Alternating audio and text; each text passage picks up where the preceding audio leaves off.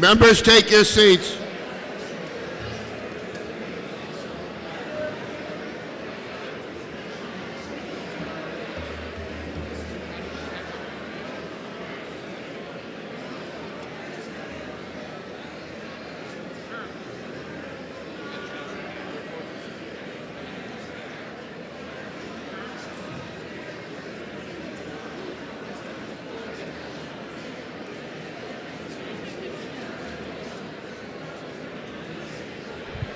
Members, take your seats.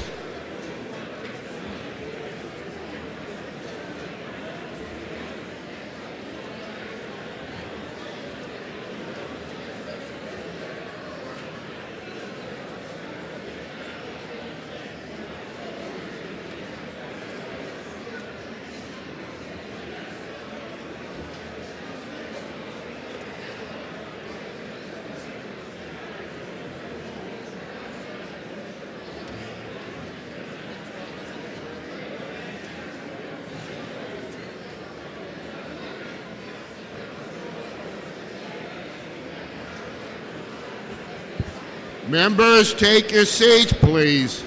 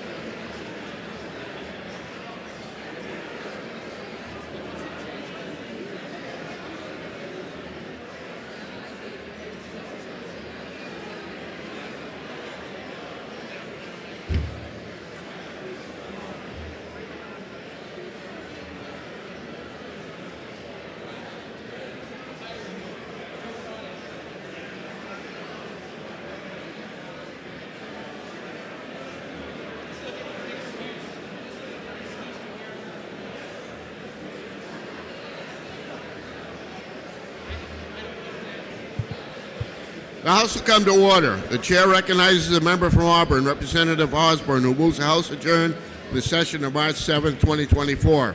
Are you ready for the question? All those in favor say aye. Aye. Those opposed, nay. The ayes have it, and the House is adjourned.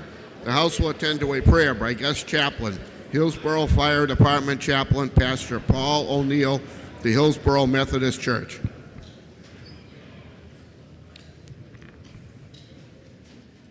Let us pray. Heavenly Father, as we gathered in this hallowed chamber, we recognize you as the unseen sovereign of our lives. May you guide all of our representatives this day as they make decisions that will make our lives better. We would humbly ask that you give all our representatives the physical strength to conduct the people's business. Be with their families who support them. For those representatives who face medical challenges, we would ask your healing touch. For those who struggle with personal or private issues, may you come to their aid. And for those who face difficult situations, grant them wisdom. Thank you, Lord, for each elected official and each staff person and the sacrifices they make. Bless them in this great state that we live in. And finally, for all those excellent first responders, both police and fire, who serve in our cities and towns, keep them safe this day. In your holy name we pray. Amen.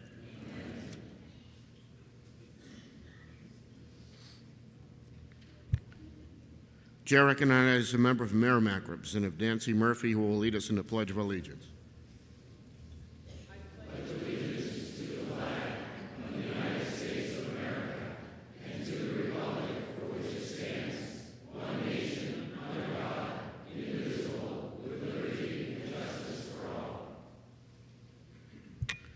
Chair now recognizes Trey Grant, a student at Merrimack High School, who will perform our national anthem.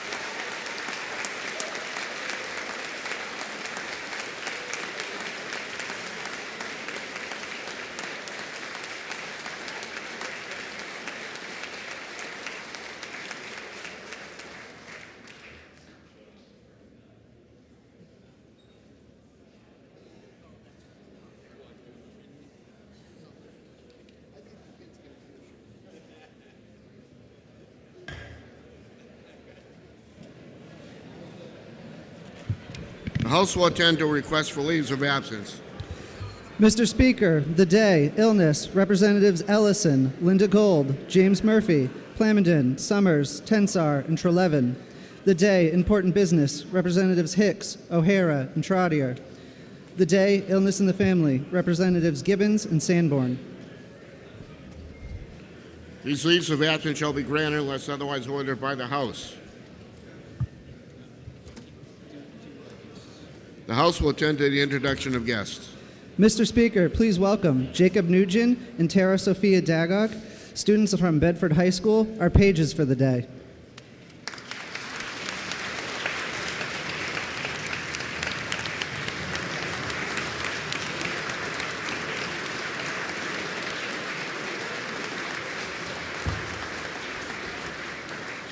Mr. Speaker, please welcome Kristen Grant, mother of the Anthem performer, guest of Representative Nancy Murphy.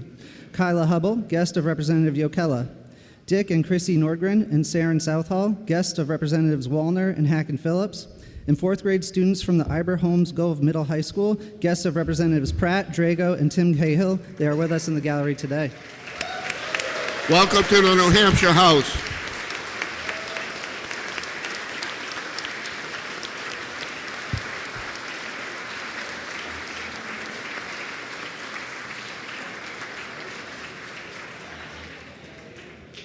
The chair recognizes the clerk.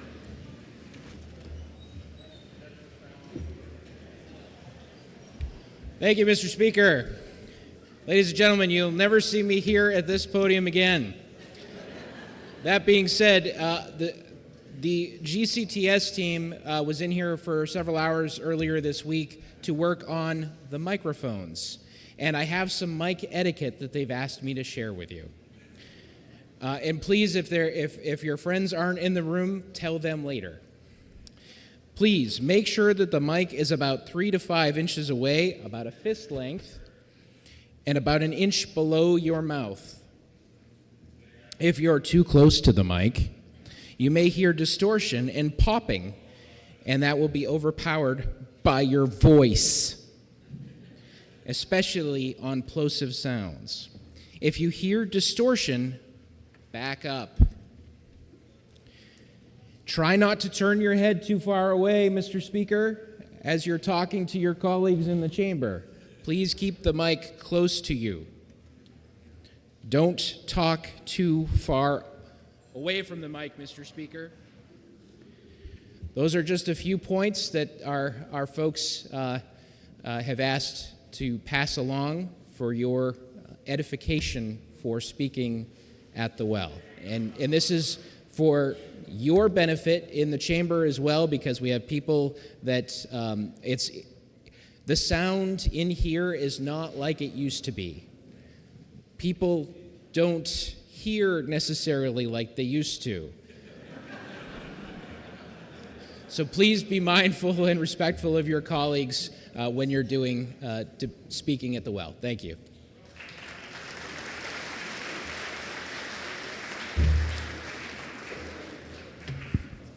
The House will now attend to memorial remarks for the representative from Hanover, the Honorable Sharon Nordgren. The chair recognizes Representative Wallner.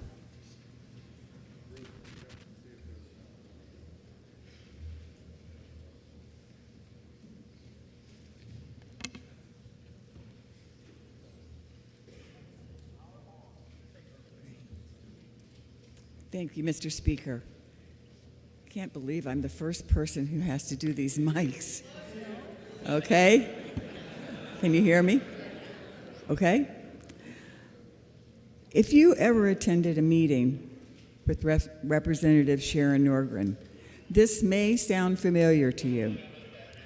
Do we have an agenda? We have to start with an agenda. Representative Nordgren always had an agenda, whether it was for a shared ride to Concord, a weekly meeting on her porch with local Democrats, or a House Finance Division 3 meeting. Sharon, who passed away on February 10th, had an agenda, serving her town, her state, her party, and her country. She was a quiet but formidable presence in this hall for the past 36 years. Representative Nordgren was a native of Minnesota by birth, but became a proud Granite Stater by choice. She met the love of her life, Dick Nordgren, in Minnesota while he was visiting during an academic break. They fell in love, got married, and moved to New Hampshire. When Dick started work at Mary Hitchcock Hospital in Hanover in the 1970s, the Nordgrens enjoyed witnessing all of their children's sports, competitions, their school activities, and watching them flourish and growing into wonderful people. Later in life, Representative Nordgren loved to travel with her family. They took many trips together, including Costa Rica and England. Representative Nordgren was a proud spouse and mother to physicians, proud mother to an equestrian, thank you, and a proud grandmother to 3 wonderful grandchildren. At the time of her death, Representative Nordgren was serving her 18th term in the New Hampshire House, representing Hanover and Lyme. Previously, Representative Nordgren served on the Hanover Select Board for 9 years, 6 as the first woman chair. Sharon served many years in House leadership, 6 years as the Deputy Democratic Leader, 3 terms as a member of the Children and Family Law Committee, and 13 terms on the Finance Committee, where she served as Chair of Division 3 and Vice Chair of the committee. Her colleagues in the House and beyond looked to Sharon as an expert on New Hampshire health and human service policy and appreciated her unyielding priority that she placed on the welfare of children and families. Representative Nordgren was the prime sponsor of legislation creating the Council for Children and Adolescents with Chronic Health Issues and New Hampshire Children's Trust Fund, which was established to fight child abuse and neglect. She later became the chair of that fund's governing board. Representative Nordgren participated and negotiated 13 budget cycles, often as chair of Division 3. We know Representative Nordgren's service did not stop at the State House. Sharon served as a delegate to the Democratic National Convention, participated in New Hampshire's First in the Nation primaries for decades, hosting nationally known candidates and statewide political fundraisers. Sharon was a model mentor, always ready with witty words of wisdom or inspiration from her long record of service. If you ever had a personal issue or conflict to resolve, Representative Nordgren knew how to troubleshoot. Sharon always had advice, sometimes invited and sometimes unsolicited. And when the conversation was over, Representative Nordgren's famous departing tagline was, "Keep in touch," which exemplified the fact she was an expert at making connections and building community. Representative Nordgren's years of hard work and dedication to public service was recognized this past September when a celebration in honor of her 80th birthday at the farm of Honorable Peter Burling in Cornish. The attendees, which included sitting members of Congress and the who's who of the past and present Democratic leaders, colleagues past and present from the legislature, and many friends and families, exemplifies just how genuine and widespread the love and appreciation for her service was. At the birthday celebration, a lifelong Hanover Republican shared kind words about serving as a select board colleague with Representative Nordgren more than 40 years ago. He praised her work as the first woman to chair the select board in Hanover, and he recalled fondly the way they disagreed with calm and reasoned arguments, with deep respect and even with affection. He praised Sharon's ability to convert disagreement into judicious compromise, and he insisted that the crowd gathered pay attention to all she had accomplished. Sharon knew how to get things done and how to make politics work. The celebration of her 80th birthday was meaningful because those gathered had a chance to thank her for her decades of service and friendship. And weren't we the lucky ones to have told her all that she meant to us before she passed? In memory of Representative Nordgren, a flag was flown over the State House on February 13th. The flag has been given to Sharon's family. Representative Nordgren is survived by her husband, Dick, who cared for her unfailingly during her recent illness and who was at her side when she died. She is survived by her son, Rob, his wife, Julia, and their children, Andrew and Benjamin, and Sharon's daughter, Chrissy, her husband, John, and their son, Soren. Sharon is remembered as a dedicated public servant, loving mother, grandmother, and wife, and a fierce friend. Today, we recognize our privilege to witness her final acts of service, and we are resolved to carry her work forward. Sharon will be deeply missed by all who loved her and worked with her. Please join me in standing for a moment of silence.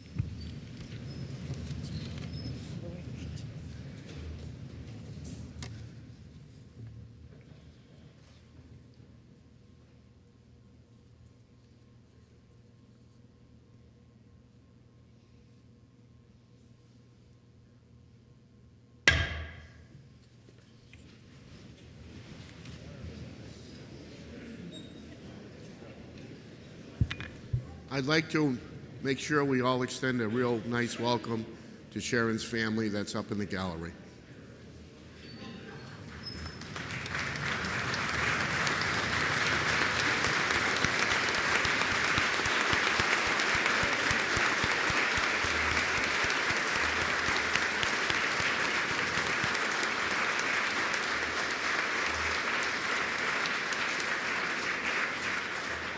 For what reason to memorize? Move to place the memorial remarks in the permanent journal. Without objection. The House will now attend the consent calendar. Mr. Speaker, there are no bills to be removed from the consent calendar.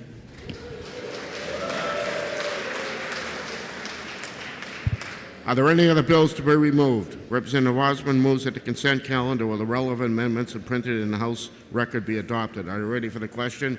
All those in favor say aye. Those opposed, nay. The ayes have it. Consent calendar is adopted. House will now attend to the regular calendar.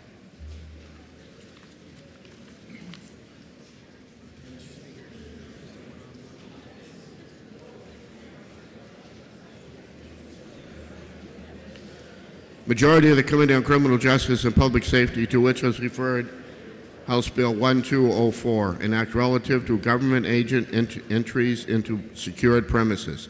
Consider the same, report the same with the following amendment. Recommendation the bill ought to pass with amendment. Senator Terry Roy for the majority of the committee.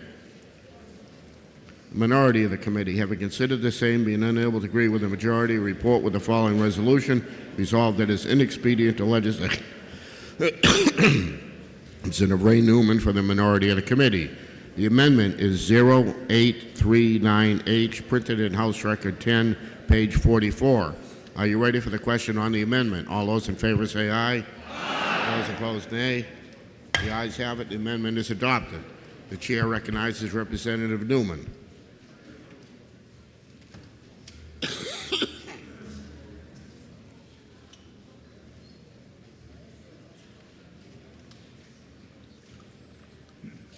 Thank you, Mr. Chairman.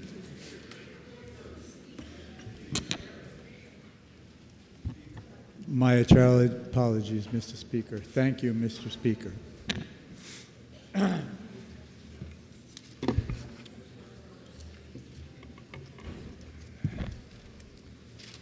First, a little background about this bill.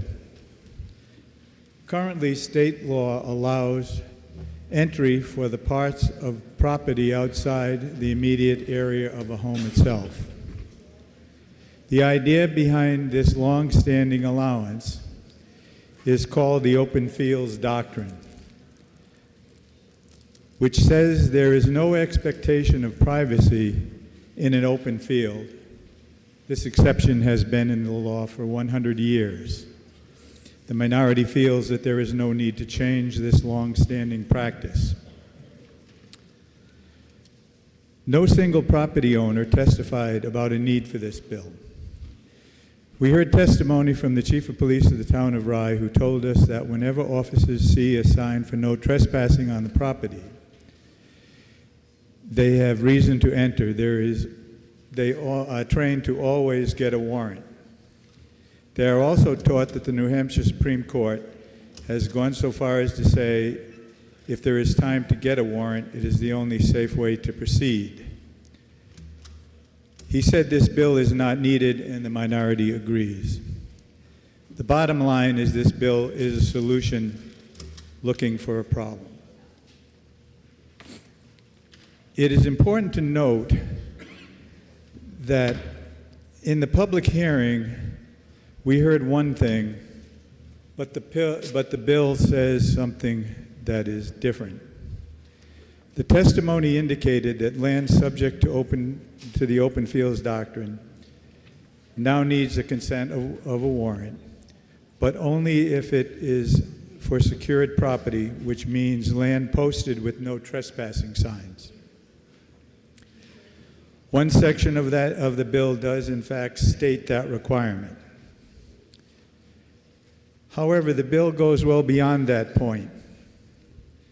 The next two sections of the bill require that consent must be gained or a warrant must be shown to the owner of private land. Now, private land is not defined in the bill. Nothing in the bill requires government agents to get consent for a warrant or for non-private land. And this bill, just as a side, only applies to government agents. It does not apply to ordinary citizens. This only applies to government agents.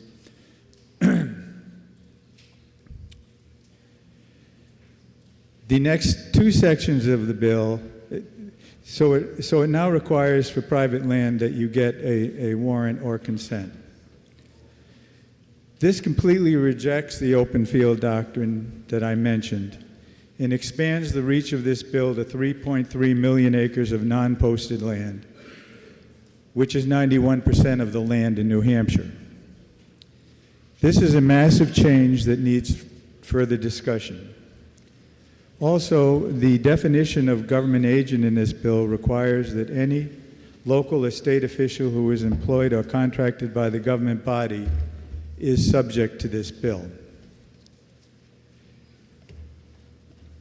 We need to change that definition so that it only affects law into private land, like the need to enforce laws about off-highway recreational vehicles that need to be enforced.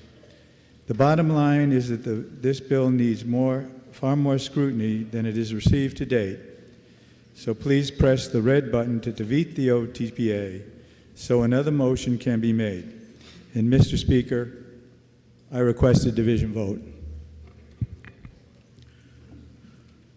A division vote has been requested. We're down to the last speaker. If members will start migrating to their seats, it will quicken the process. Chair recognizes Representative Roy. Thank you, Mr. Speaker. Mr. Speaker, this bill doesn't need any more study. We've been studying it for 200-something years. It's the Constitution. We do not want government agents, I don't care what their job title is, to be able to traipse through our property without a warrant. If you have 3 acres of land, they're not allowed to go within the small circle around your house. That's called the curtilage. Otherwise, they're free to wander wherever they want and do whatever they want in your property. This bill says if you put up a no trespassing sign, police, that means you too. Get a warrant. Thank you. The motion before us is order pass as amended, the majority on HB 1204. This is a division vote. Members, take your seats. A roll call has been requested. Is that sufficiently seconded? It is sufficiently seconded. This will be a roll call vote.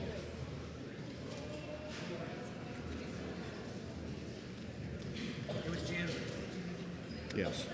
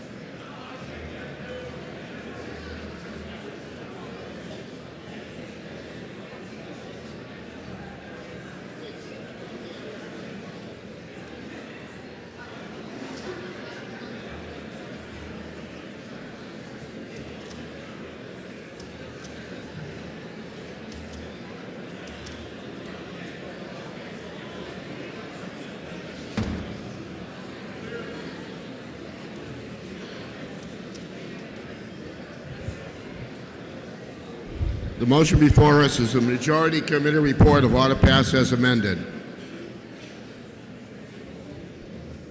This is a roll call vote. Chair recognizes Representative Harriet Garthright for a parliamentary inquiry. Thank you, Mr. Speaker. If I know that the bill attempts to solve a problem that doesn't exist and that no property owner showed up in favor of it, and if I know the bill runs counter to a longstanding U.S. Supreme Court ruling that affirmed that a citizen has no expectation of privacy in their property outside the immediate area of their home, a ruling known as the Open Fields Doctrine. And finally, if I know that the drafter of the bill is an out-of-state lobbyist and has no rights or authority in New Hampshire, I would press the red button to defeat the ought-to-pass motion. Thank you, Mr. Speaker. Chair recognizes Representative Janvrin for a parliamentary inquiry. Thank you, Mr. Speaker. If I know that as an elected constable and a planning board member, I initially had concerns on this bill, but I also know that a notwithstanding clause was added so that all activities currently authorized by statute can continue, including OHRV enforcement, planning board inspection, building inspection, fire inspection, labor inspection, fishing law inspection, hunting inspection, etc., would I then press the green button? The motion before us, the majority committee report of order passed as amended on House Bill 1204. This is a roll call vote. If you're in favor, you'll press the green button. If you're opposed, you'll press the red button. Voting stations are open for 30 seconds.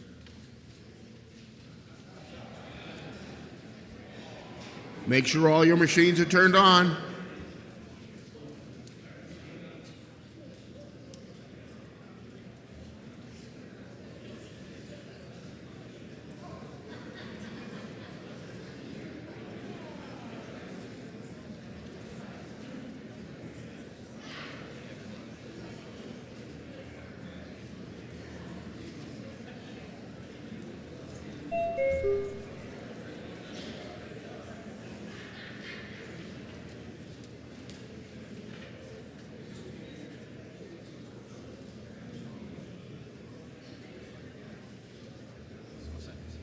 If all members present had the opportunity to vote, House will tend to stay to the vote. 228 voting yea, 139 voting nay. The committee report is adopted.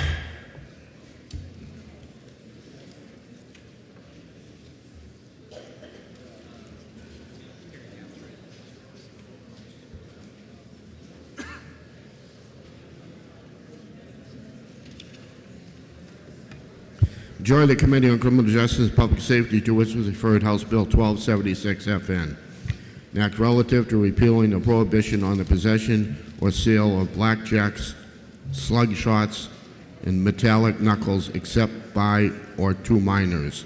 Having considered the same, report the same with the recommendation the bill ought to pass. Representative Dennis Mannion for the majority of the committee. Minority of the committee. Having considered the same, being unable to agree with the majority, report with the following resolution: resolved that it is inexpedient to legislate. Senator David Muse from the minority of the committee. Chair recognizes Representative Muse.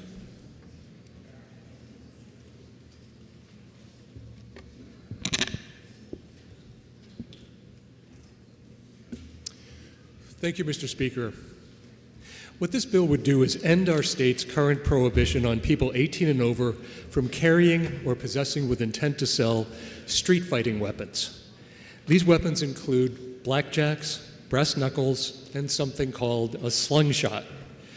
The prohibition under the bill would continue for minors under the age of 18.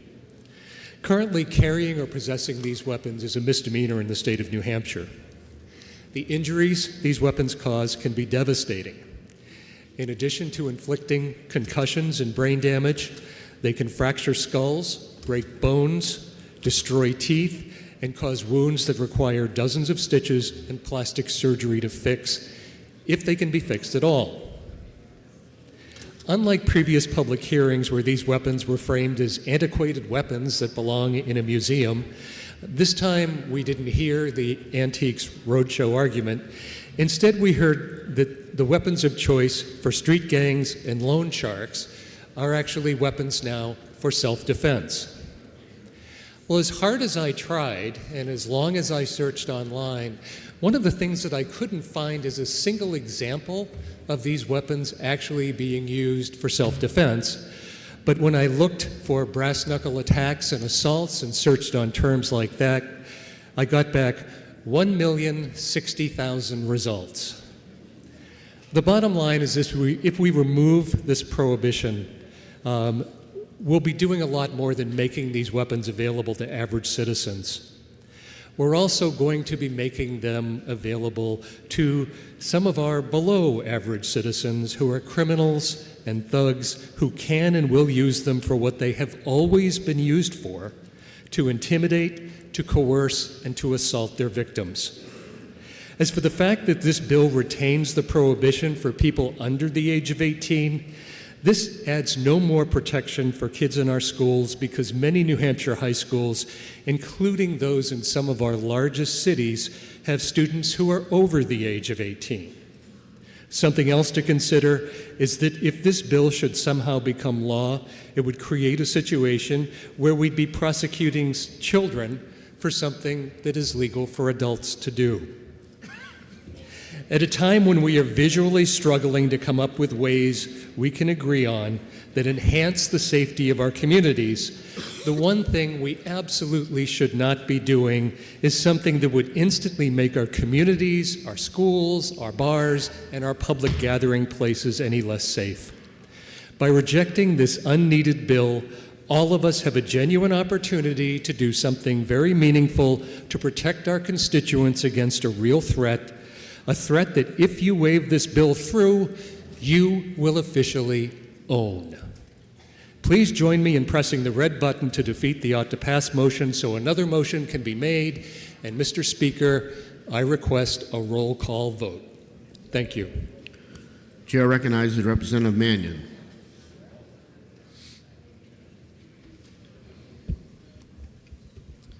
Thank you, Mr. Speaker. I support the ought to pass motion on House Bill 1276. Blackjacks, slingshots, and brass knuckles. The fact that most of us do not know what two of these items are tells you how old this ban is. Today, these tools have become more of a novelty, an ornament some would hang from the rearview mirror next to the air freshener or the COVID mask. We heard in committee and from the previous speaker about how dangerous these antiquated tools are. You heard once we make these legal, somehow there's going to be a mad rush on your local slingshot store, and 18-year-old high school students are going to snatch up every one of these things and bring them to school. If that were the case, why don't we currently have a problem with 18-year-olds bringing knives, billy clubs, throwing stars, and nunchucks to school? Because they're still prohibited on school grounds. We also heard in committee how these tools have been used to inflict devastating injuries to include orbital socket fractures. If my wife or daughter were walking in my neighborhood or jogging on our local rail trail, it would not concern me if they inflicted an orbital socket fracture on an assailant looking to sexually assault, harm, or kill them. Just a few weeks ago, a local TV station ran a news story in response to the murder of Laken Riley. It was titled, "Runners Urged to Be Aware of Surroundings, Carry Self-Defense Tools." Self-defense tools. Just because something can be used as an offensive weapon doesn't mean it should be banned as a defensive option. It is important to note that these illegal tools are not banned for law enforcement officers or hunters. In my 30 years in law enforcement, I have not possessed, nor do I know of any other officer who has possessed any of these tools. And while I'm not a hunter, I've had many interactions with hunters in my career. And when I see a deer in the back of their pickup truck or strapped to the hood of their Buick Roadmaster, not one deer, not one, had an orbital socket fracture. What does this tell us? Police officers and hunters do not carry these things because they have firearms. Do you know who might not have a firearm? A female jogger. Guns are heavy, expensive, intimidating, and require ongoing training and practice. But a lightweight, discreet pair of brass knuckles, that's a perfect defensive tool for a jogger. A tool that would be readily available, a tool that would be natural to effectively use, and a tool that can level the playing field in an attack. I would go so far as to call these harm reduction tools. For these reasons, I urge you to support the ought to pass motion and pass this common sense legislation by pressing the green button. Thank you. Representative Harry Gothred has requested a roll call. Is that sufficiently seconded? It is sufficiently seconded. This will be a roll call vote. Members, take your seats.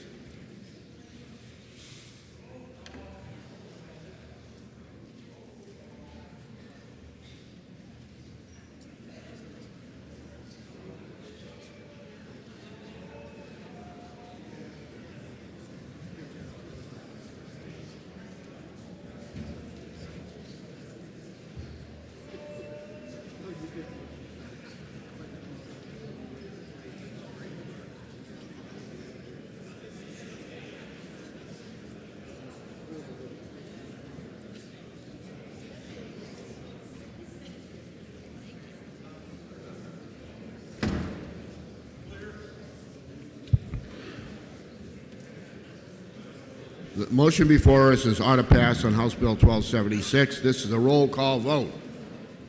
Chair recognizes Representative Muse for a parliamentary inquiry.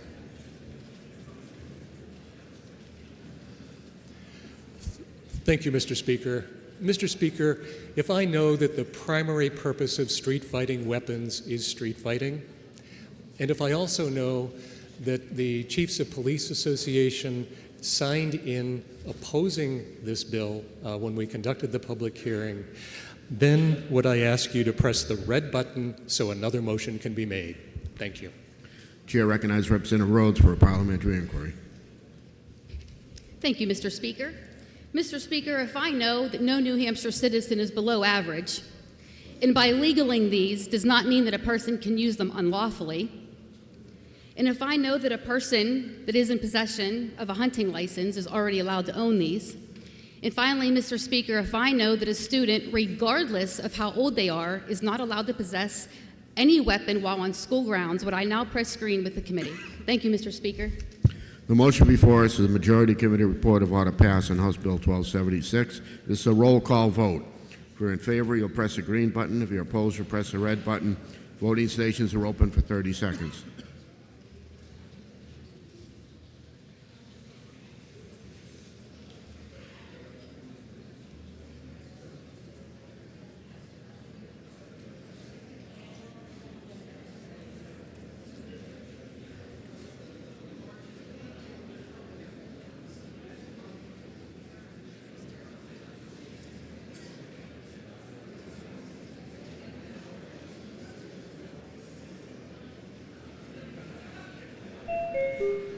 Representative Ames.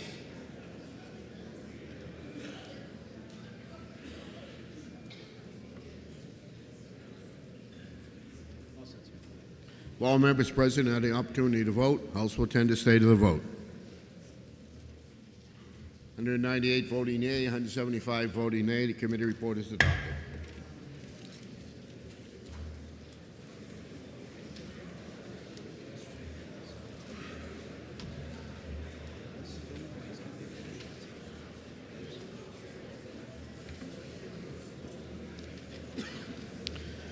Committee on Criminal Justice and Public Safety, to which is referred House Bill 1336 relative to employees, firearms, and locked vehicles. This comes without recommendation.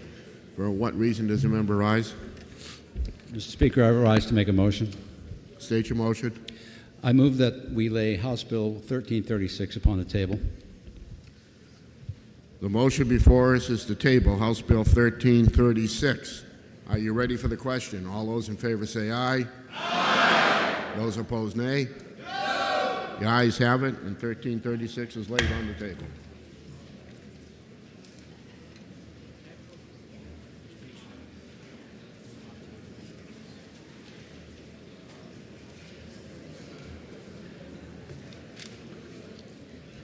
Majority of the Committee on Education, to which was referred House Bill 1108, an act relative to establishing a committee to study the role of colleges, universities, contributing to the student loan crisis. Consider the same, report the same with the following resolution. Resolved that it's inexpedient to legislate. Representative Bill Meyer for the majority of the committee. Minority of the committee, having considered the same, being unable to agree with the majority, report with a recommendation that bill ought to pass. Representative Mike Belcher for the minority of the committee. Chair recognizes Representative Belcher. Thank you, Mr. Speaker. Good morning. The student loan issue is, in fact, a real crisis for us. Not just for those indebted, but for all of us in this state and in this country.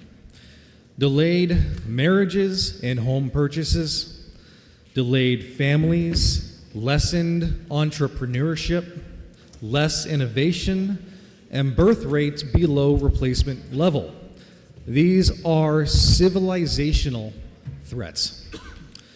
But so often we hear it suggested that the only solution is to rob the innocent party, the taxpayer. The taxpayer didn't lobby government to back student loans.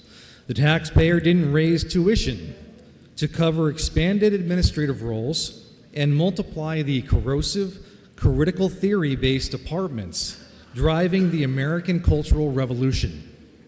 Colleges and universities did that.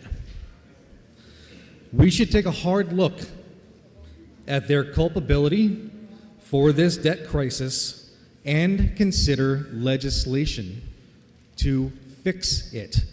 And this bill would establish a committee to look at that. I'd ask you to consider voting green. Thank you.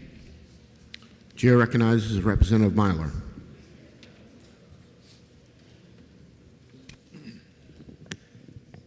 Thank you, Mr. Speaker. Colleagues, I rise today to urge you to support the ITL bipartisan motion on HB 1108. The issue of student debt is well known and recognized by the USNH and community college system leaders. HB 1108 is not needed. We heard testimony from the higher education leaders on methods that they have been using to marginalize institutional expenses. Both systems have united to coordinate purchasing practices. They've consolidated course options to reduce duplication of course offerings and reduce course multiplicity. Leaders of these institutions meet on a regular basis to moderate institutional expenses. Further, there is an agreement within the two systems to provide automatic student matriculation from community colleges to the UNH system. This allows students to complete their first 2 years at a community college at a reduced cost, thus saving of cost expenses to families. The bipartisan support of this bill, recognized in HB 1108, is not needed due to the focused approach of our higher education institutional leaders to contain cost. Please support the bipartisan ITL motion. Thank you, Mr. Speaker, and I request a division vote. A division vote has been requested. Members, take your seats.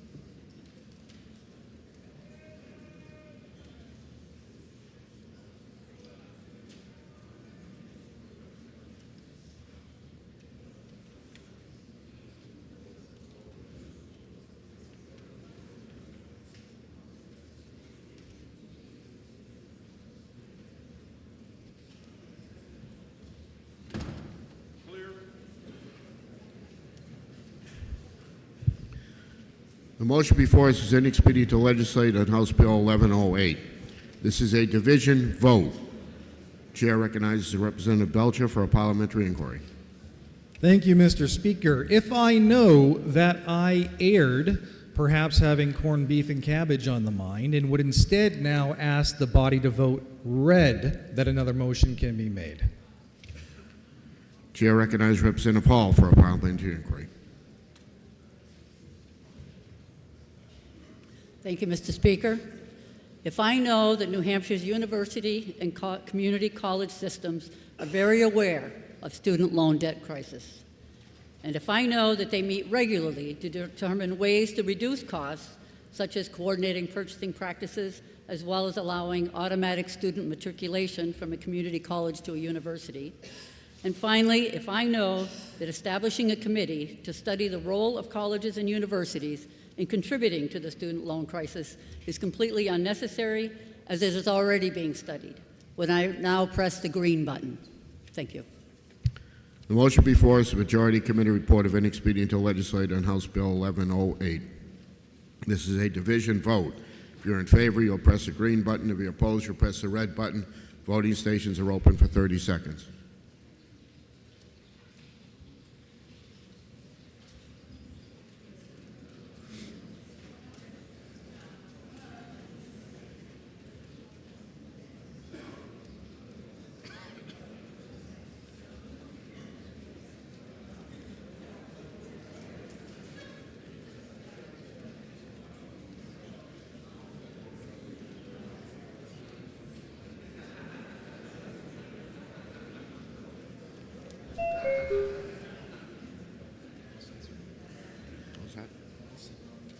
If all members present had the opportunity to vote, House will tend to state of the vote. 233 voting yea, 143 voting nay. The committee report is adopted.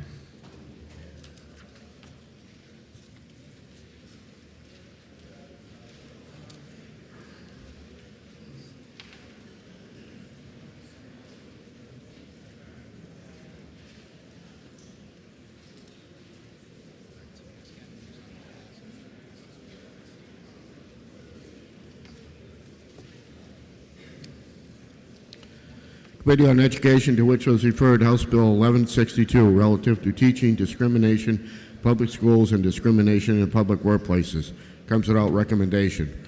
Representative Cascaden moves ought to pass. The chair recognizes Representative Alicia Lekas.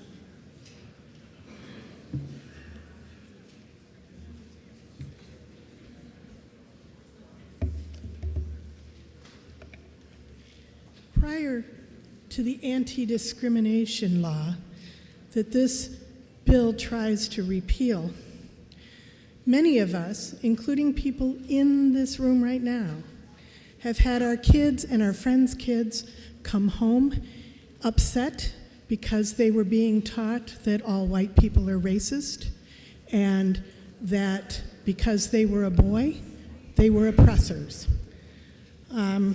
Since this law was passed, I haven't heard any of that.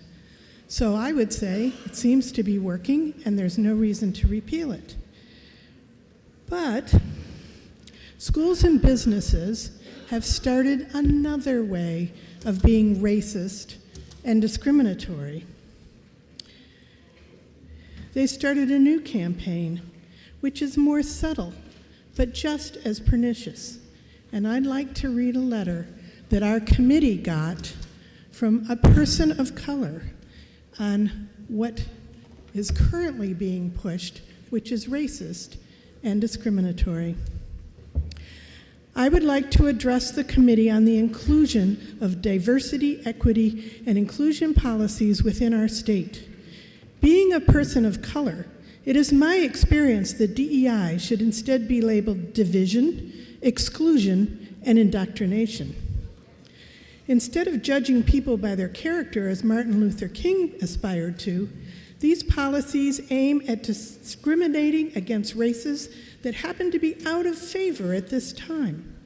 Just as we look back on history right now and bow our heads in shame at how blacks were once treated, today's generation seems bent on creating another injustice that it will have to repent of in future generations by choosing favored skin colors and endowing certain levels of melatonin with rights that are denied others.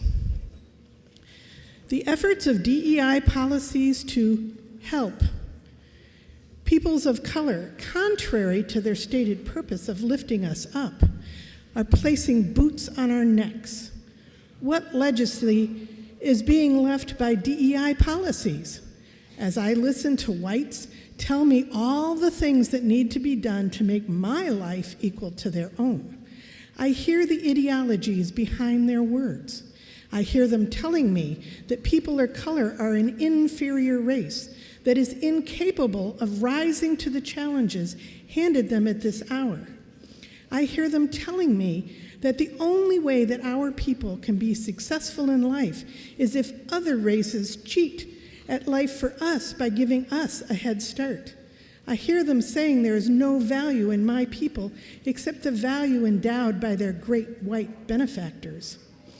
It is the same racist ideology that kept people in the chains of slavery, the anthem that sings that we are but animals in need of being kept. But now it is slavery of the mind. It seems that the governing mentality still expects our peoples to stand in line for handouts from said benefactors. Do you not realize that you are simply creating a new reality in which your whites are still the oppressors? The only difference is that now you oppress our minds with thoughts that we cannot be equal. You disparage us with statements that only you can lift us up, that our peoples lack the strength to do so on our own. You damn us to the slavery of never being capable of catching our own fish. Perhaps you think that these policies will help. That might be what whites thought when the laws that sent people to the homes of my mother and others like her in the middle of the night, searching under the beds of her and her siblings, making certain that her father was not in the home, helping to provide for them lest their government aid be taken from them.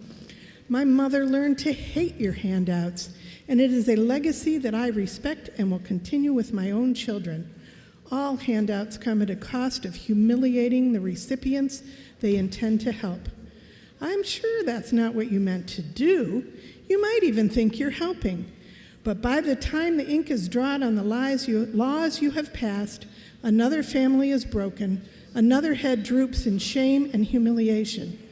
So perhaps you should reconsider your choices. We've done this before, and now an entire race suffers from the damning pandemic of fatherlessness.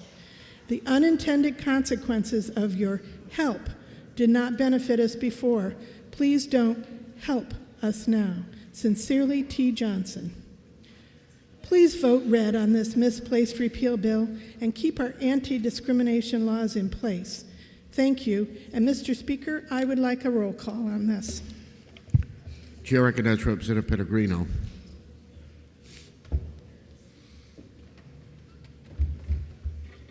Thank you, Mr. Speaker. Colleagues, New Hampshire is currently struggling with a teacher shortage.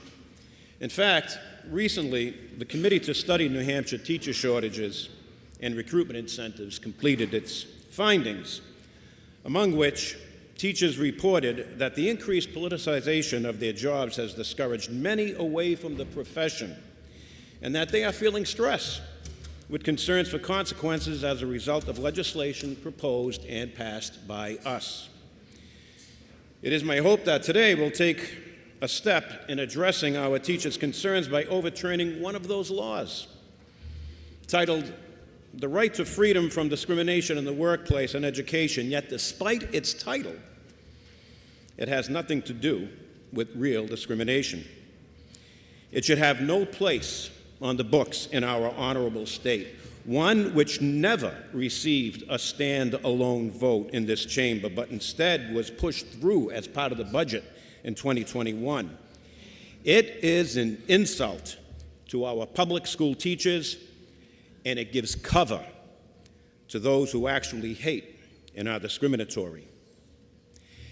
In my testimony before the Education Committee, I said, not everyone who agrees with this law is a racist, but everyone who is racist supports this law. Well, the following day, The House will be in order.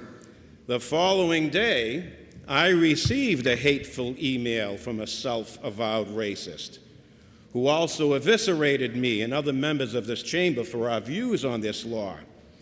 He quoted my remarks, and then he said, "Peter is correct about that. Racists support the current law." So let's take a close look at this law. It's comprised of 4 provisions, which on the surface sound perfectly reasonable until you examine them carefully. Provisions A, C, and D are very clear. No pupil in any school, public school, shall be taught that they are superior. That's provision A. Should discriminate, provision C, or treat others less than equal, provision D. Seriously, do we believe that our public schools are instructing children that they are superior? Really? Should discriminate? Treat others less than equal? This is where the law insults our teachers. I think of Marie, my wife, who taught elementary school in Milford for 30 years. In her classroom, she had a sign which simply said, "The Golden Rule." It was written in gold-colored letters. It was in a gold-colored frame. And she explained to the children that out of all the rules to follow, this was the most important: to treat others as equals with respect and kindness. Now, while these provisions attempt to make the law sound anti-discriminatory, I believe that they're meant to camouflage the law's real intent, which is found in provision B. That is, to silence teachers' voices on topics that some don't want discussed. What does provision B say? No pupil in any public school shall be taught that an individual or group is inherently racist, sexist, or oppressive. Now think about that for a moment. Think about that for a moment. Are we denying reality? Of course there are individuals and groups which are racist, sexist, and oppressive, discriminatory to the LGBTQ+ community, anti-Semitic, Islamophobic, and more. Our Attorney General's office has a list of these hate groups, but provision B prevents teachers from saying so. This right here is the law's real intent. By the way, if I was asked, and I never was, I would have said, you can always find examples of those in every profession who violate proper conduct, but you don't paint everyone with the same brush and impose draconian measures which make it challenging for everyone to do their jobs. The real question is this: can a teacher discuss the Holocaust without making parallels to today's neo-Nazis, or teach the history of the Ku Klux Klan without examining today's white supremacists?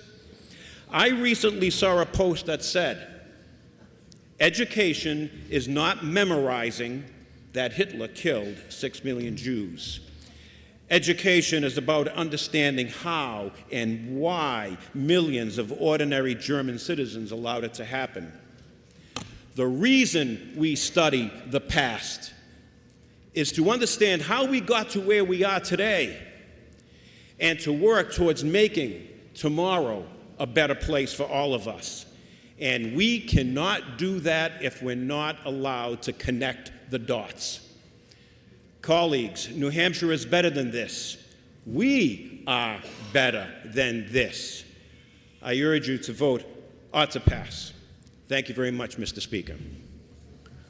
For what reason does the member rise? Mr. Speaker, I move to indefinitely postpone HB 1162. That is a proper motion. A roll call has been requested by Representative Sweeney. Is that sufficiently seconded? It is sufficiently seconded. This will be a roll call vote. Members, take your seats.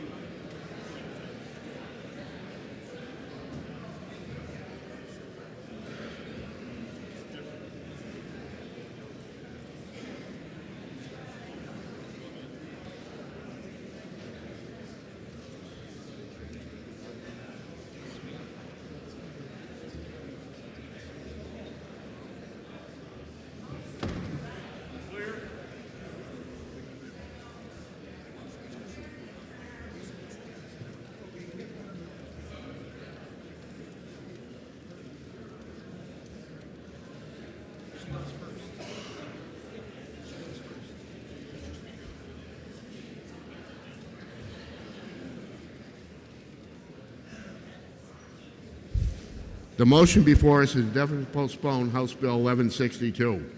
This is going to be a roll call vote. Chair recognizes Representative Pat Mill for a parliamentary inquiry. Mr. Speaker, if I know that the current law allows educators to teach and treat all equally and without discrimination, if I know that the current law does not prohibit teachers from teaching U.S. history and does allow for the teaching of historical concepts related to discrimination and allows for diverse educational approaches, if I know that repealing RSA 354A29 through 354A34 would eliminate any method of redress for grievance of discrimination, would I now press the green button and support the indefinitely postponed motion? Chair recognizes Representative Luno for a parliamentary inquiry. Thank you very much, Mr. Speaker.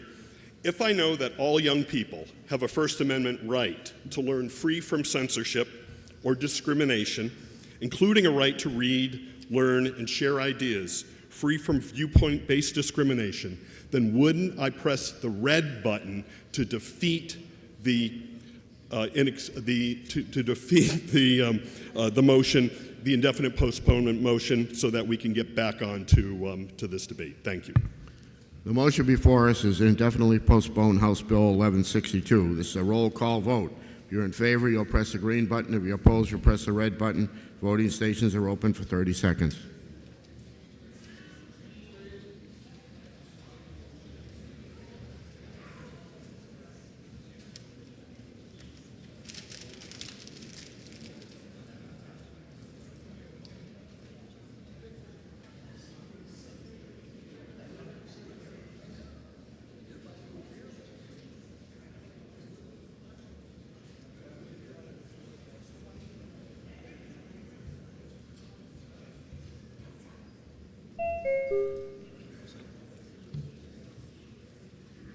If all members present have an opportunity to vote, House will attend to state of the vote.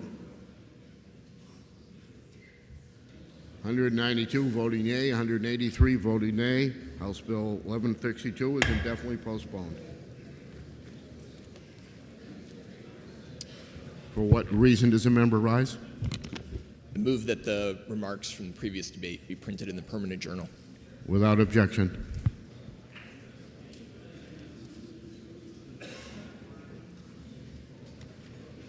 Committee on Education, to which was referred House Bill 1265, an act relative to the penalty for failure to file school expenditure reports relative to certain adequacy grants. Having considered the same report, the same recommendation, the bill ought to pass. Representative Rick Ladd for the committee. Are you ready for the question? All those in favor say aye. Aye. Those opposed, nay. The ayes have it, and the committee report is adopted.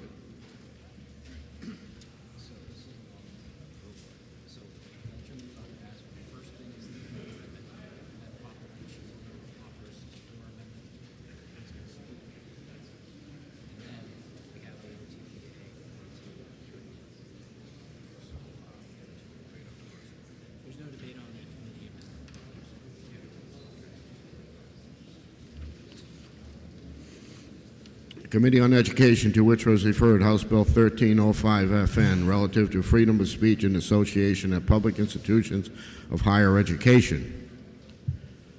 Representative Belcher moves ought to pass. Committee amendment is 0654H, printed in House Record 10, page 45. Are you ready for the question on the committee amendment? All those in favor say aye. Aye. Those opposed, nay. A division has been called. Only members in the chamber can vote. Representative Verville.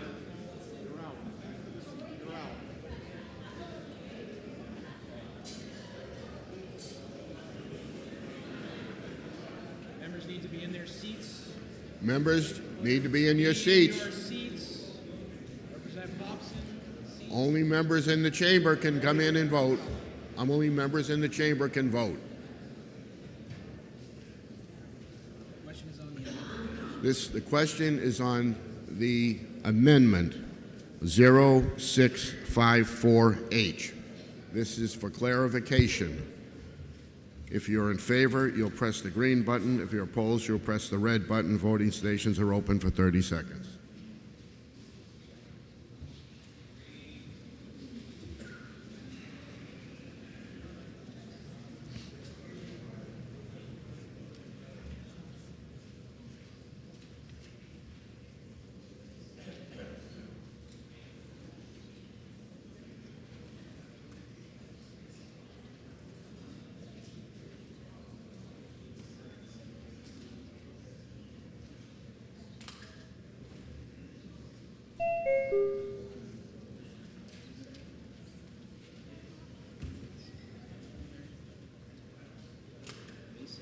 Representative Mason. Representative Mason. Representative Mason.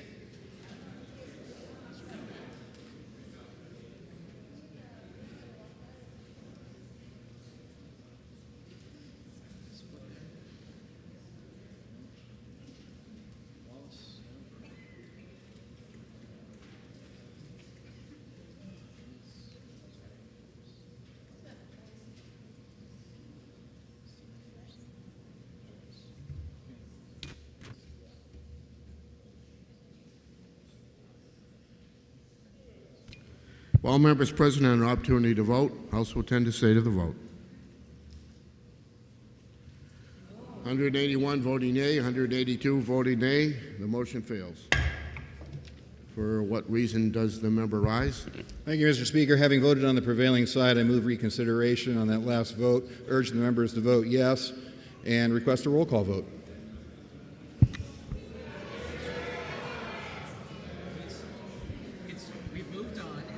We moved on. It's allowed. Now we're going to a roll call vote.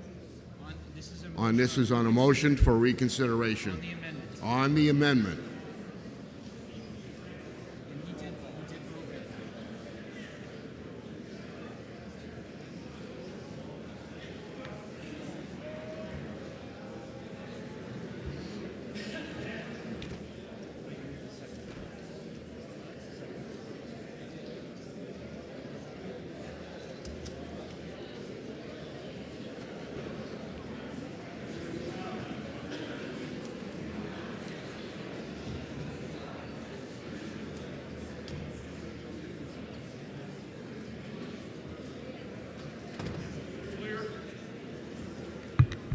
The motion before us is reconsideration on House Bill 1305. This is on the amendment, which is 0654H. This is a roll call vote. If you're in favor of reconsideration, you'll press the green button. If you're opposed, you'll press the red button. Voting stations are open for 30 seconds.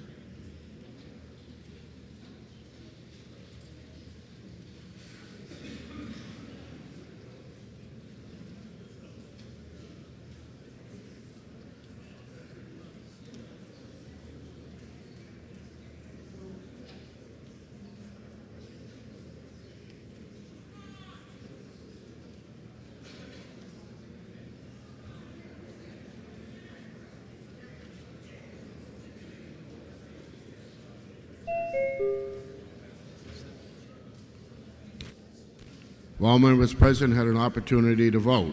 House will attend to stay to the vote. 189 voting yea, 183 voting nay. Reconsideration passes. We're now back on the amendment. Are you ready for the question? Division, okay. We asked for, division has been requested. All members, take your seats. You should be in them anyways.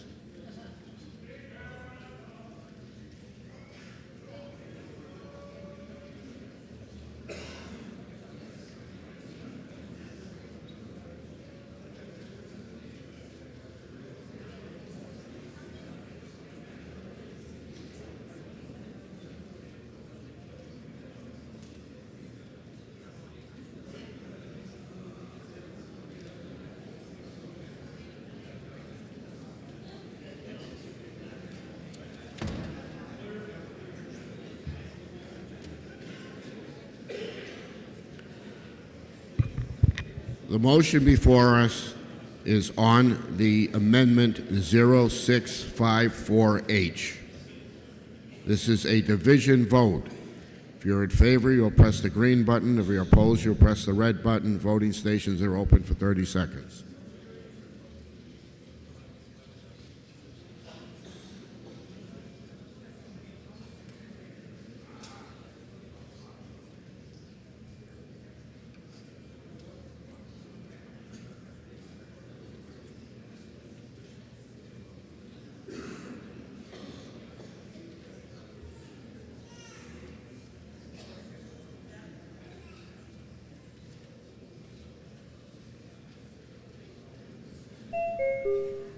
Representative McKenzie.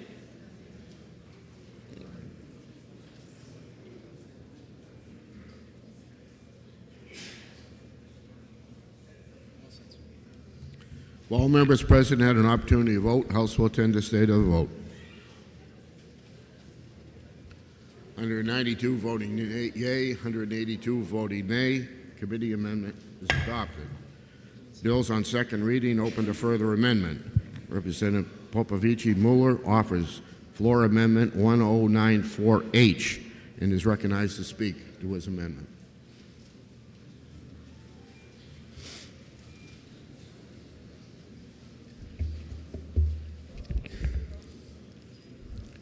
Thank you, Mr. Speaker. I rise to support Amendment 1094H. When I started working on this bill, I engaged with the university representatives from the beginning, and I continue to work with them through all this time. The minority report states that the bill does not include any feedback from the university system, even though when I tabled HB 516 last year, I told everybody here that the university system had required a change to limit their financial liability. That change has been made in 1305 as amended. So I have to correct the record and say that the bill as filed already had feedback, included feedback from the university system. We just adopted 0654H. Same process. Somebody raised concerns. The Civil Rights Unit of the Attorney General. I worked with them to address their concerns. The amendment literally contained the language that the Attorney General suggested to fix this bill. It had been adopted by the committee 12-8. Same process was used to come up with this amendment. I continued to work with the university representatives, and we found two minor changes that, if made, would make the bill more palatable to them. First, we add two words in the first paragraph of the amendment to clarify that while the bill does protect the rights of the members of the campus community, it does not extend the same level of protections to people unassociated with the university that would just walk in from the street. That was a reasonable concern, and I was happy to work with them to make it better.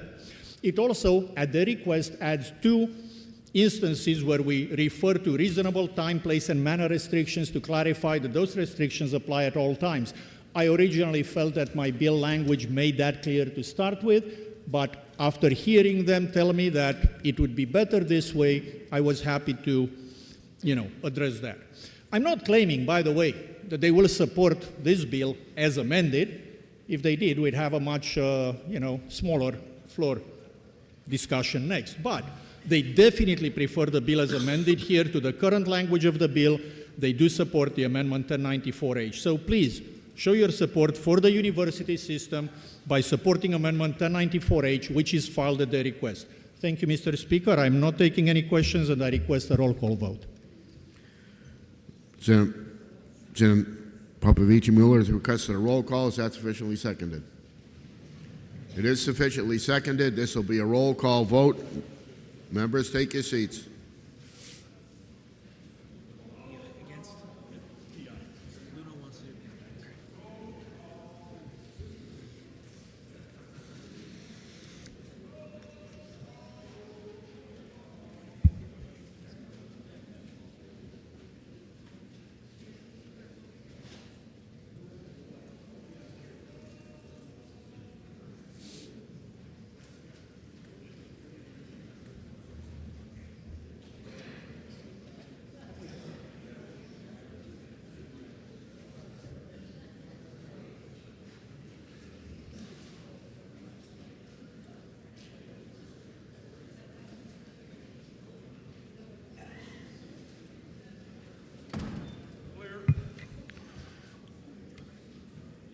The motion before us is the Popovici-Mueller floor amendment 1094H.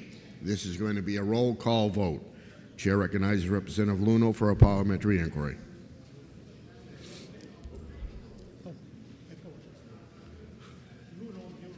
Thank you, Mr. Speaker.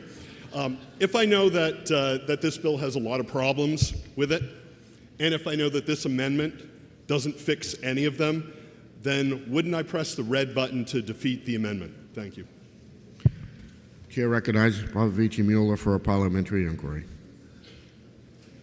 Thank you, Mr. Speaker. If I know that this amendment is requested by the university system, would I press the green button to show my support for them? Thank you. The motion before us is the floor amendment 1094H. This is a roll call vote. If you're in favor, you'll press the green button. If you're opposed, you'll press the red button. Voting stations are open for 30 seconds.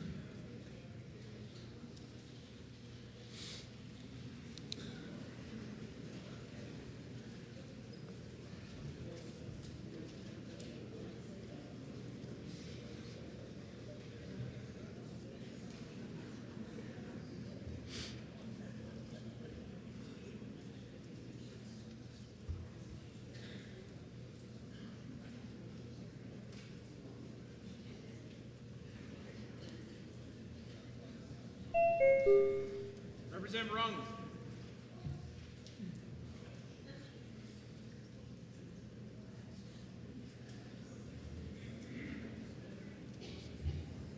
If all members present had an opportunity to vote, House will tend to state of the vote.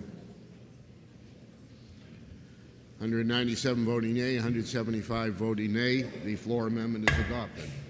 Now we're on to ought to pass as amendment. Chair recognizes Representative McDonald.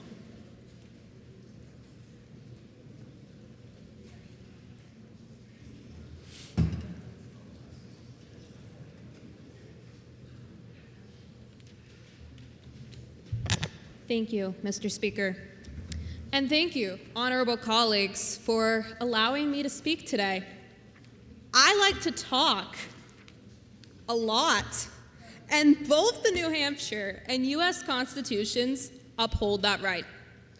Moreover, First Amendment protections expand far beyond speech and cover 5 freedoms, 2 of which are the subject of House Bill 1305.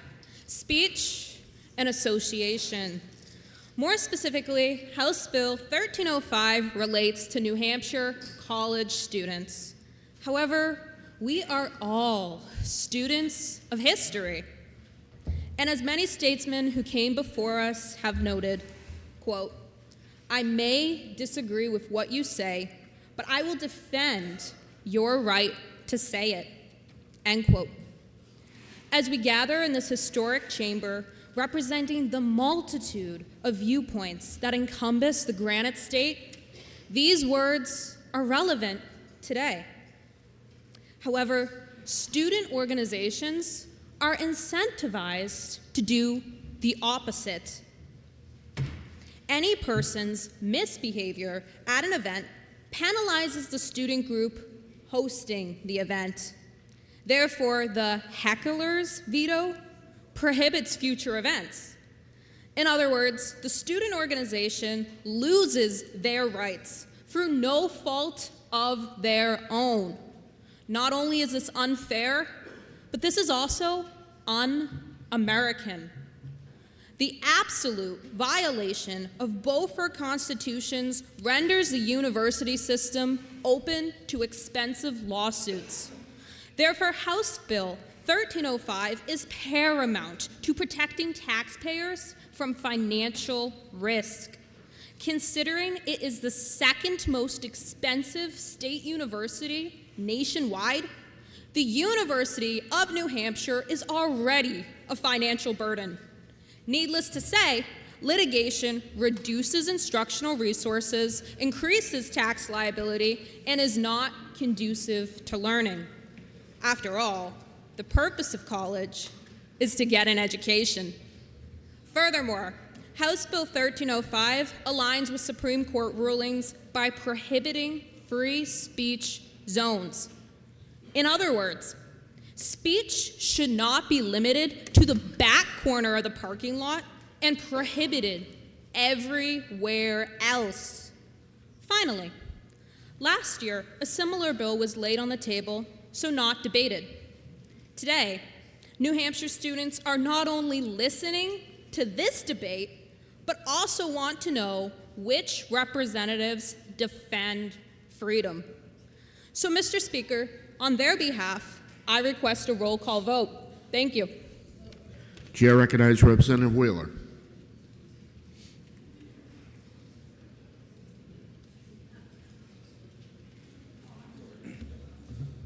Thank you, Mr. Speaker. I rise before you today because the co-sponsor of the bill, or the prime sponsor of the bill, asked me as a co-sponsor to come speak before you today about the importance of freedom of speech. And Mr. Speaker, it's a pleasure to finally be able to get to speak on the same side of the aisle as my friend from Salem. She's a passionate individual, a young person who has spent a lot of time here, and it's a great thing to be able to get to speak with her. This bill, very simple. There's a problem in our schools right now that students have been reporting for, unfortunately, a long time. Their free speech has been hampered, and this is students, both conservative students, liberal students, socialist students, and libertarian students. People have had their ability to speak on issues hampered by college administrators who are trying their hardest to keep things nice. Unfortunately, for those who want to keep things nice and calm and respectful, sometimes freedom of speech requires us to be a little bit passionate. It requires us to say something that the majority of the people in the room might disagree with. In fact, that's what protest is all about. And, Mr. Speaker, this bill was worked on extraordinarily hard for the last biennium, as a matter of fact. It was introduced in the beginning of this biennium, and now we are here towards the end of it, debating the final version of this bill. The sponsor worked with the Civil Rights Division of the AG's office to make sure that it fits and is compliant with what they need to do in that office, making sure that it doesn't have any civil rights violations in it, and they worked very hard with the university system to make sure that it met their concerns. And this is important because this government, this country, and this world depends on the Constitution that we have here in the United States of America. There are many countries in this world that don't have basic foundational constitutional rights, and they look to the United States of America, our red, white, and blue stripes, for inspiration for those constitutional rights. And if we here in this body today don't say that our students on the institutions where they're learning have those constitutional rights, freedom of association, freedom of speech, we all know the gambit, then I think we're failing them. Because our institutions of educational learning, especially our higher education institutions, should be places where we can vociferously debate these issues, where everybody from every side can come and tell why or why not they have the beliefs that they do. And yes, sometimes those beliefs will be abhorrent to most of us. That's what freedom of speech is about. The founders were smart, they were intelligent, and they knew that the minority view needed to be protected in a constitutional republic if it was to survive. The First Amendment isn't for things that we all agree about. I don't need the First Amendment to protect me from my right to say that puppies are cute. I think most of us agree puppies are cute. I need my First Amendment rights to protect me from people who would prosecute me for my position on something that they don't agree with, someone prosecuting a minority view. So, Mr. Speaker, to protect our educational institutions and make sure that speech and debate is had in a full-throated way, and understanding the very diligent work that was put into this bill, I urge you to join me, Representative McDonald, the young people of this body, and everybody in here who loves freedom of speech in supporting the ought-to-pass motion on this legislation. Thank you. Chair recognizes Representative Luno.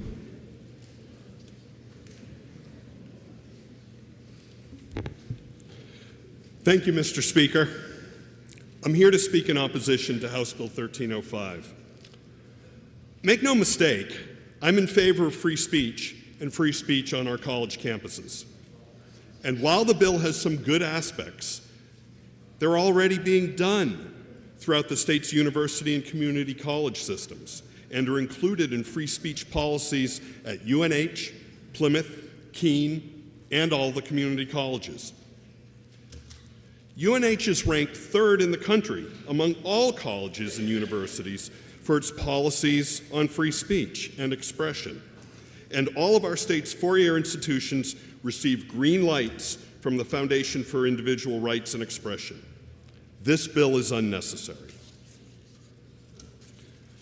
But most importantly, the bill overreaches far beyond speech and expression. And we haven't talked about this yet. It requires our state colleges and universities to recognize student organizations that discriminate on the basis of race, gender, religion, and political ideology. And the bill would require UNH and the other colleges and universities to fund these groups, some of them being hate groups, with money coming from taxpayers, tuition, and fees. Are you kidding? Really? Is this what New Hampshire is all about? This bill fuels a divisive environment on campus, and it violates our state's own anti-discrimination laws and federal law, such as Title IX. Taxpayers and families expect better. The sponsors ignored input and feedback from the universities and community colleges. Bills like this would promote discrimination and hate speech and should be resoundingly rejected.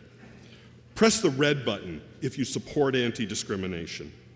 And you know, there's a lot of UNH graduates here in New Hampshire, and they want to know what side you're on. So I'm going to stand by and request the roll call vote as well on this, Mr. Speaker, so that they know. Thank you. Chair recognizes Popovich Mueller.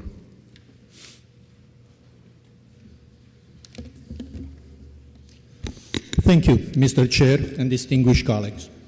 I rise today, Mr. Speaker, a good start. My apologies. I rise today to correct a lot of misinformation about this bill. I shared a package of documents and videos with all of you ahead of time. I don't need to keep my cards close to my chest. I'd rather have you give you the time to consider everything at length. I could address the minority report point that we're doing great and we are ranked third by fire, but our fire score is of only 72 out of 100, which is a rather mediocre C-. I think it's perfectly reasonable to ask our university to do better.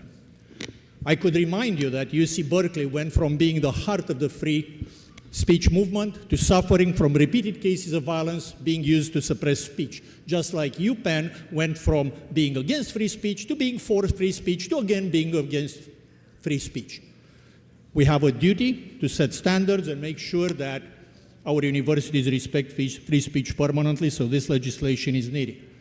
I could spend time to address the rather puzzling claim that HB 1305, and I quote, violates our state's own non-discrimination laws and federal law. But to take that claim seriously, you'd have to believe that nobody noticed it until now because nobody testified against it in committee. You'd have to believe that the ACLU endorsed this bill 2 years in a row because they just didn't notice it was dismantling our anti-discrimination laws, which the ACLU is defending so staunchly. And you'd have to believe that the director of the Civil Rights Unit, after a thorough review of this bill, also failed to notice that this bill dismantles the statutes that the office, of the Civil Rights Unit is designed to protect here. So, why the opposition to this bill?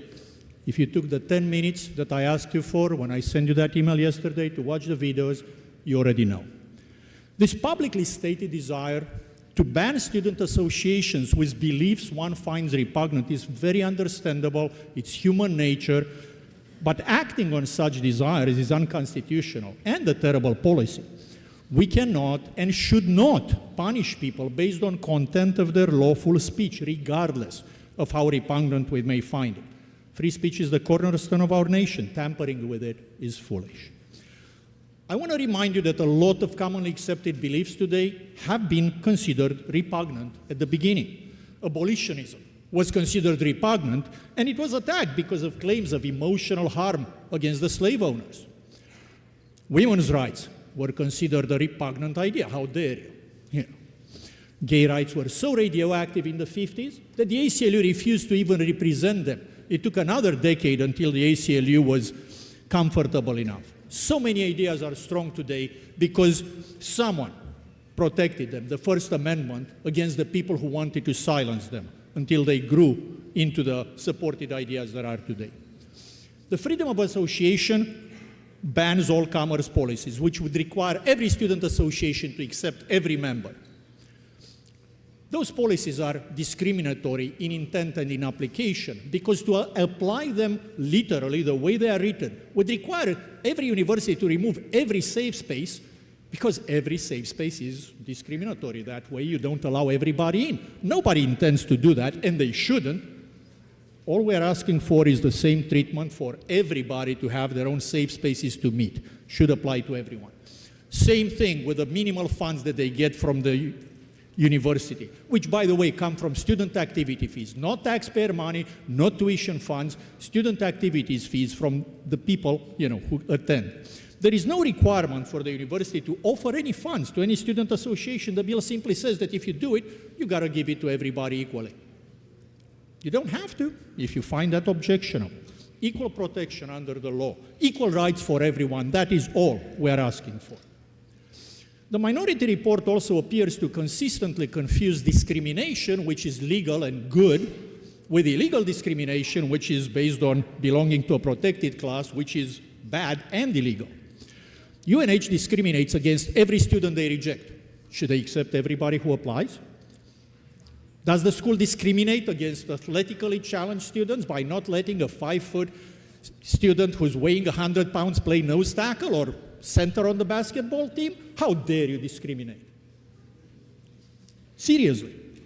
And please try to imagine a world in which you would be legally required to date anybody who asks you out because to deny somebody is discriminatory.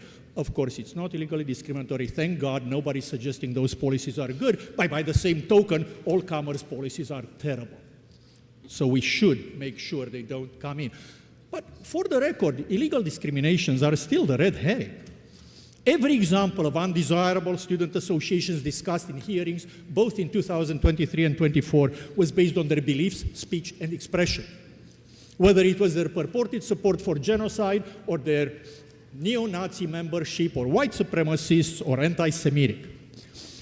If even members of the Education Committee cannot resist the unconstitutional desire to ban certain student associations in order to suppress speech they find repugnant, what chance does the faculty, staff, and student membership have to resist the same temptation? This, by the way, is precisely the type of student ban that victims testified about in 2023, and I am dismayed by the fact that people who watch this testimony are trying to oppose the bill that's trying to prevent further abuses. And by the way, another one of those situations happened later in 2023, reminding us of the need to pass this bill to make it crystal clear to everyone that we do not tolerate such actions in the state of New Hampshire. I'm asking you all to reject these attempts to enable oppression of minorities based on their beliefs, lawful beliefs and speech, and protect all members of the campus community by supporting the OTP motion for this bipartisan bill. Thank you, Mr. Speaker. I will not be taking any questions, and I do also request a roll call vote. Thank you. I was just going to ask if the member yielded to questions. No, the member does not yield. The motion before us is ought to pass as amended on House Bill 1305. A roll call has been requested. Members, is that sufficiently seconded? It is sufficiently seconded. Members, take your seats. This will be a roll call vote.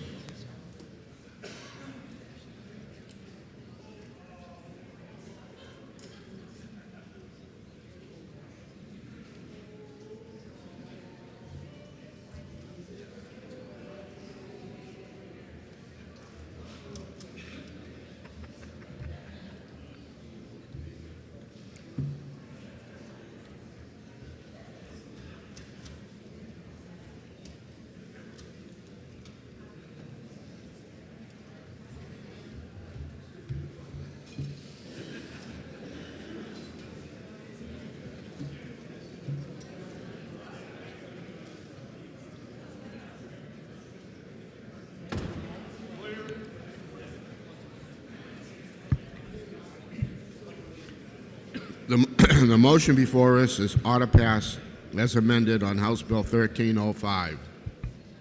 This is going to be a roll call vote. Chair recognizes Representative Damon for a parliamentary inquiry.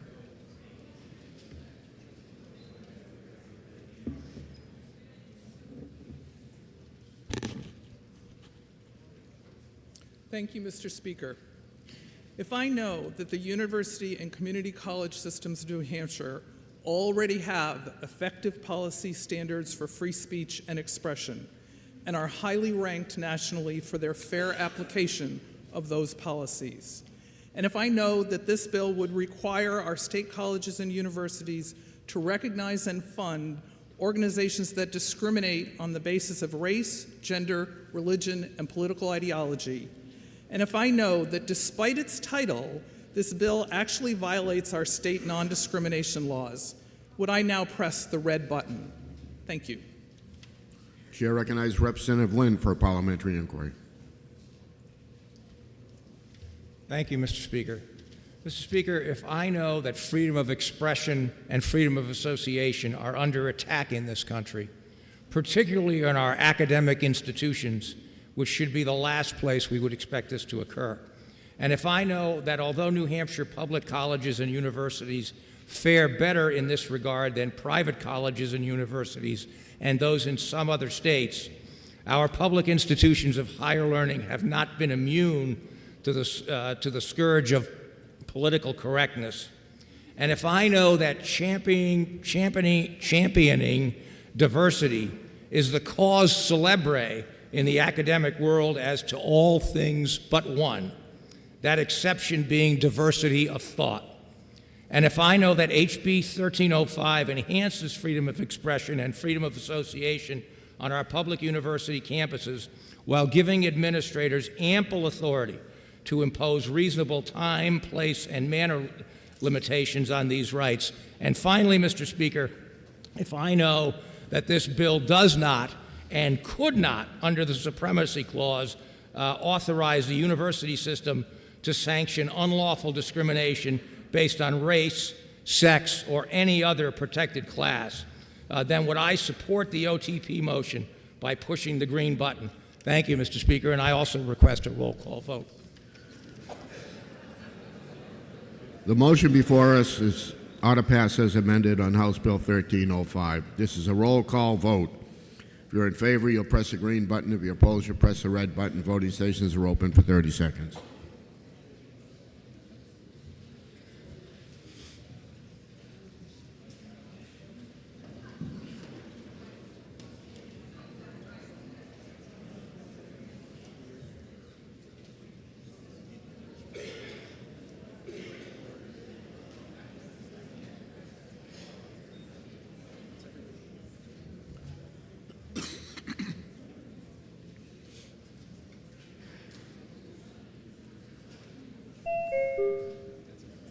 If all members present had an opportunity to vote, House will tend to stay to the vote.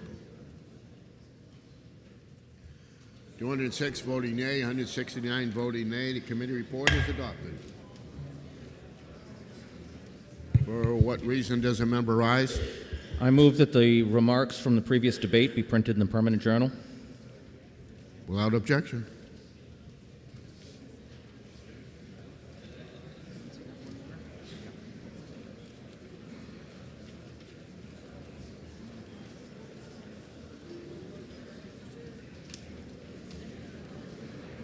Committee on Education, to which was referred House Bill 1311 relative to school district collection, development, and reconsideration policies. This comes without recommendation. Representative Myler moves ought to pass. Chair recognizes Representative Cortello. For what reason does a member rise? Mr. Speaker, I move to indefinitely postpone House Bill 1311. That is a proper motion. That is a proper motion, and a roll call has been requested by Representative Sweeney. Is that it is sufficiently seconded? This will be a roll call vote.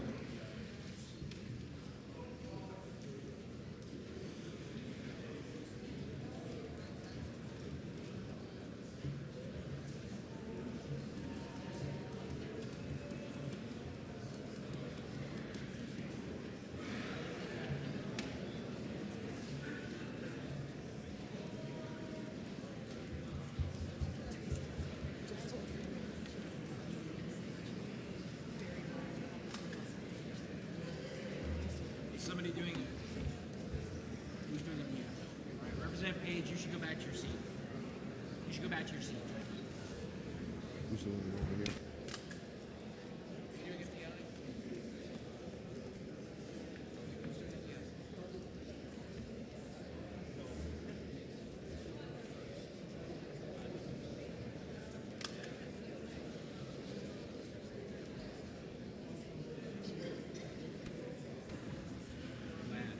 The motion before us is indefinitely postponement on House Bill 1311.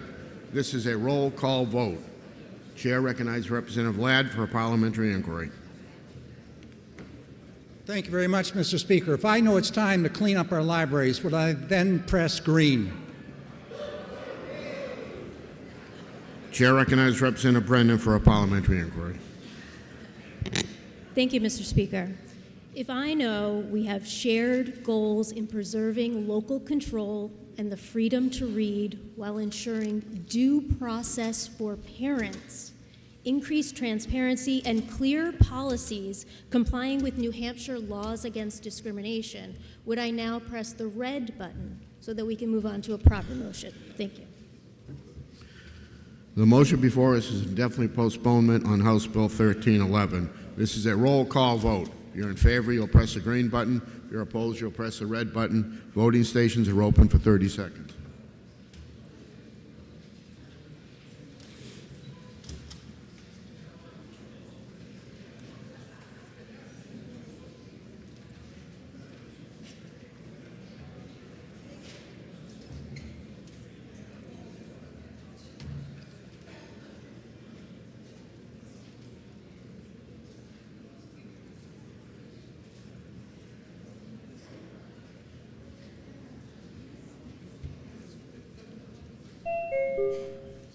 Representative Wedding Thomas.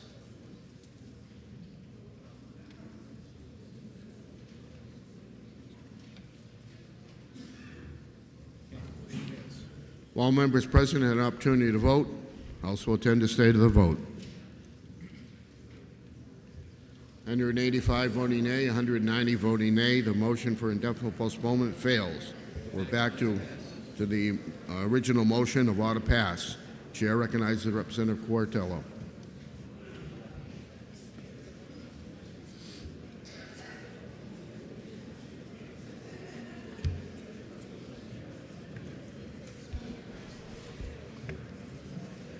Thank you, Mr. Speaker.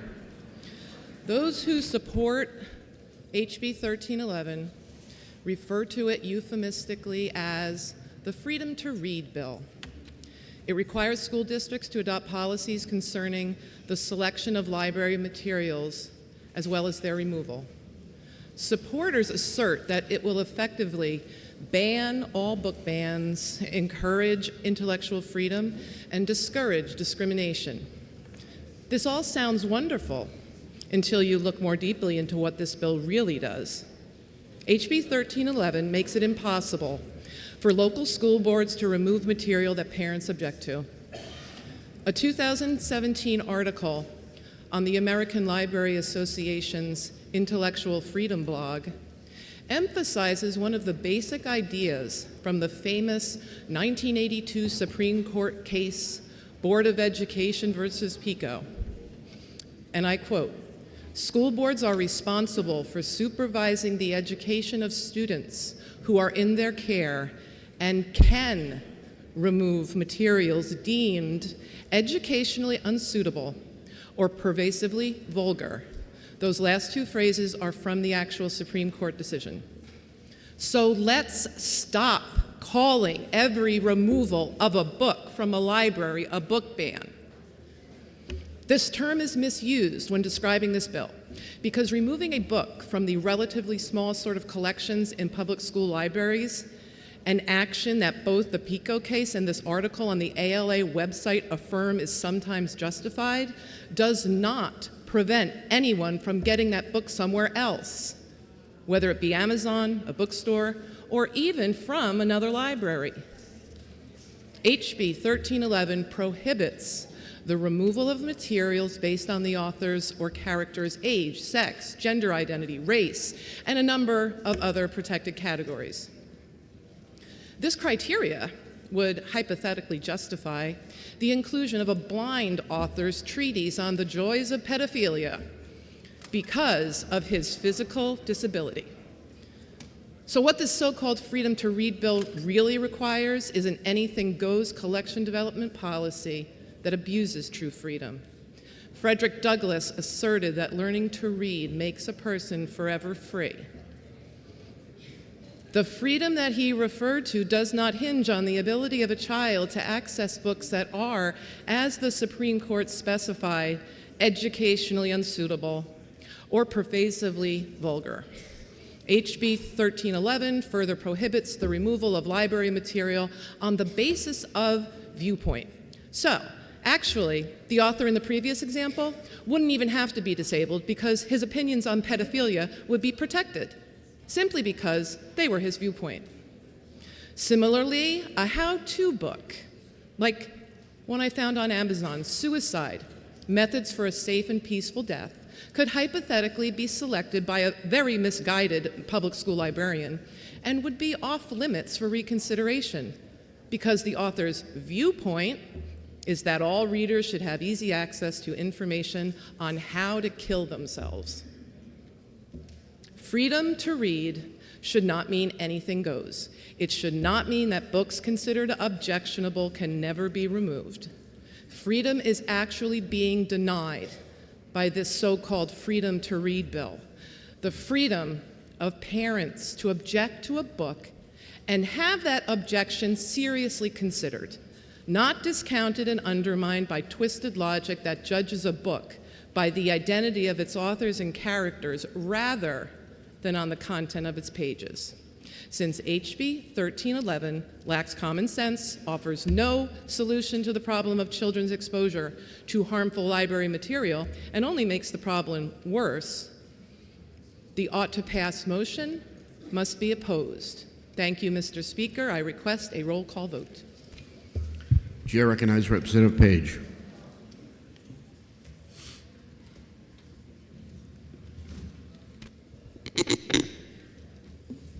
Thank you, Mr. Speaker. When it comes to addressing controversial materials in our school libraries, we have a choice.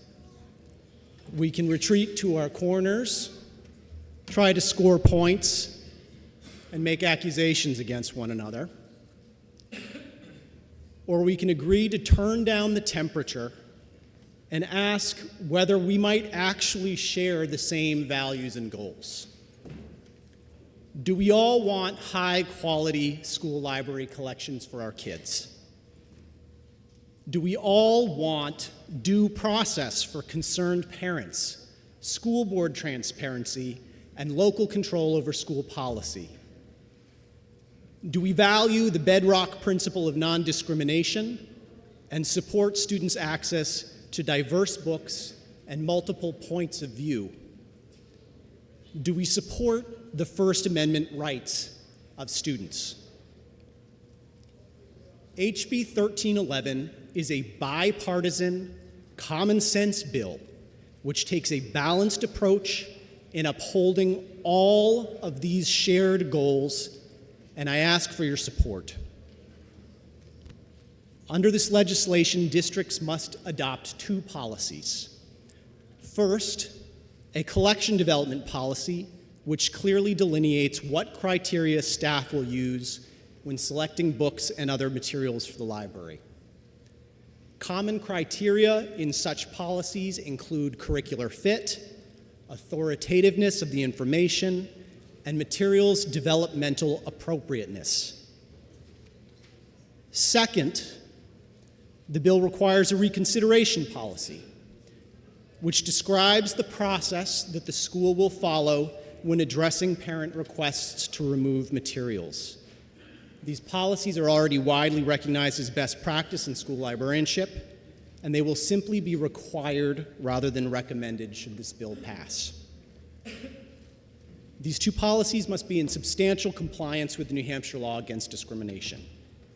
This includes ensuring that policies do not exclude books based solely on an author or subject's identity within a protected class such as race or sexual orientation. But to be crystal clear, this does not mean, as some have argued, that a book with a black character or a gay character or a blind character could never be removed for any reason, merely that it cannot be removed because of their identity. This provision recognizes that while many requests for removal are made in good faith, others have been made with the goal of removing diverse perspectives from the stacks.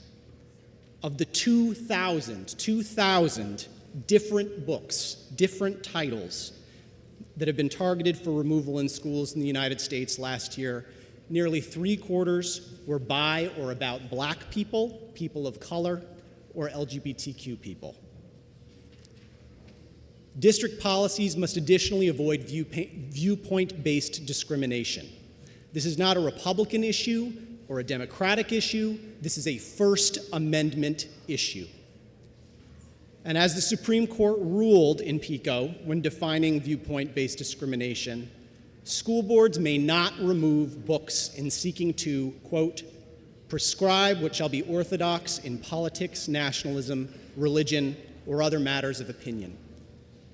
Regardless of which side of the aisle you stand on, this body should stand on the side of the freedom to read and against censorship in our free marketplace of ideas. HB 1311 is common sense, bipartisan legislation which equips us to prevent discrimination, preserve local control, and guarantee that concerned parents and guardians receive due process. It is rooted in a deep respect for fundamental principles of free expression and the diverse students and families we serve. New Hampshire school libraries offer students a window into a world beyond their backyards. Through the library, kids encounter new ideas that enrich their lives, contribute to their academic achievement, and foster empathy for people different from themselves. The school librarians who work in our libraries are highly trained, passionate professionals whose job it is to support each student in collaboration with that student's family to find the just right books for them and ignite a lifelong love of reading. I hope you will join me in supporting our school libraries and the kids who use them, and join this bill's bipartisan co-sponsors in voting for this pragmatic solution. Thank you, Mr. Speaker.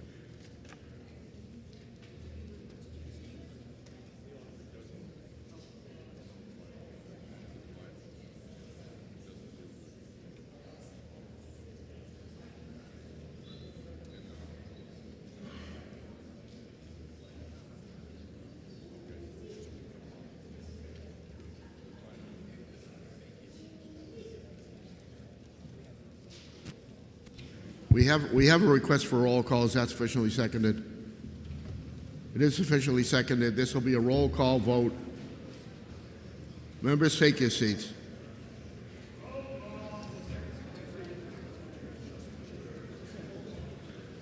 Just so everybody knows, we're going to be taking this vote and then go to recess. We do have a medical problem over here.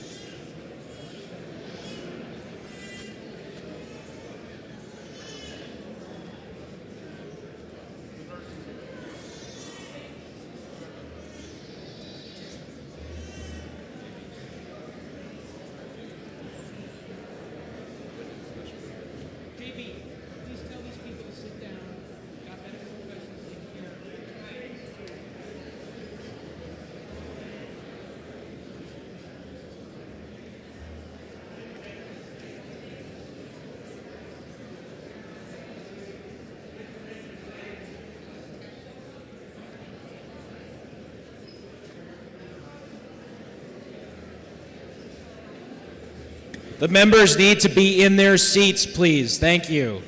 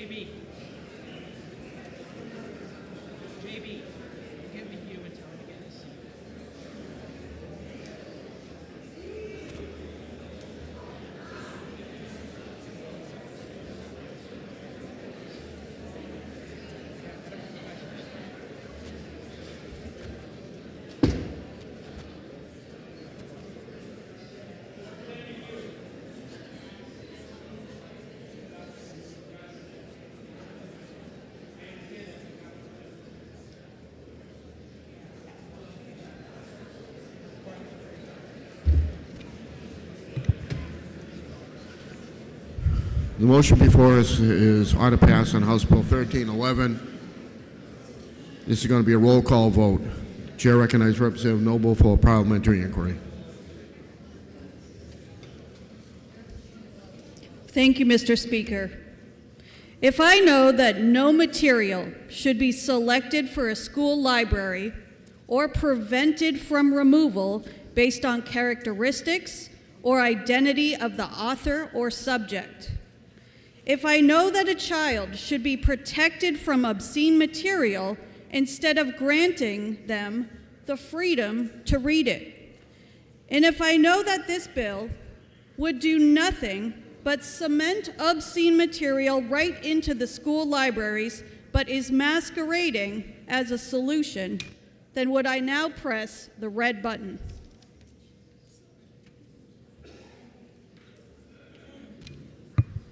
Chair recognizes Representative Brennan for a parliamentary inquiry. Thank you, Mr. Speaker. Mr. Speaker, if I know this bill is a bipartisan solution to an all too common issue facing our communities, creating increased division and disruption, and if I know we have shared goals in preserving local control and the freedom to read while ensuring due process for parents, increased transparency, and clear policies complying with New Hampshire laws against discrimination. And Mr. Speaker, if I know every person, including students, deserves the opportunity to find themselves in a book and explore the world beyond their doorstep through literature, and this bipartisan, common sense solution strikes the right balance between parental rights, First Amendment rights, and local control, would I now show Granite Staters that working together on shared goals is possible in 2024 and press the green button to pass HB 1311. Thank you. The motion before us is ought to pass on House Bill 1311. This is a roll call vote. If you're in favor, you'll press the green button. If you're opposed, press the red button. Voting stations are open for 30 seconds.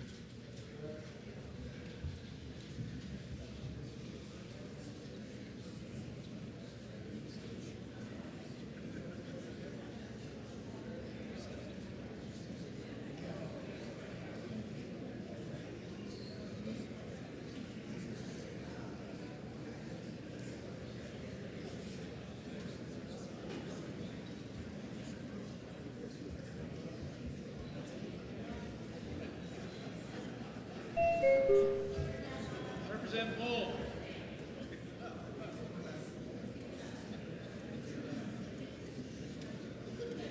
Representative Muirhead.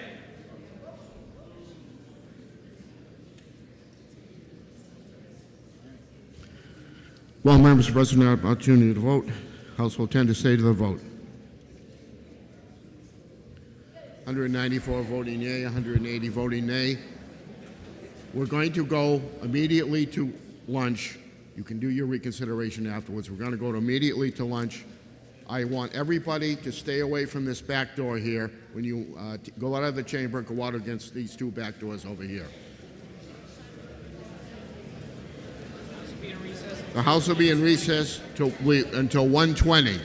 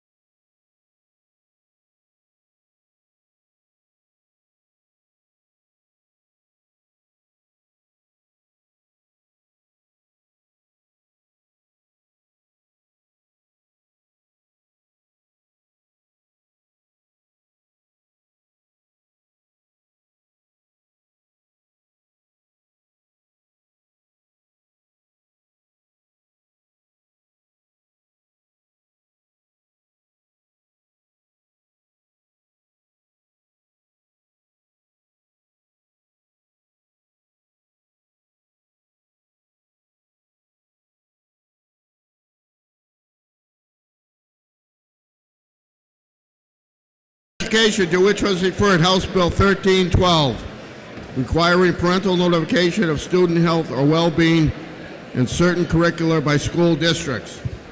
Representative Cadelli moves ought to pass. Amendment 0774H, printed in House Record 10, pages 45 through 46. Are you ready for the motion on the question on the amendment? All those in favor say aye. Aye. Those opposed, nay. The ayes have it, and the amendment is adopted. The chair recognizes Representative Damon.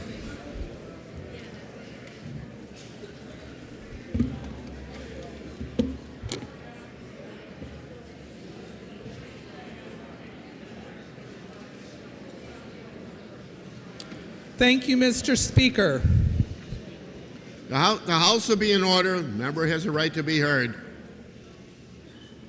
Thank you again.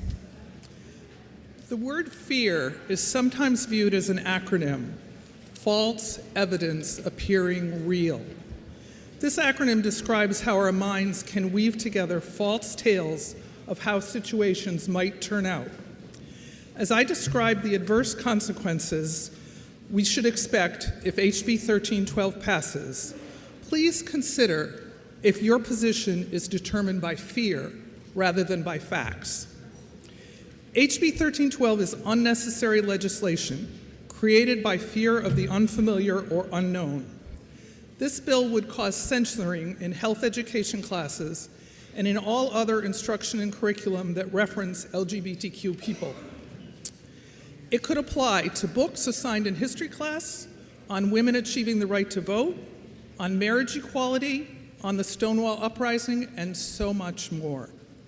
The very broad scope of 1312 would severely impair thorough, honest education, thus harming all students. It is completely impractical. Many of us could share our stories of first learning that a family member or friend has a different gender identity than the familiar heterosexual. How we move from fear, concern, and uncertainty to recognizing that we are all just people trying to live our best lives is a complex, multi-chapter journey. I believe the supporters of HB 1312 live in fear of harm by those who are unfamiliar to them. But the real harm from 1312 is that it interferes with the ability of our professional educators to provide valid, comprehensive curriculum as well as to support teens throughout their growth. New Hampshire education statutes already require schools to provide parents with a 2-week advance notice of curriculum course materials dealing with human sexuality. Parents already have the option to remove their child from instruction and course material they consider objectionable. Schools already respect that parents should be involved in their children's education and want them to participate. School personnel do encourage students to directly talk with parents. But mandating disclosure, taking away discretion, is harmful to those very students we want to support. The divisive and dangerous ramifications of this bill are many.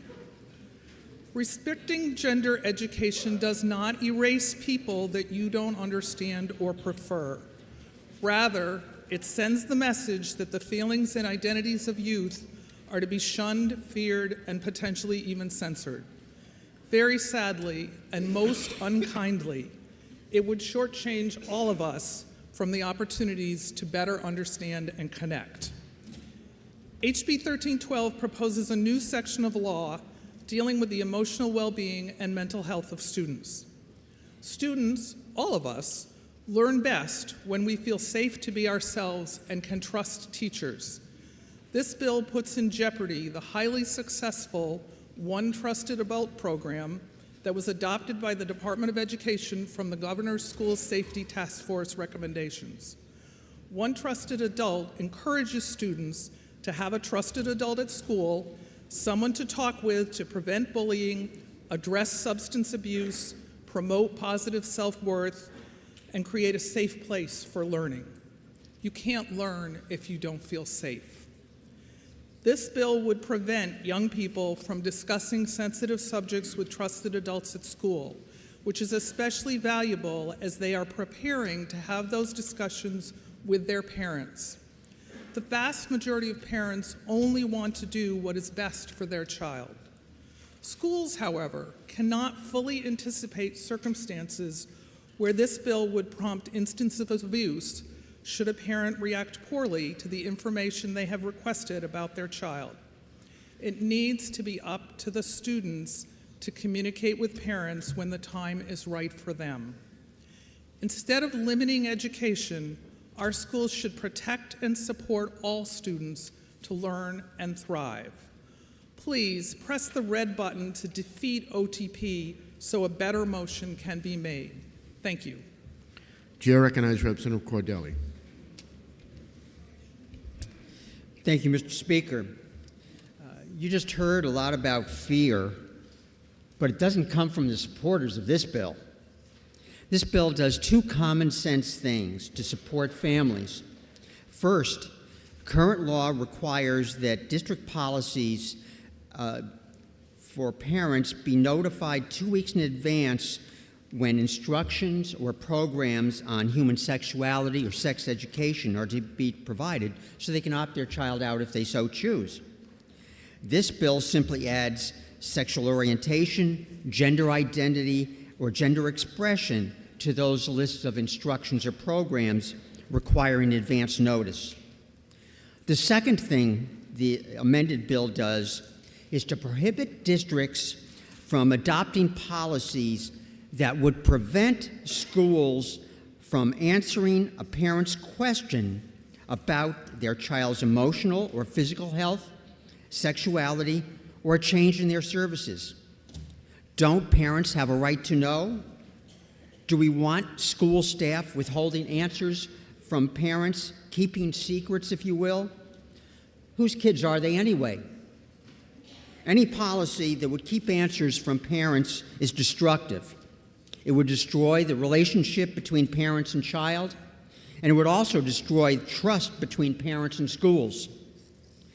This should not be hard. Just tell parents the truth when they ask. Simple. There is a protection in the bill if providing this information, a reasonably prudent person would believe that disclosure would lead to abuse or neglect, they could withhold that information. The opposing committee report states that this bill is divisive and dangerous. Dangerous for who? For the relationship between the child and the parent and the family. I asked a moment ago, whose children are they anyway? Well, I believe that some want to insert the government into a parenting role. We heard that there should be a trusted adult at school, but evidently not at home. It's very simple. Let parents know when instruction is to be given about sexuality, gender, and identity. And secondly, just tell parents the truth. Common sense equals green. Representative Granger has requested a roll call. Is that sufficiently seconded? It is sufficiently seconded. This will be a roll call vote. Members, take your seats.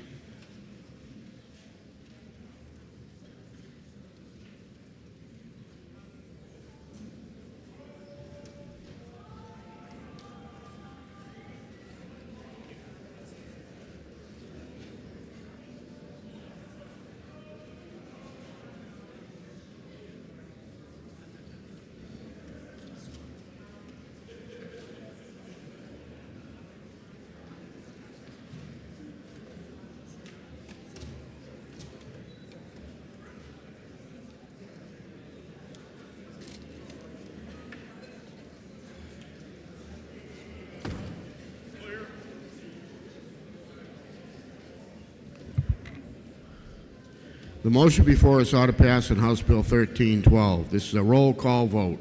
Chair recognizes Representative Woodcock for parliamentary inquiry.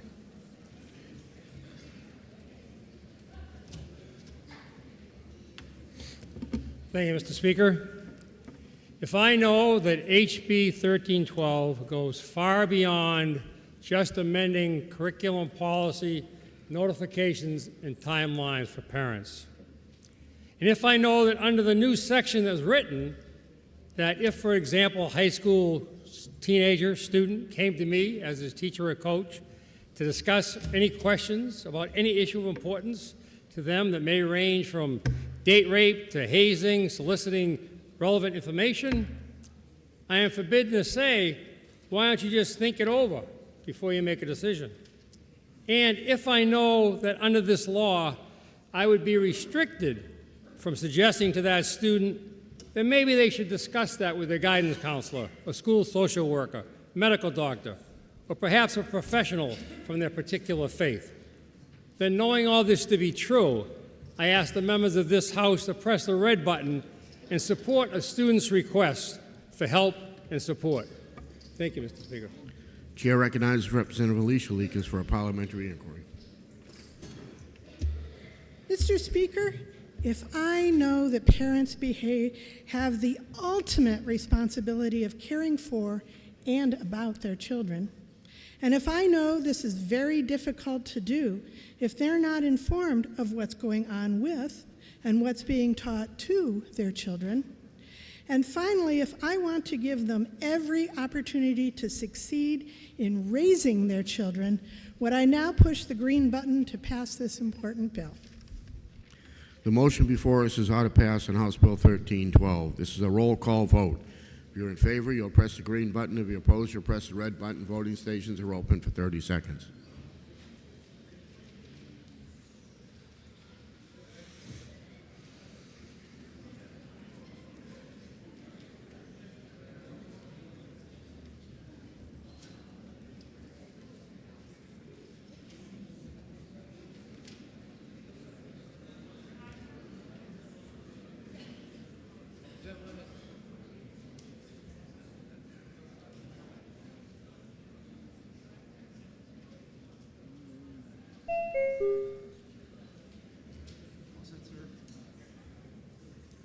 If all members present had an opportunity to vote, House will attend to state of the vote.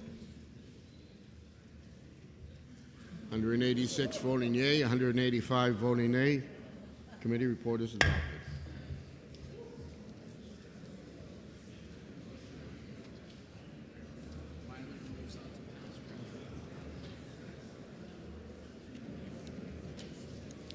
Committee on Education, to which was referred House Bill 1512 FN, limiting education freedom account funding to budgeted amounts.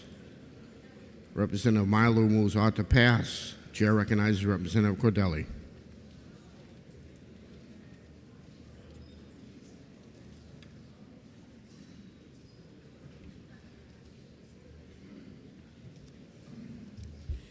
Thank you, Mr. Speaker. An attack or a guardrail.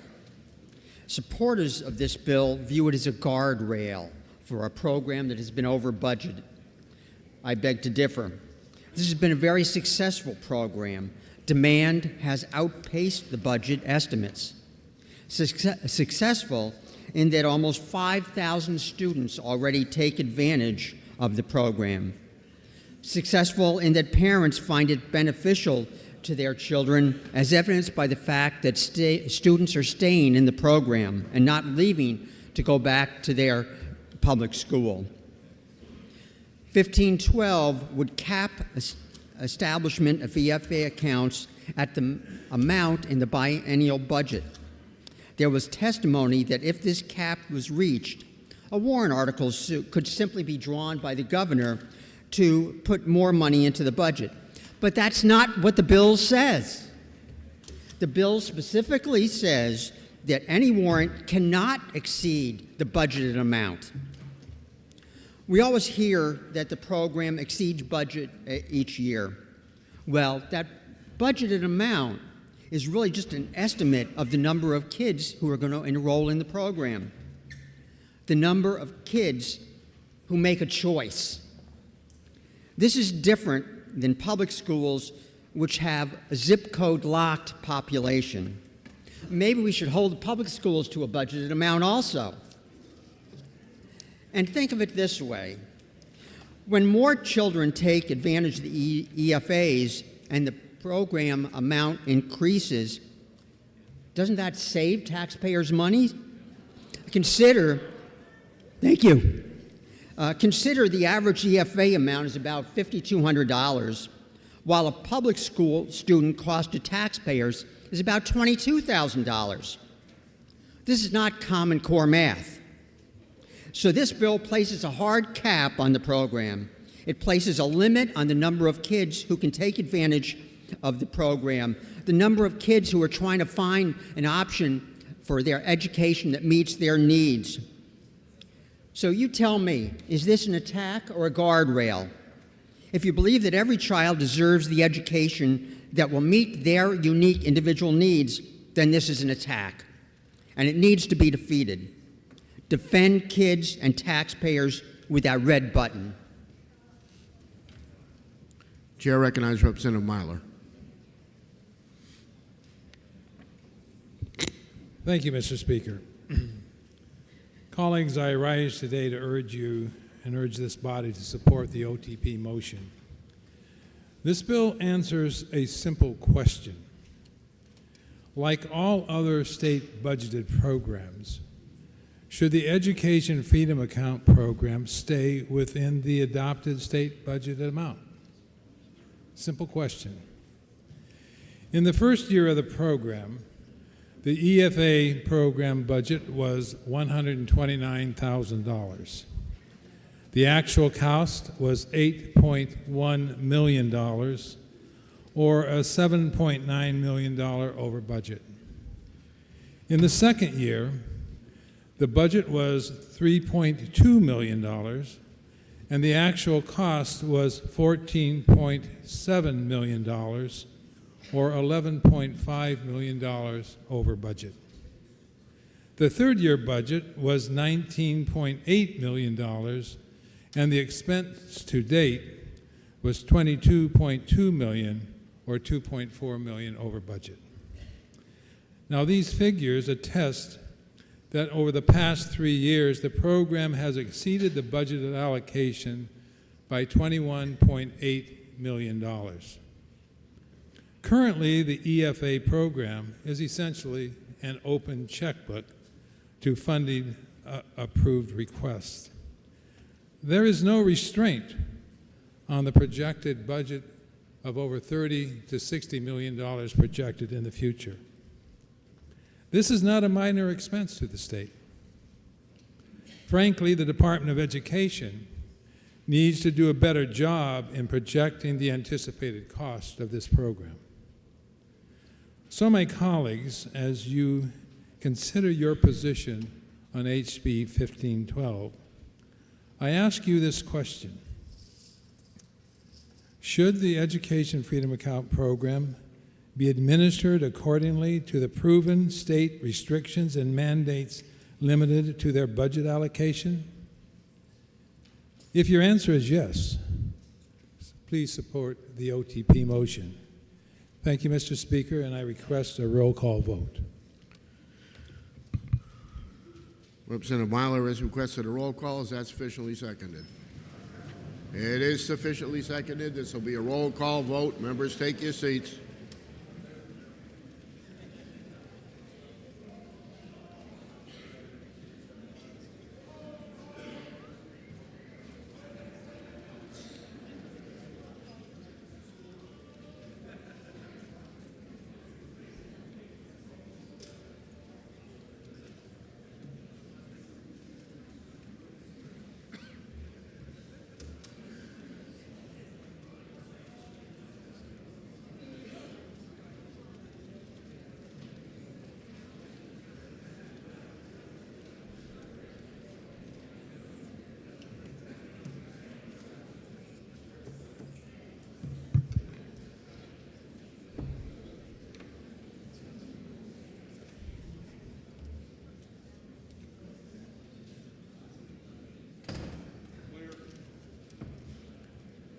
The motion before us is how to pass on House Bill 1512. This is a roll call vote. Chair recognizes Representative Ladd for parliamentary inquiry.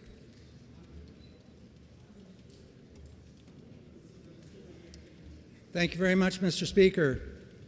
If I know the Education Freedom Account program on average costs $5,200, far less than the cost per pupil in traditional schools. And if I also know this program is yet another attempt to limit student enrollment and funding, when in fact the New Hampshire EFA program is a model for states across this country while receiving top national accolades, would I then press the red button to reject limiting EFA enrollment and funding? Thank you. Chair recognizes Cascaden for a parliamentary inquiry. Thank you, Mr. Speaker. Mr. Speaker, if I know that New Hampshire state-funded programs are implemented at the utmost transparency and financial accountability to our local taxpayers, if I know that all state-funded programs except education freedom accounts must follow mandatory budgeting restrictions and requirements, and if I want to ensure our collective fiduciary duties to New Hampshire constituents, then would I not vote yes by pressing the green button? Thank you. Motion before us is ought to pass in House Bill 1512. This is a roll call vote. If you're in favor, you'll press the green button. If you're opposed, you'll press the red button. Voting stations are open for 30 seconds.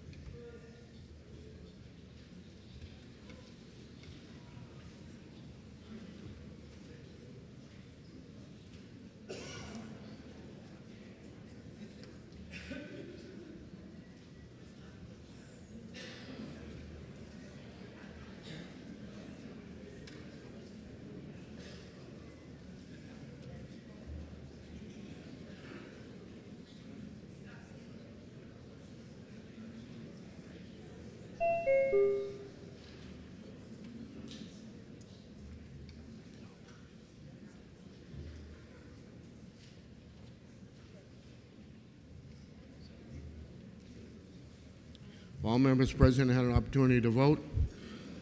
House will tend to stay to the vote. 186 voting yea, 187 voting nay.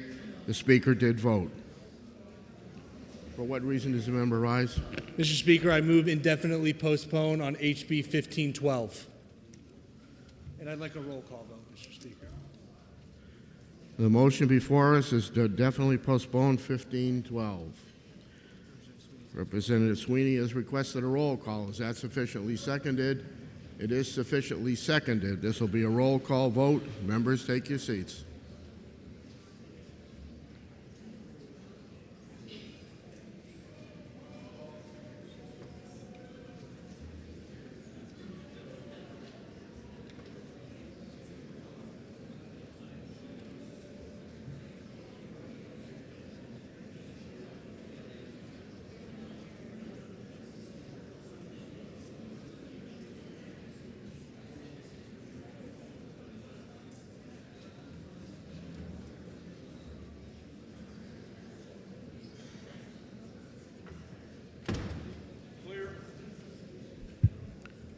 The motion before us is indefinite postponement on House Bill 1512. This is a roll call vote. If you're in favor, you'll press the green button. If you're opposed, you'll press the red button. Voting stations are open for 30 seconds.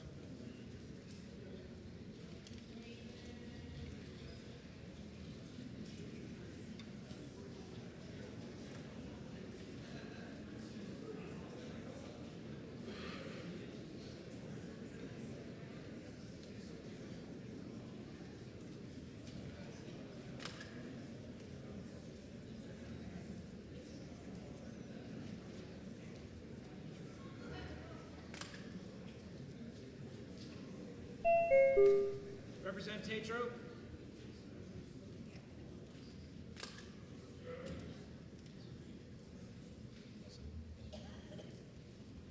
All members present had an opportunity to vote.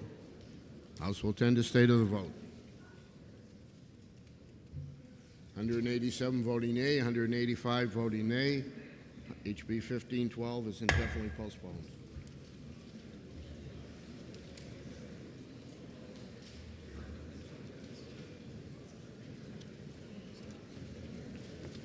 Committee on Education, to which was referred House Bill 1594 FN, establishing an annual review and the qualification to determine eligibility to participate in the Education Freedom Accounts program. Senator Marlowe moves on to pass. For what reason does the member rise? Mr. Speaker, I move indefinite postpone on HB 1594. There is a motion to indefinitely postpone House Bill 1594. Representative Sweeney has requested a roll call. Is that sufficiently seconded? It is sufficiently seconded. This will be a roll call vote. Members, take your seats. Mr. Speaker. Mr. Speaker. I would like to move to lay it on the table. Okay. That is a higher motion laying on the table. Already put the question. It's too late. He's put the question. He's put the question. I thought he had just asked for the seconds for the roll call. Okay. Motion before us indefinitely postponement on House Bill 1594.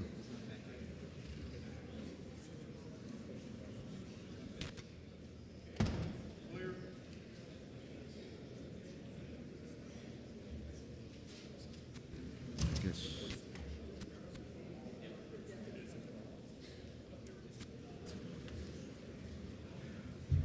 Motion before us is indefinite postponement on House Bill 1594. This is a roll call vote. Chair recognizes Representative Cordelli for a parliamentary inquiry. Thank you, Mr. Speaker. If I know that this bill would actually turn kids into yo-yos, if I know that a parent whose income can fluctuate from year to year would take the child in and out of the program from year to year, it sure sounds like a yo-yo to me. And if I know that this bill is actually for the kids, would I vote for the indefinite postponement by pressing the green button? Chair recognizes Representative Hall for a parliamentary inquiry. Thank you, Mr. Speaker. If I know that the Education Freedom Account program was introduced as a poverty program, and if I know that participants in numerous poverty programs, including EFA students who participate in the free and reduced meals program, must be annually recertified to ensure that family income is within the poverty level threshold.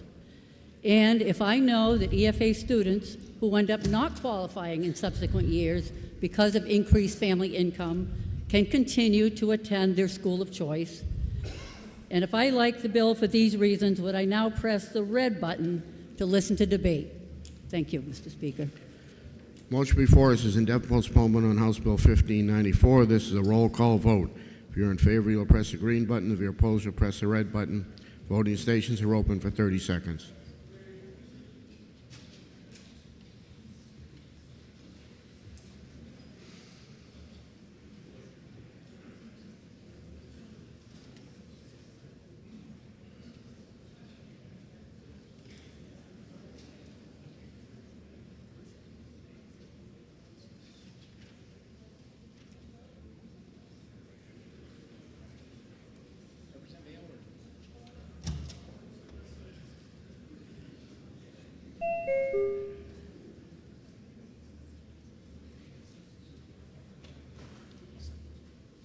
All members present have an opportunity to vote.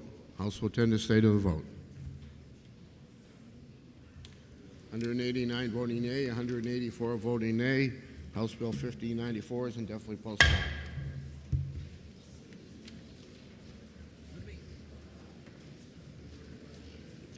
Majority of the Committee on Education, to which was referred House Bill 1671 FN, act relative to the complaint process for teaching discrimination and allowing educators and school officials a right of action for damages and costs for false accusations. Having considered the same, report the same with the following resolution. Resolved that it's inexpedient to legislate. Senator Rick Ladd for the majority of the committee. Minority of the committee, having considered the same, being unable to agree with the majority, report with a recommendation the bill ought to pass. Senator Linda Tanner for the minority of the committee. The question before us is the majority committee report of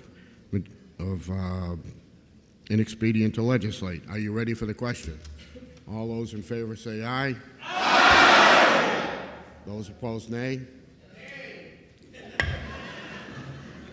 The ayes have it. The committee report is adopted.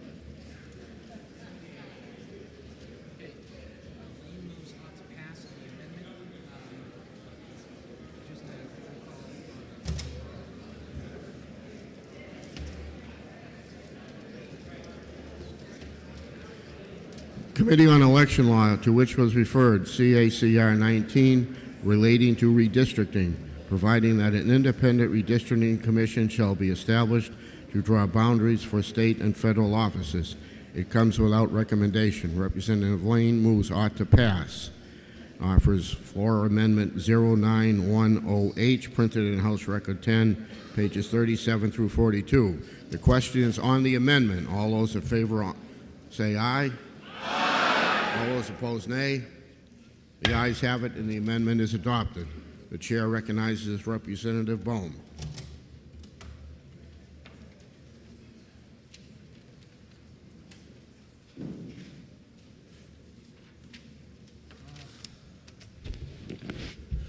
Thank you, Mr. Speaker. CACR 19. I'm here to speak against the OTP. And deja vu all over again. Originally, I was going to look up my speech from 2 terms ago when this also came up, and there's another one coming. This bill would create an unworkable solution. It calls for Democrats, Republicans, and independents. Where does one find an independent? Check the voting rolls on how an independent voted in the primary? Then are they an independent? Or find someone that has never voted. Do you want them on a commission? And in the past, we have had census delayed by the federal government. So in that case, how can the commission deliver the findings in the time period specified? How many times do we have to vote on a commission? This has failed numerous times. The current method is fine, and the only problem that I've seen in the redistricting for the last 3 times is when the governor has interfered. And where in the New Hampshire Constitution does it give the governor the power? And then the court's doing it. And we keep hearing about gerrymandering. In the 16 years I've been here, we have had equal numbers of Democrat and Republican majorities. If we had gerrymandering, that wouldn't happen. Senate and executive councils also keep changing. But then congressional districts seem to be always the same, so maybe there is. So please vote red so we can move on. Thank you. Chair recognizes Representative Muirhead.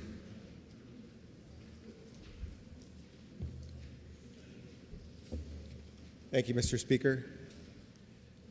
The process we go through every 10 years, drawing district boundaries, should be a fair process, one that people of all parties can agree to. But the process that we have is not one that people consider fair. Who likes a system where politicians draw electoral maps that benefit politicians? The answer is only politicians. Voters do not like partisan gerrymandering. According to a recent poll taken after the last election, 88% of Trump voters do not approve of partisan gerrymandering. Almost a similar percentage of Biden voters reject partisan gerrymandering. It's one of the only issues that joins stalwart supporters of each of those candidates. Gerrymandering is the kind of thing that turns ordinary citizens off to politics, causes them to see the entire system as broken and unworthy. In New Hampshire, it's resulted, as the previous speaker just pointed out, in governors vetoing maps adopted by the legislature, which was done in 2002, 2012, and last time around. It's resulted in courts drawing district boundaries instead of the legislature. It's not working. It's not working in the eyes of citizens, and it's not working institutionally. One defense of partisan gerrymandering says this, that there's no way to get partisan politics out of the business of drawing district boundaries. So we might as well just let the politicians do their thing. But there is a way. There is an alternative. It's called independent redistricting. The word independent is a slight misnomer. We're not calling on the angels to come down from heaven and draw district boundaries with platonic perfection. This is a human process.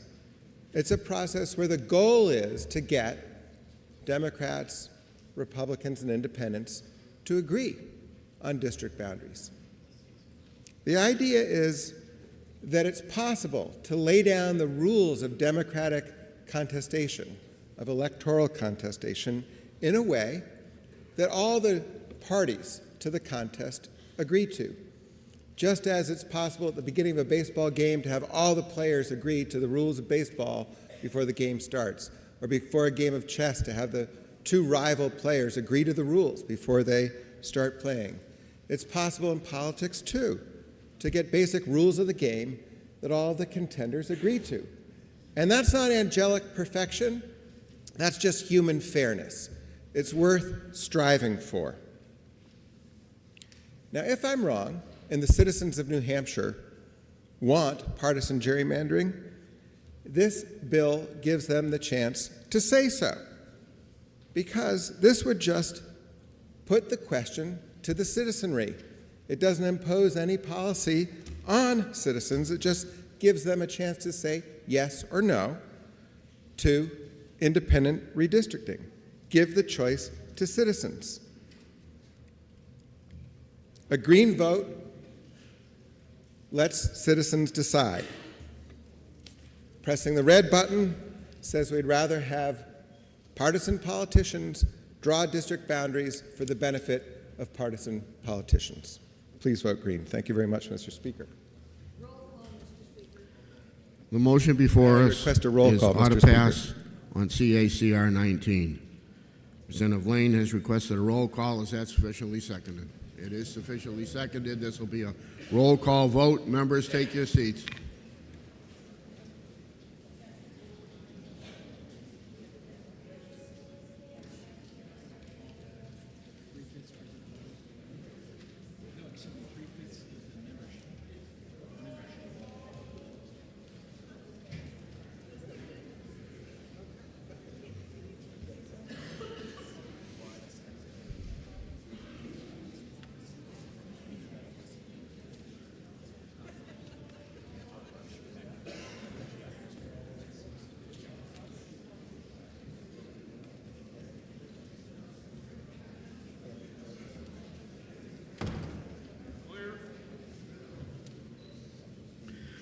Motion before us is ought to pass on CACR 19. This is a roll call vote. Chair recognizes Representative Wood for a parliamentary inquiry. Thank you, Mr. Speaker and fellow representatives. Mr. Speaker, if I know that you can find examples of the best efforts to legislate the rules of the game to make it as fair as possible, and these attempts have given disastrous results.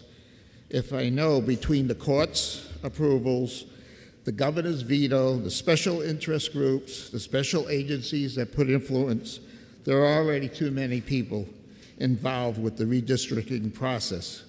And finally, if I know that this political process is clearly in the hands of us legislators, no one else, would you press the red button so we can make another motion, so another motion can be made? Thank you. Chair recognizes Representative Lane for a parliamentary inquiry. Thank you, Mr. Speaker. If I know that most New Hampshire voters were disillusioned with the process that we saw in 2021 and support an independent redistricting commission, and if I know that drawing maps that everyone can agree to and in a transparent way would serve the interest better for the voters and not the interest of us or our parties. And if I know that we each represent constituents of both parties and took an oath to support the Constitution, not our party, then would I push the green button to allow the voters of New Hampshire to decide how they want to redistrict? Motion before us is ought to pass in CACR 19. This is a roll call vote. If you're in favor, you'll press the green button. If you're opposed, you'll press the red button. Voting stations are open for 30 seconds.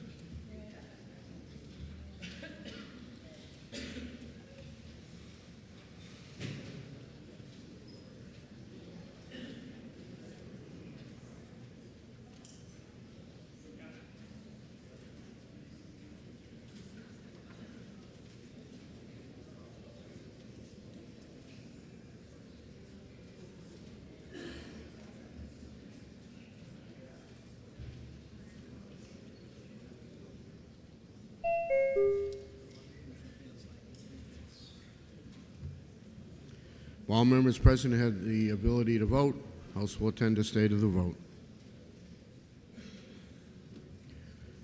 186 voting yea, 189 voting nay. It lacks the 3/5 to pass.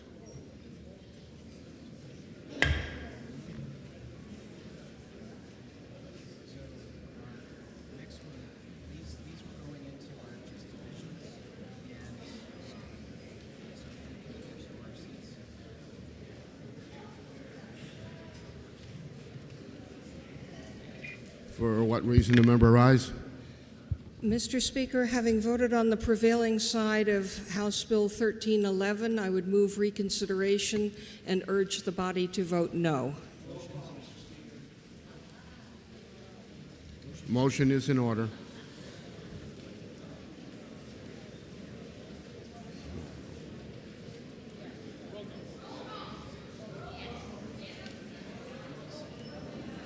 Representative Sweeney has requested a roll call. I just haven't got around to it yet. I'll do it now. Representative Sweeney has requested a roll call. Is that sufficiently seconded? It is sufficiently seconded. This will be a roll call vote.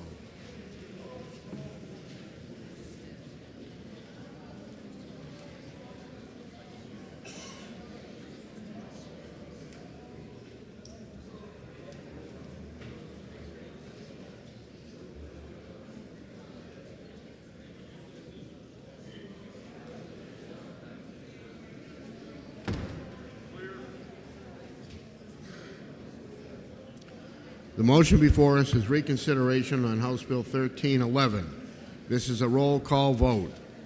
If you're in favor, you'll press the green button. If you're opposed, you'll press the red button. Voting stations are open for 30 seconds.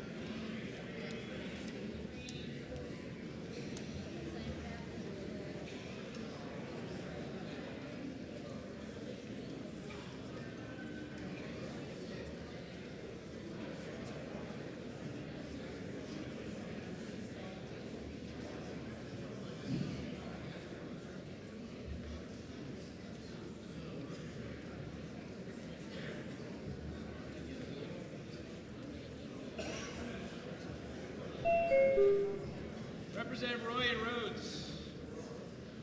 You were texting.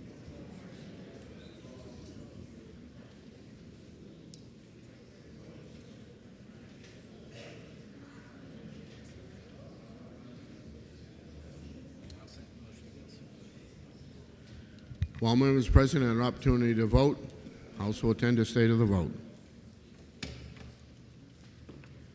183 voting yea, 192 voting nay. The motion fails.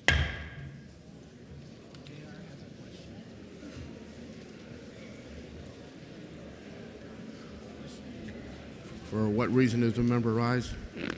A question of the Speaker. State your question. We just recently indefinitely postponed a bill relative to annual certification on the education freedom accounts. If the chamber behind us comes up with an amendment to one of their bills or sends over a bill that has similar language, what happens?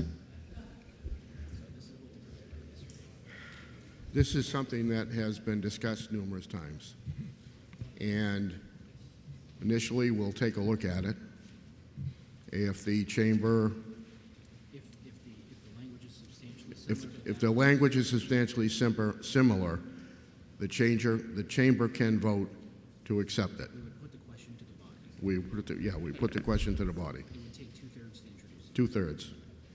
So if I heard you correctly, if the language was substantially similar regarding an annual certification, then the question would be put to the body, and unless two-thirds voted for it, that would stop this, correct? Yes. Thank you. Committee on Election Law, to which was referred House Bill 1146, relative to the removal of a voter from the checklist. This comes without recommendation. Representative Berry moves ought to pass. Chair recognizes Representative Rafter. Thank you, Mr. Chair. If I know that this bill is unnecessary because virtually no voters request removal from the checklist, and if I know that voters are already removed from the checklist when they register in another district, and if I know that this would allow a voter to remove their name immediately after an election, which could make it more difficult to reconcile a vote or verify a voter, then would I press the red button so another motion could be made? Thank you. This is going to be a division vote. I made the mistake of not announcing it at first. This is a division vote.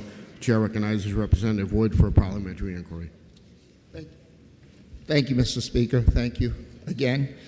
Mr. Speaker, if I know that in 2021, 250,000 voters' names no longer eligible to vote were removed from the checklist that took 10 years to accumulate because there's no other way to remove them, and if I know that when you move to another town, there's no way to guarantee that your name will be removed from the voter list at your old address.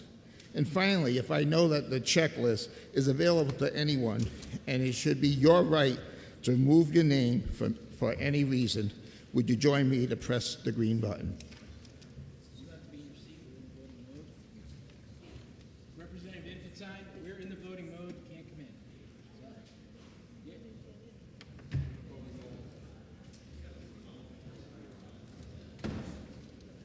Representative Bucco, you can't leave.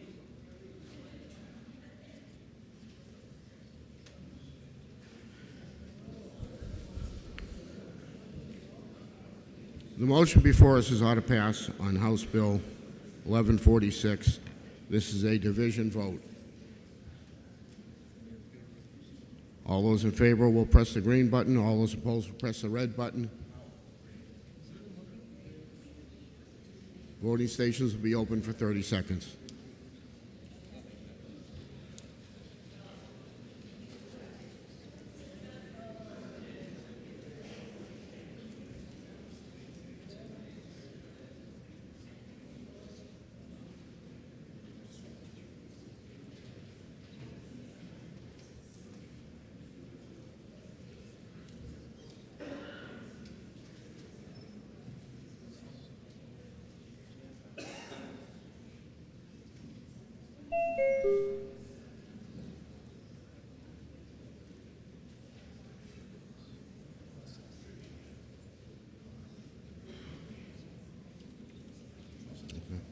All members present have the opportunity to vote. House will tend to state of the vote. 186 voting yea, 183 voting nay. Committee report is adopted. Just let them know that we have several votes upcoming that are just PIs and divisions. We have a number of bills that are coming up that are just going to be PIs and a division vote. So if everybody will stay in their seats for a few minutes, we can get through quite a few of them.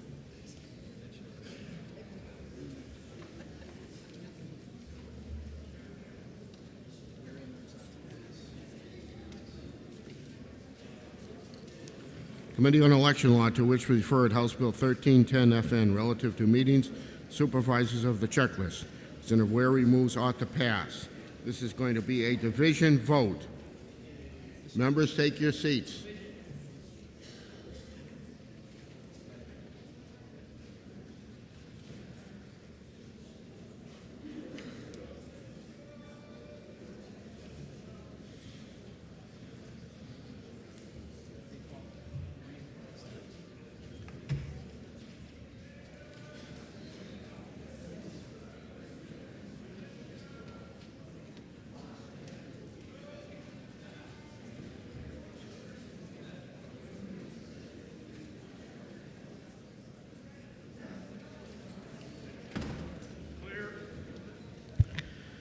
Motion before us ought to pass on House Bill 1310. This is a division vote. Chair recognizes Representative Bay for a parliamentary inquiry.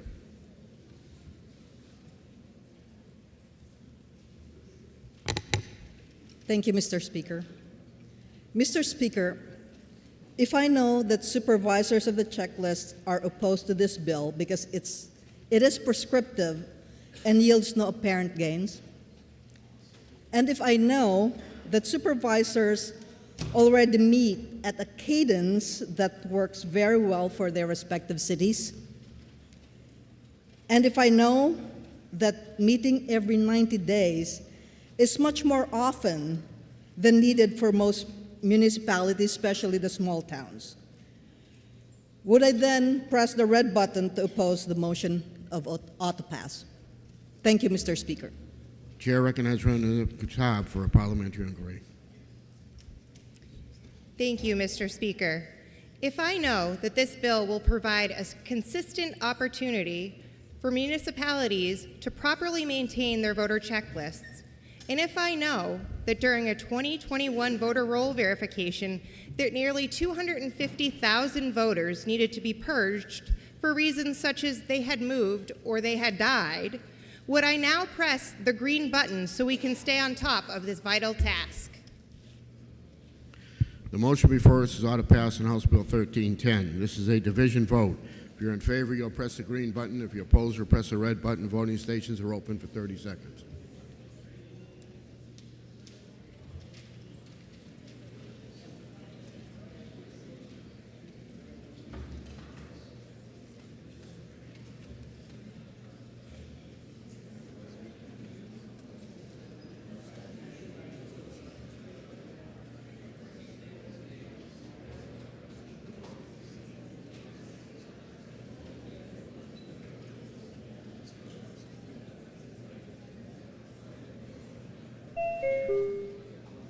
Representative Lovett.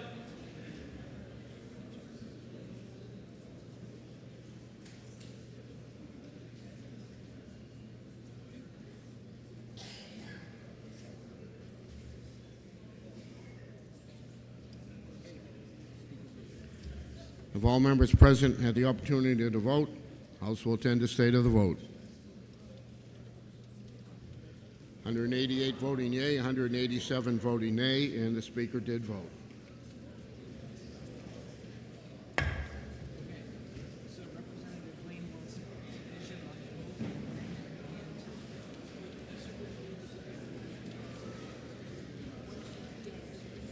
Committee on Election Law, to which was referred House Bill 1348, relative to polling places which total ballot counts exceed the number of registered voters. Senator Weary moves ought to pass and offers floor amendment 0H94H, printed in House Record 10, pages 46 through 47. And Mr. we're going Speaker? to have a division on Mr. both, Speaker. right? On both. So there is going to be a division on the amendment, and then if that passes, a Mr. division on the Speaker, vote I have a or the motion. bill itself. For what reason, Member Rise? I would like to make a motion, please. State your motion. I would like to table this bill. That is a correct motion. So the motion is to table House Bill 1348. And I'd like a division vote, please. Division roll. Senator Houle has requested a roll call. Is that sufficiently seconded? It is sufficiently seconded. This will be a roll call vote.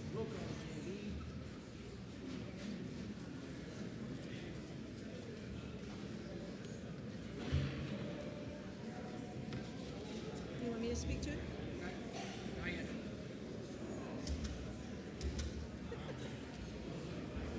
Okay, so if this passes, then we're done. If not, then the question is on the amendment, or there's just the division on the amendment. And then there's a division on the bill.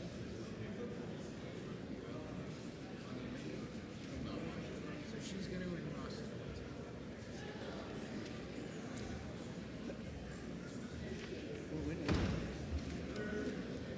to. All right, the motion is to table House Bill 1348.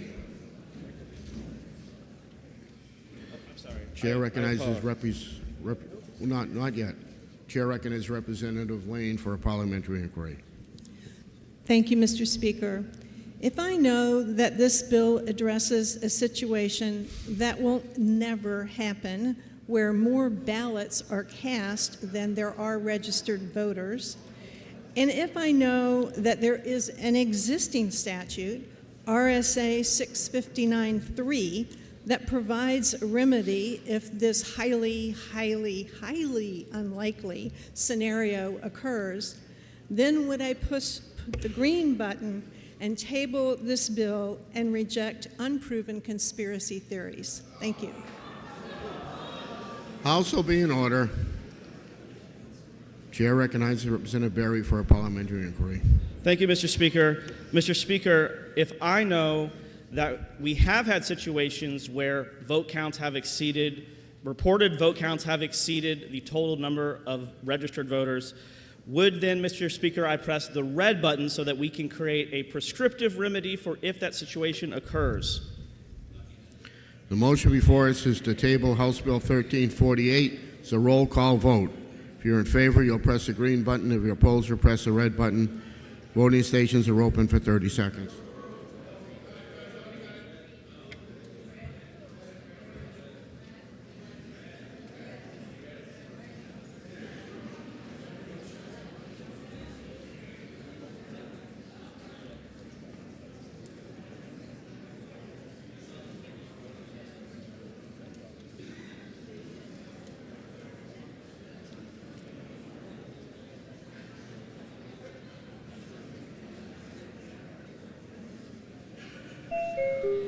Representative Abear.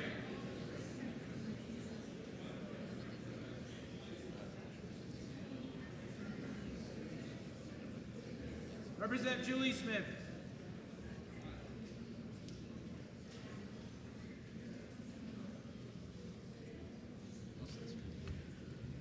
If all members present had an opportunity to vote, House will attend the state of the vote. 184 voting yea, 190 voting nay. The tabling motion fails. The question is now on the adoption of the amendment. It is a division vote. The question now is the adoption of the amendment. This is going to be a division vote. So members, stay in your seats.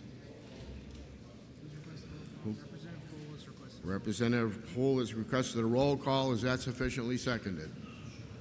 It is sufficiently seconded. This will be a roll call vote.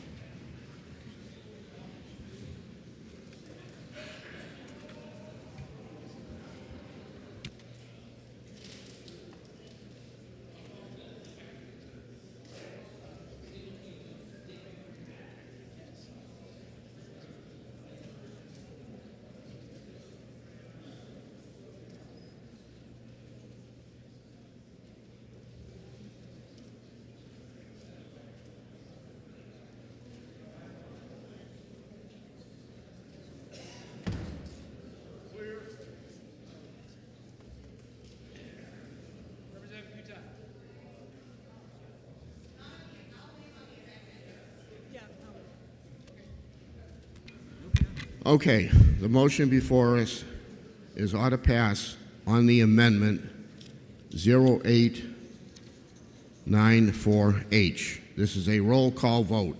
If you're in favor, you'll press the green button. If you're opposed, you'll press the red button. Voting stations are open for 30 seconds.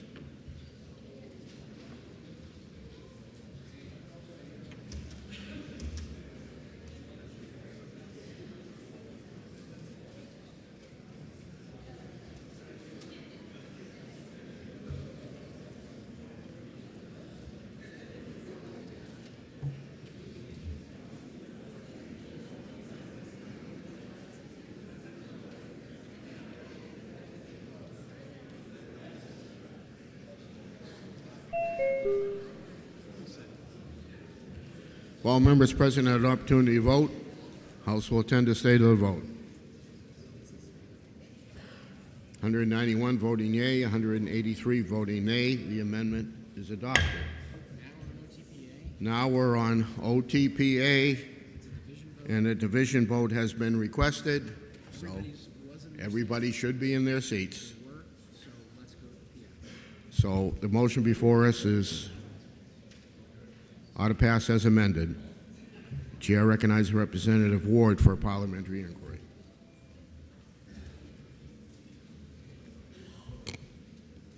Thank you, Mr. Speaker. Mr. Speaker,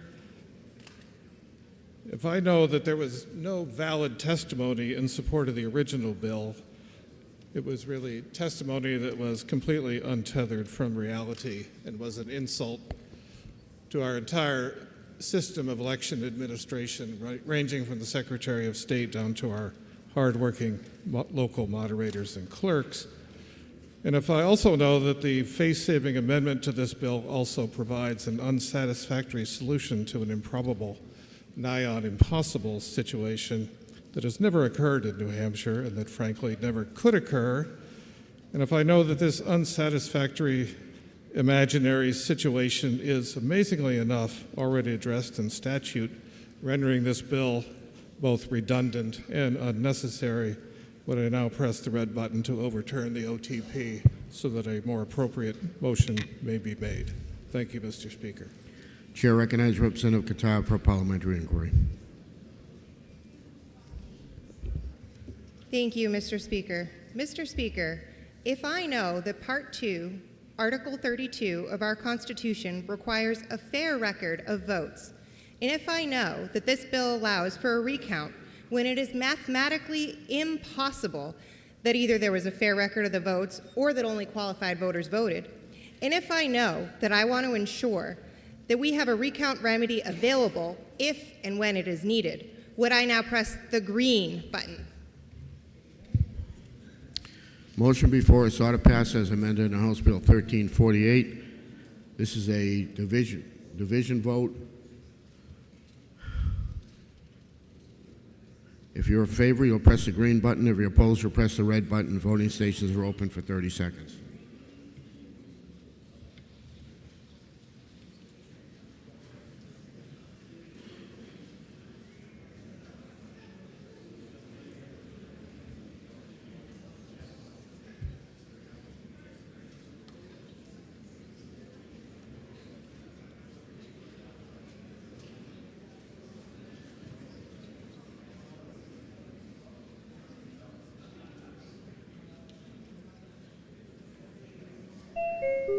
Representative Vale.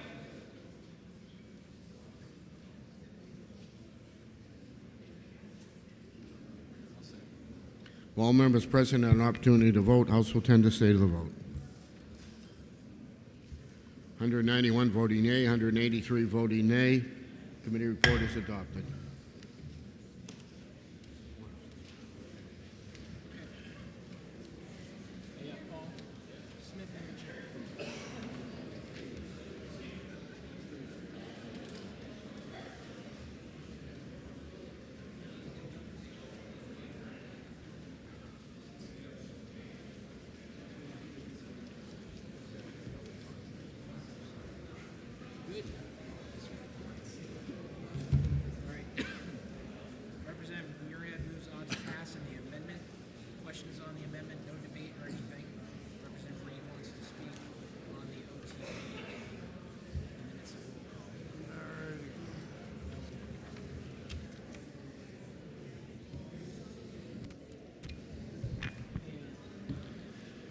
The Committee on Election Law, to which is referred HB 1364, relative to intimidation of election officers, improper influence over the electoral process, and tampering with an electronic ballot counting devices, comes to us without recommendation. Representative Muirhead moves ought to pass and offers Amendment 0890H, printed on House Record 10 on pages 47 to 48. The questions on the adoption of the amendment. You ready for the question? All those in favor say aye. Aye. All those opposed, nay. No. The ayes have it, and the amendment is adopted. The motion is now ought to pass as amended. For what reason does a member rise? Mr. Speaker, I move indefinite postpone on HB 1364. Representative Sweeney moves that House Bill 1364 be indefinitely postponed and requests a roll call. Is that sufficiently seconded? That is sufficiently seconded. This will be a roll call vote. Members, take your seats.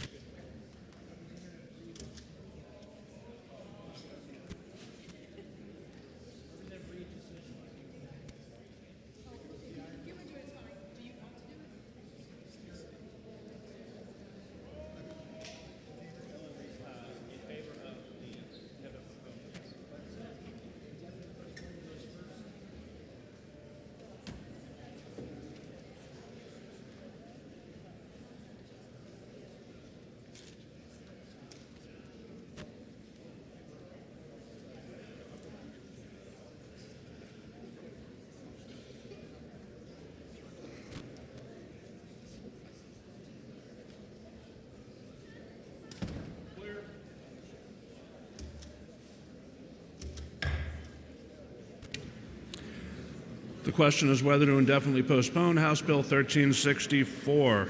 Representative Berry is recognized for parliamentary inquiry. Thank you, Mr. Speaker. Mr. Speaker, if I know that our election workers are some of the hardest working, often volunteer people that we have in our community, and Mr. Speaker, if I know that any actions against them are horrible, and Mr. Speaker, if I know that this bill, while very well intentioned, has First Amendment issues that were not addressed, would I now press the green button to support the indefinite postponement motion? Representative Muir is recognized for parliamentary inquiry. Thank you very much, Mr. Speaker.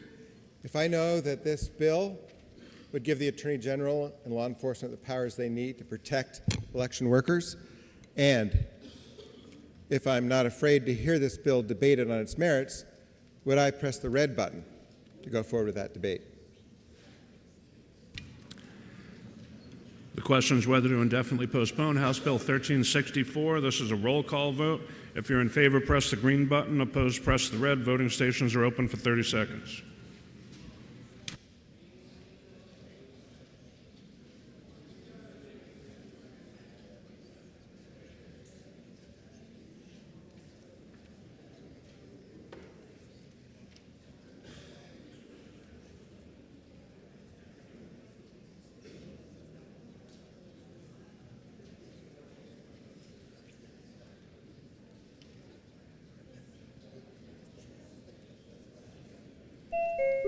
Representative Marshall.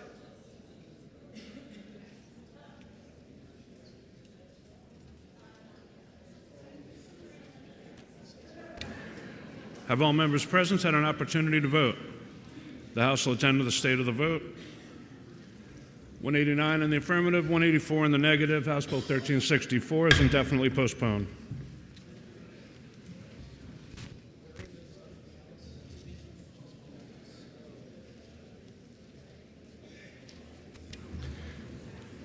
The Committee on Election Law, which has referred House Bill 1369 relative to verification of voter rolls every 4 years, comes to us without recommendation. Representative Wary moves ought to pass. This will be a division vote. Members, take your seats.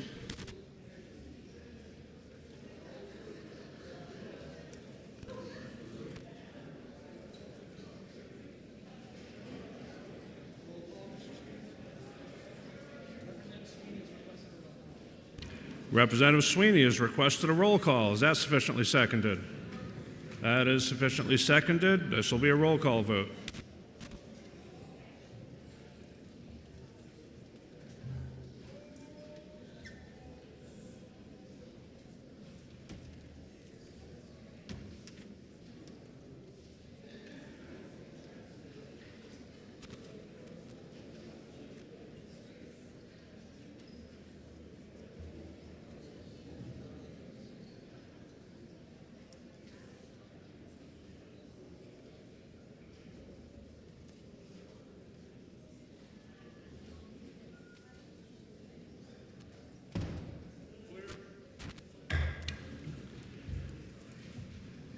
The question is the motion of ought to pass on House Bill 1369. Representative Howard's recognized for parliamentary inquiry.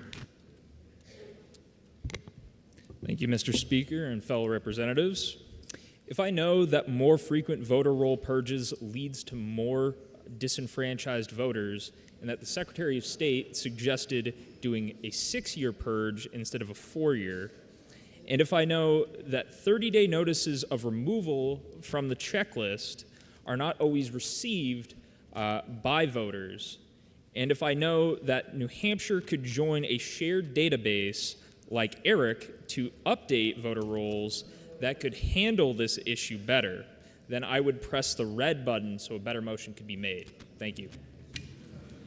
Representative Ware is recognized for parliamentary inquiry. Thank you, Mr. Speaker. Honorable colleagues, if I know that the 2021 voter verification effort removed 21% of the voter rolls, 250,000 voters, and if I know that the voter rolls from 2020 were unduly inflated and were inadequately maintained during that 10-year interval between 2011 and 2021, and if I know that a 4-year voter verification interval would prompt a more diligent and adequate maintenance of the checklist, and if I know that the proposed look-back period would capture the largest number of active voters by reviewing back through the last presidential election, would I now press the green button in support of HB 1369?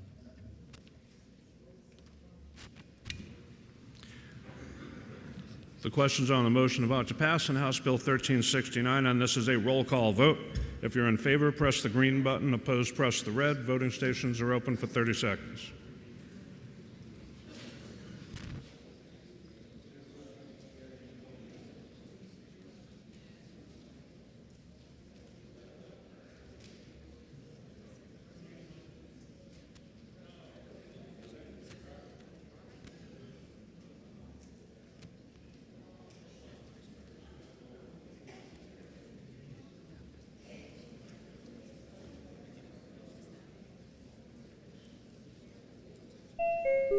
Representative Sofakidis.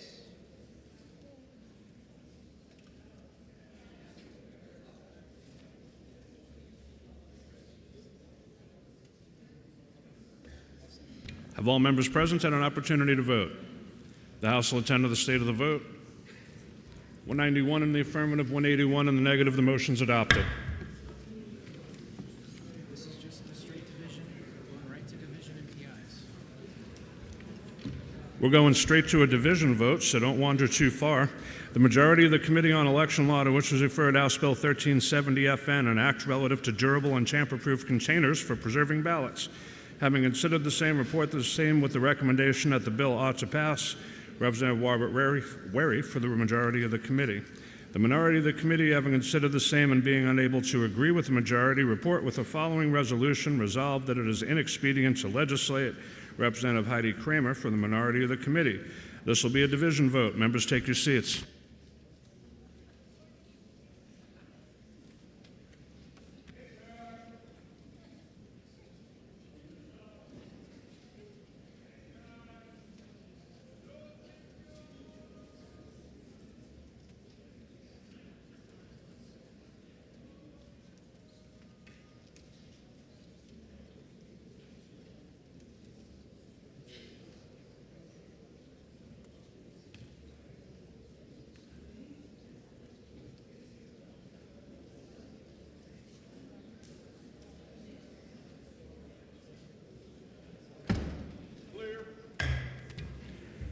The question is the motion about to pass in House Bill 1370, and this is a division vote. Representative Hamer is recognized for parliamentary inquiry.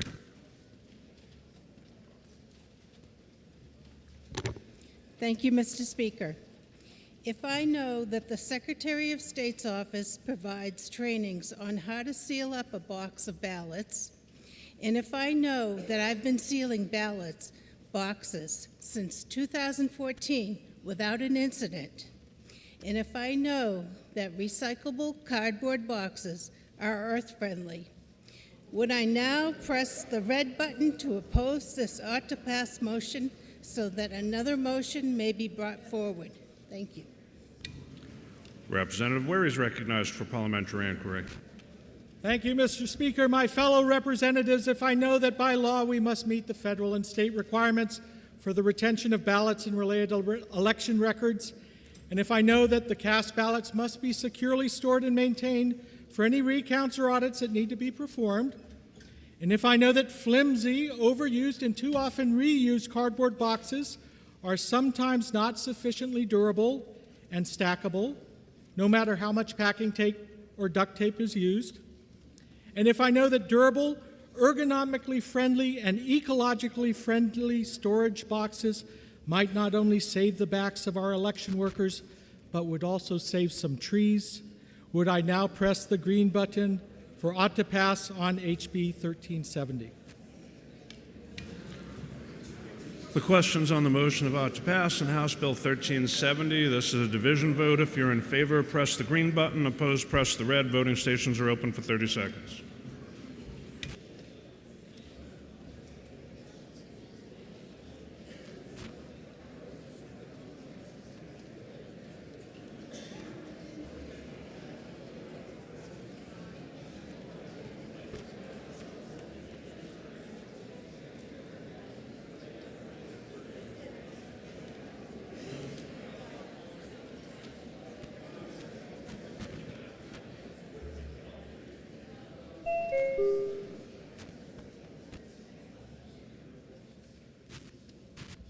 Representative Davis and Majuri.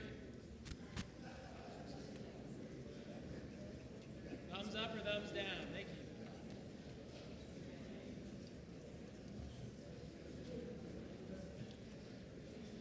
Representative Eamon Kelly.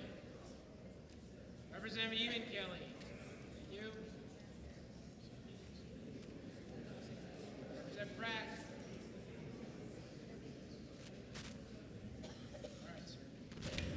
Have all members present had an opportunity to vote?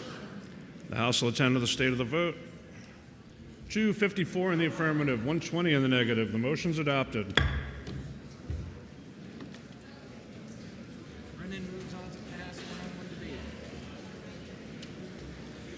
The Committee on Election Law, to which is referred House Bill 1557 FN, requiring the Secretary of State to enter into a membership agreement with the Electronic Registration Information Center, comes to us without recommendation. Representative Brennan moves ought to pass. For what reason does the member rise? Mr. Speaker, I move indefinite postpone on HB 1557. And Representative Sweeney moves that we indefinitely postpone House Bill 1557 and requested a roll call vote. Is that sufficiently seconded? That is sufficiently seconded. This will be a roll call vote. Members, take your seats.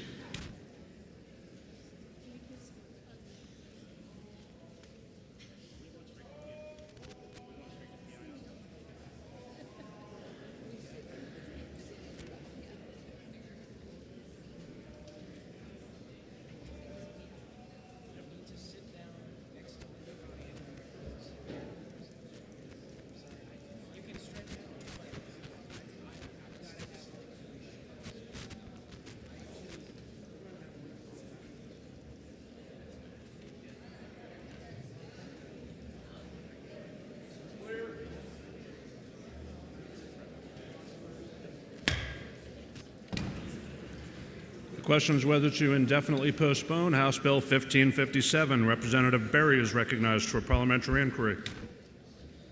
Yes, thank you, Mr. Speaker. Mr. Speaker, if I know that the Electronic Registration Information Center, or more colloquially known as ERIC, is a gross violation of New Hampshire State Constitution, Article 2B, the right to privacy, the right to private information, and I also know, Mr. Speaker, that the ERIC system requires the transmission of New Hampshire data, including the last 4 digits of a social security number, a driver's license number, a birth date, the full name, the address, and the mailing address. Would I now press the green button to support the indefinite postponement motion and protect our right to privacy?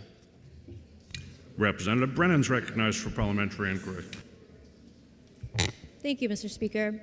If I know that opponents of ERIC have fallen victim to political games that created hyper-partisan disinformation storm, and that members in this body are smarter than that, and if I know that Granite Staters overwhelmingly support passing this bill as demonstrated in New Hampshire-specific polling, hundreds of online sign-ins, and in-person testimony, and if I know that this is an election integrity bill where we share concerns about the 10-year voter purges, have an opportunity to regularly improve our voter checklists, and we have an opportunity to hear this bill in full and have a proper debate about it, would I now press the red button?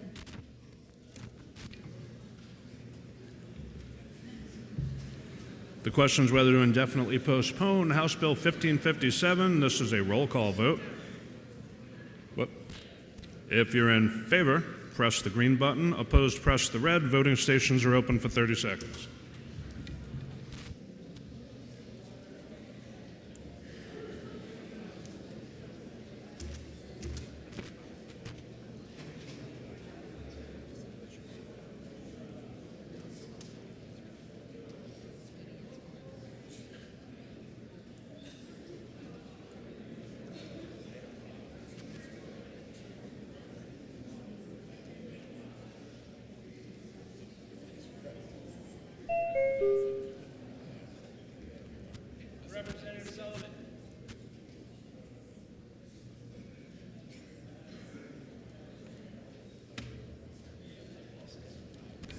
Have all members present had an opportunity to vote? The House will attend to the state of the vote. 189 in the affirmative, 185 in the negative. 1557 is indefinitely postponed.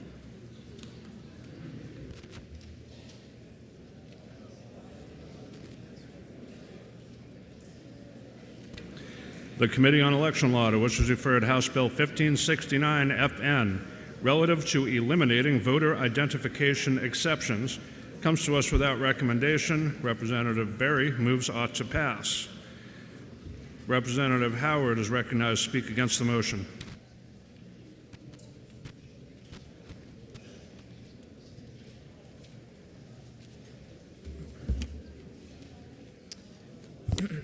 Thank you, Mr. Speaker and honorable representatives. This bill does two major things. It A, establishes a system that would allow any person to challenge another voter and thus disenfranchise them. And B, eradicates not just the ID and domicile affidavits, but all affidavits associated with voting. This would create a new voter challenge system that would allow anyone to challenge voters and provides the moderator with the sole discretion to prevent somebody from voting.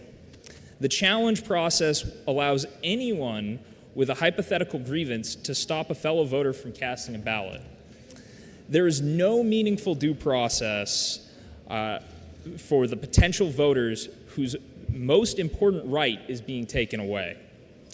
While a challenged voter has the right to dispute the challenge at one of 11 New Hampshire Superior Courts, it would be highly unlikely if a voter is able to exercise that right because, for example, if challenged, an individual who lives in Pittsburgh would have to travel an hour to the court in Lancaster.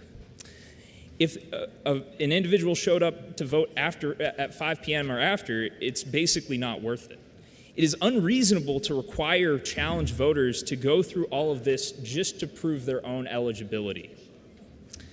Ironically, the challenge system relies on an affidavit, on the affidavit of the challenger.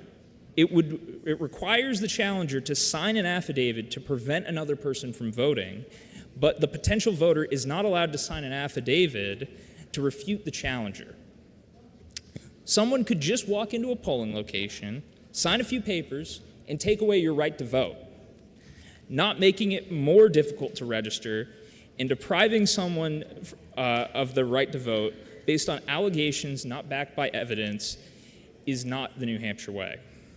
Secondly, the eradication of all affidavits will disenfranchise many New Hampshire citizens, Republicans, Democrats, and independents. Currently, when registering to vote, voters are asked to provide proof of identity, age, domicile, and citizenship. If they are registering and lack documentation for any of those, they are able to sign an affidavit, then register and cast a ballot. When voters are signing a voting affidavit, they swear under the oath to its veracity. If false, they face a fine of up to $5,000 and a year in jail. The documents required by this legislation are expensive and take a lengthy time to procure. Passports take about 9 weeks and cost about $130. Birth certificates have different costs from state to state and can take weeks to obtain and can be difficult for many people who are unsure about the state that they were born in, while naturalization papers can cost well over $500 and take months to obtain. College students, houseless people, seniors, new Americans, and military members will be adversely affected by this bill. If passed, this would violate the federal requirement for provisional voting that was introduced in Section 302 of the Help America Vote Act by failing to fulfill the required provisional options.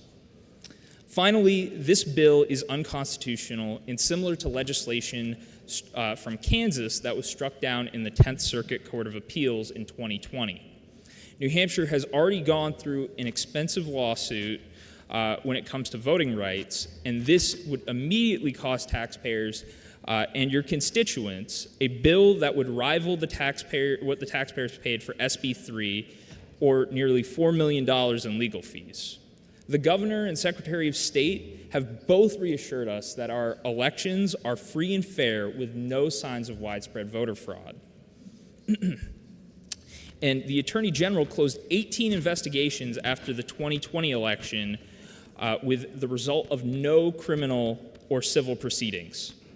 Instances of voter fraud in New Hampshire are negligible, and a UNH survey showed that 92% of New Hampshire voters have confidence in the outcome of the 2022 election. Yet this bill upends our same-day registration system by eliminating the affidavit system that has worked well for decades.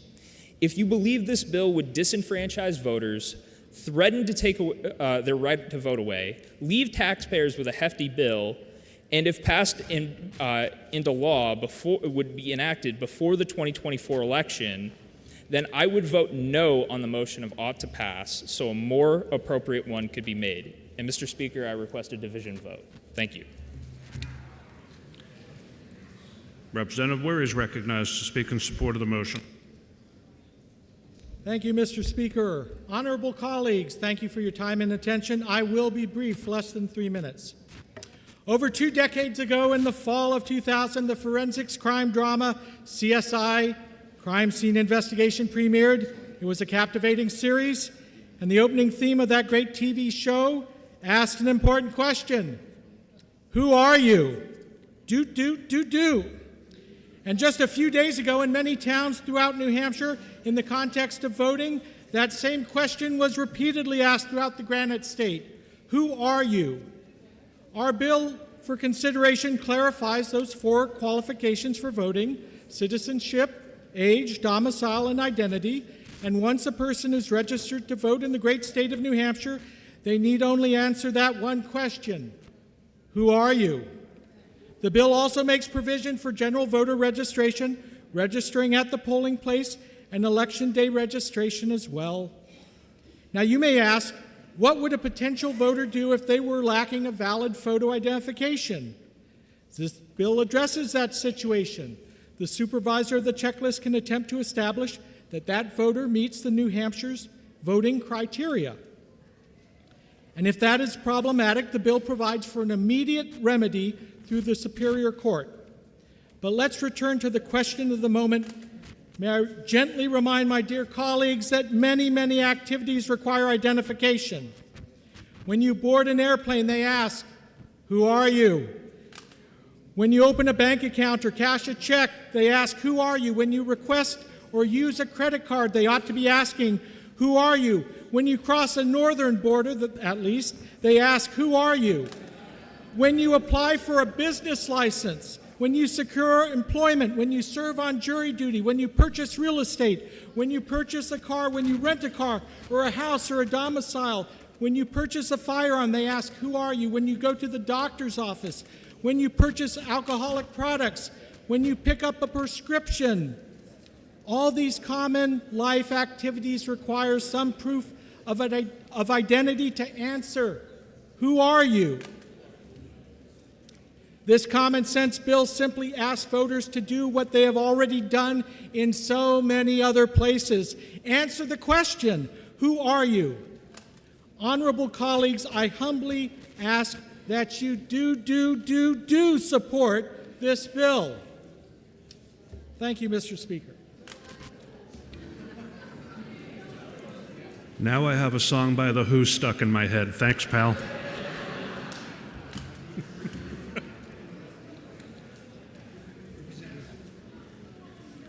The question is on the motion about to pass in House Bill 1569. Representative Hull requests a roll call vote. Is that sufficiently seconded? Doesn't look sufficiently seconded. This will be a division vote. Requested by... Who asked me for a division vote? Representative Howard asked for a division vote, right? Division. Members, take your seats.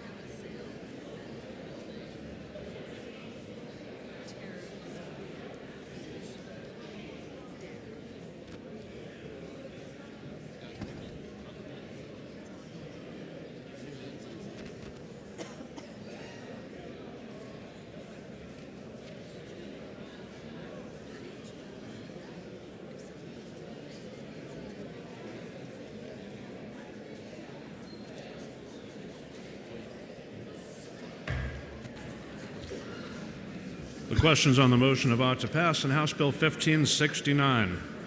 Representative Lane is recognized for parliamentary inquiry.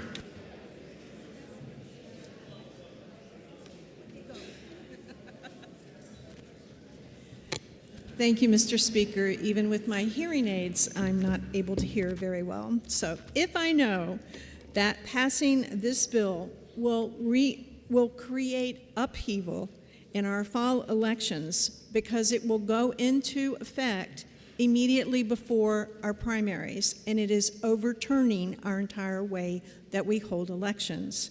And if I know that this bill is unconstitutional and will spawn expensive litigation, and if I know that this bill will take away our most important right, the right to vote, from thousands of New Hampshire citizens, then would I press the red button to oppose disenfranchising those thousands of voters based on no evidence of widespread fraud under our current system. Thank you. Representative Berry is recognized for parliamentary inquiry. Thank you, Mr. Speaker. If I agree, Mr. Speaker, that this bill will cause upheaval of joy as New Hampshire finally joins the rest of the country in having voter ID, a policy that, Mr. Speaker, I believe over 70% of Granite Staters support, including 50% of registered Democrats. Mr. Speaker, if I know that this weekend is St. Patrick's Day, would I look down, think about this division vote, and hit that green button? The question's on the motion about to pass in House Bill 1569. This is a division vote. If you're in favor, press the green button. Opposed, press the red. Voting stations are open for 30 seconds.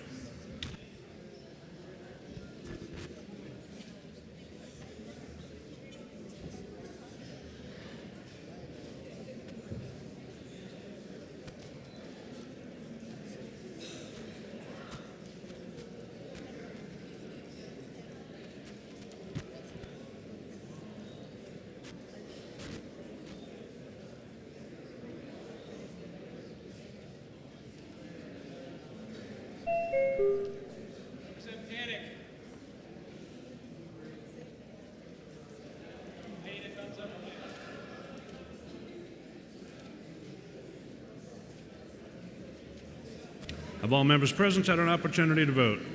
The House will attend to the state of the vote. 189 in the affirmative, 185 in the negative. The motion is adopted.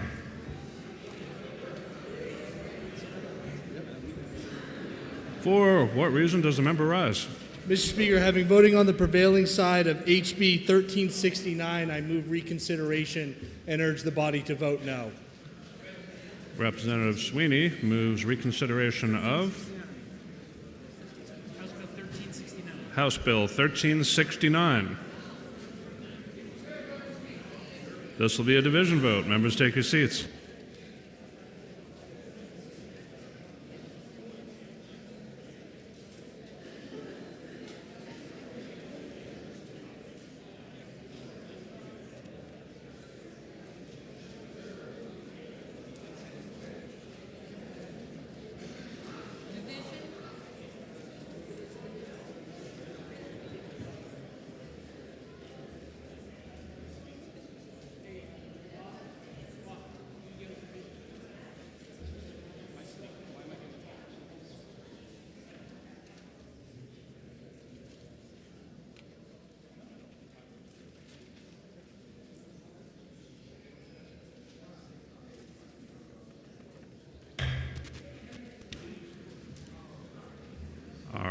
Members should be in their seats. The question is whether to reconsider House Bill 1369. This is a division vote. If you're in favor, press the green button. Opposed, press the red. Voting stations are open for 30 seconds.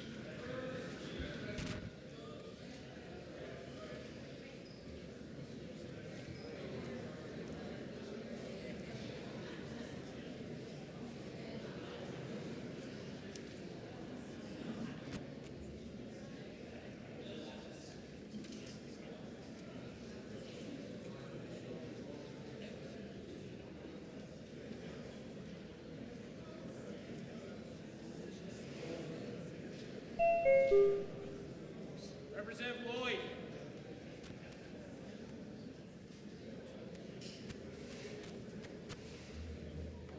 Have all members present had an opportunity to vote? The House will attend to the state of the vote. 185 in the affirmative, 189 in the negative. Reconsideration fails. Welcome back. For what reason does the member rise? Thank you, Mr. Speaker. Having voting on the prevailing side of HB 1569, I move reconsideration and urge the body to vote no. 1569. Representative Sweeney moves reconsideration on House Bill 1569. Division. This will be a division vote. Members, take your seats.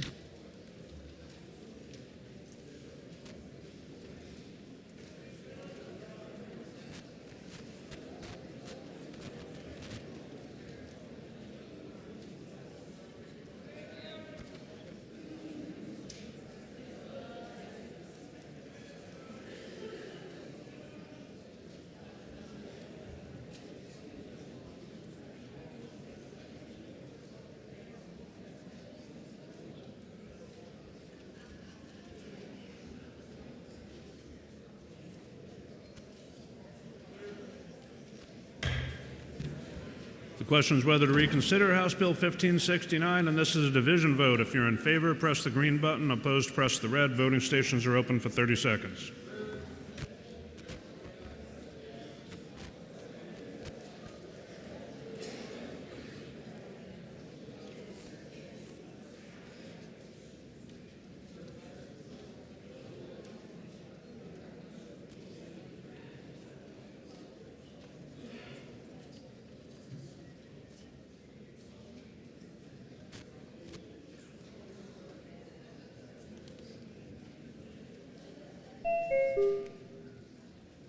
Representative Bodwin.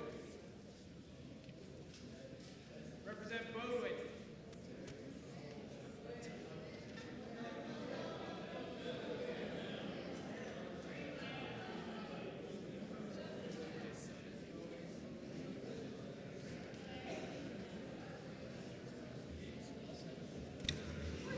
Have all members present had an opportunity to vote? The House will attend to the state of the vote. 186 in the affirmative, 188 in the negative. Reconsideration fails. All right, we're going to do a reconsideration.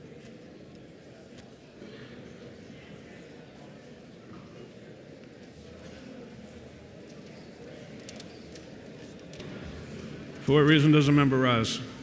To make a motion. A motion? Okay. Being on the prevailing side of HB 1029, I'd like to reconsider that. Okay, Representative Sellers moves that we reconsider House Bill 1029. This was acted on last week. This was last week. Oh, okay. Served notice last Friday. Okay, served notice last Friday. This is from last week.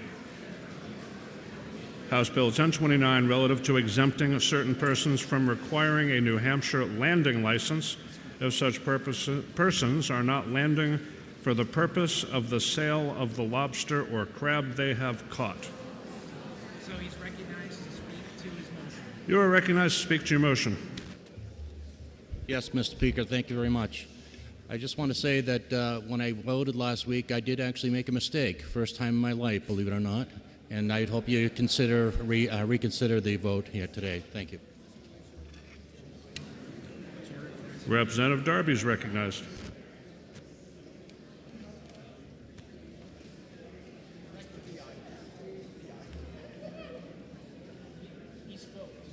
No, I only want to do PI. Yes.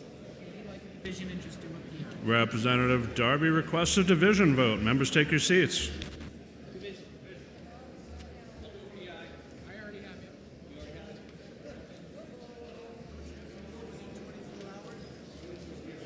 Gave the notice.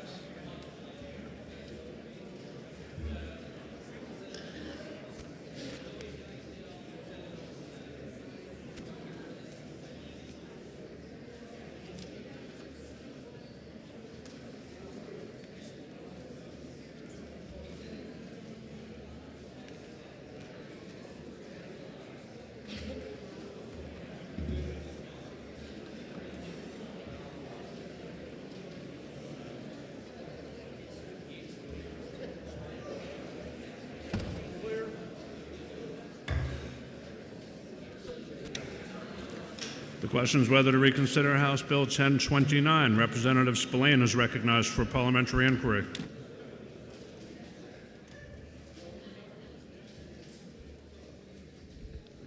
Thank you, Mr. Speaker. If I know that some people were unaware of the fact that the Atlantic Commission actually does not mandate the reporting of data, but it's just a suggestion, and that the landing license actually has no tie into the way that that data is collected by Fish and Game, that the data is actually voluntarily submitted and can still be voluntarily submitted if we don't charge people $50 for bringing the lobsters or crabs to shore on a boat.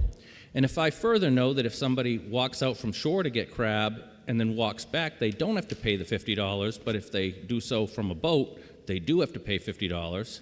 And if I further know that if somebody does it on Route 93 and comes up, they don't have to pay the $50, but if they come in on a boat, they have to do $50, would I now press green to allow reconsideration so that several members who did not know this information could now make the correct choice and try to send this bill over to the other body where another public hearing could flesh out all of the complications? Representative Darby is recognized for parliamentary inquiry. Thank you, Mr. Speaker. Mr. Speaker, if I knew that we extensively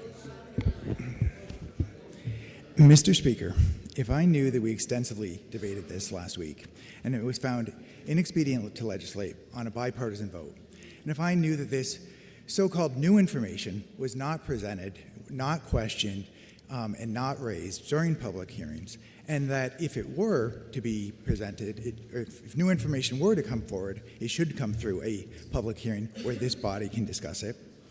And if I knew that neither New Hampshire Fish and Game, who manages the valuable lobster fishery, nor New Hampshire lobstermen, including the Yankee Fishermen's Cooperative, who both oppose this bill, want this vote reconsidered.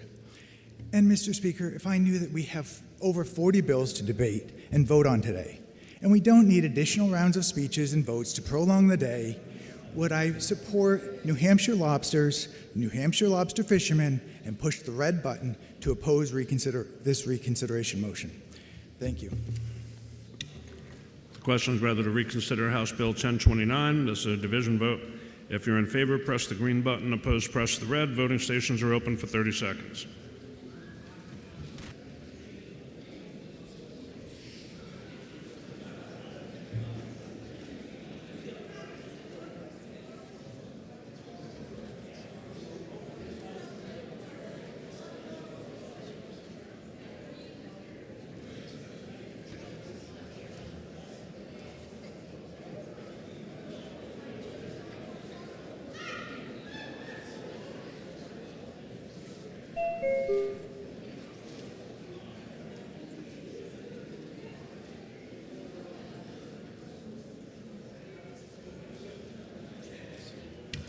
Have all members present had an opportunity to vote? The House will attend to the state of the vote. 176 in the affirmative, 193 in the negative. Reconsideration fails.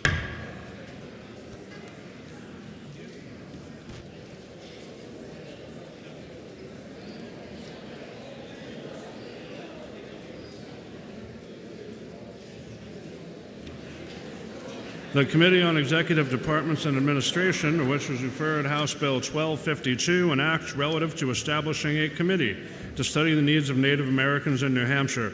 Having considered the same, report the same with the recommendation that the bill ought to pass. Representative Jack Grota for the committee. The questions on the committee report of ought to pass. You ready for the question? All those in favor say aye. Aye. All those opposed, nay. The ayes have it, and the report is adopted.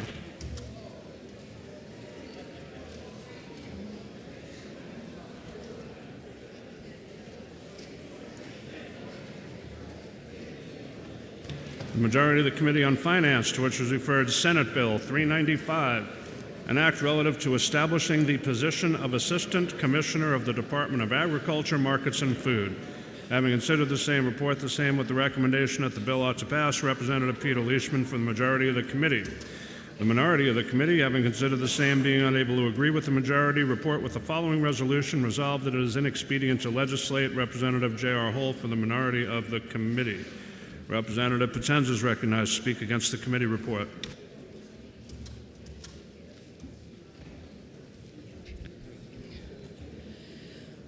Thank you, honorable members. I rise today to speak against the ought to pass for SB 395 for several reasons. All of New Hampshire citizens have been having to work extra hard in these difficult times when everything costs more. I am sure many of us in here and our constituents would like to have an assistant to help them in their daily work. Unfortunately, that is not possible or practical. As you may or may not know, the Department of Agriculture is ending the organic program in April due to staffing issues and the high cost to run the program.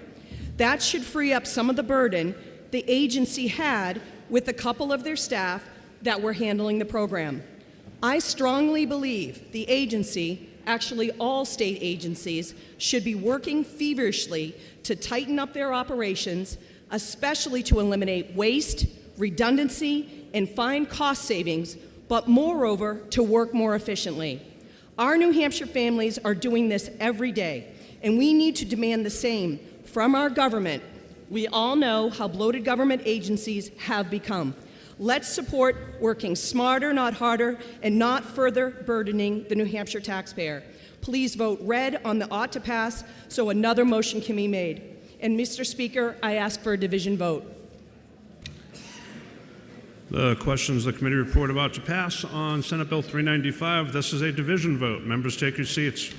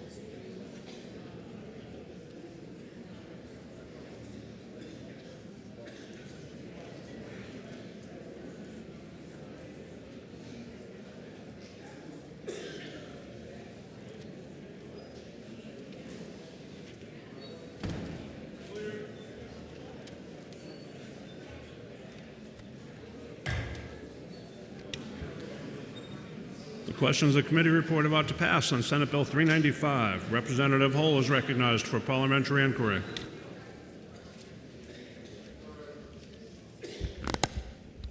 Thank you, Mr. Speaker. I know that this is a Senate bill that's being pushed through pretty quickly while we're busy dealing with House bills. If I know that this is on a rocket docket of some type because the position was accounted for in HB2 or HB1 last year financially, but not in HB2. But if I know the position creates a third senior management position in the Department of Ag with a minimum salary of $87,000 and a potential salary of $121,000, resulting in a $500,000 cost, potentially including benefits over the next 3 years for this department. If I know that the current budget for this department is just over $2.8 million and has 51 positions, and that we don't need yet one more senior management person, would I vote no on the ought-to-pass motion so another motion could be brought up? Representative Leishman is recognized for parliamentary inquiry. Thank you, Mr. Speaker. If I know this position was in fact in the budget as far as a budget line item, however, through no oversight of the Finance Committee, the language supporting that position was not included. And if I know after a thorough review by the Finance Committee, we voted 20-2 to support this, wouldn't I press the green button, Mr. Speaker? The question is the committee report about to pass on Senate Bill 395, and this is a division vote. If you're in favor, press the green button. Opposed, press the red. Voting stations are open for 30 seconds.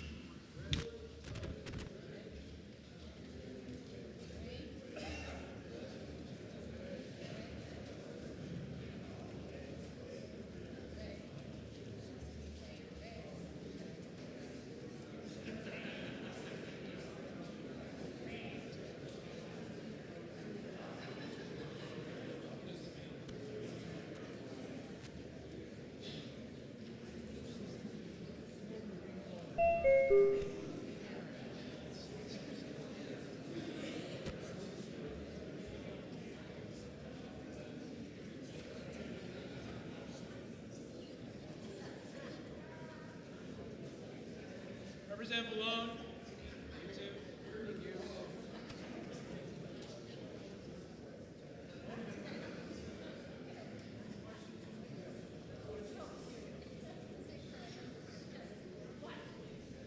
Representative Reynolds. Thank you.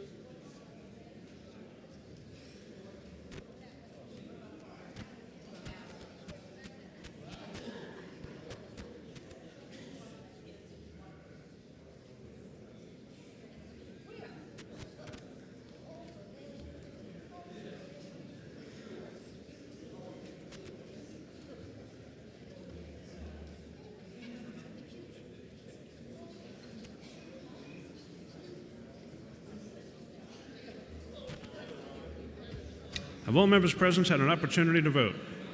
The House will attend to the state of the vote. 213 in the affirmative, 136 in the negative. The report is adopted.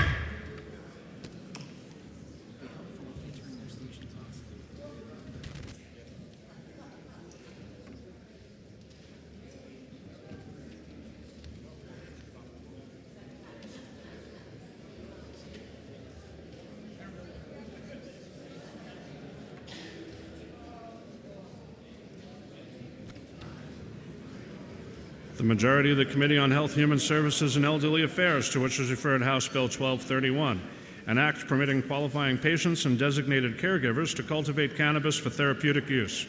Having considered the same, report the same with the following amendment and the recommendation that the bill ought to pass with amendment. Representative Joe Shapiro for the majority of the committee. The minority of the committee, having considered the same, being unable to agree with the majority, report with the following resolution: resolved that it is inexpedient to legislate. Representative David Nagel for the minority.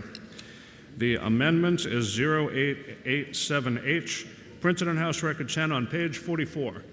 The question's on the amendment. You ready for the question? All those in favor say aye. Aye. All those opposed, nay. No. The ayes have it, and the amendment's adopted. The question now is on the motion of ought to pass. Are you?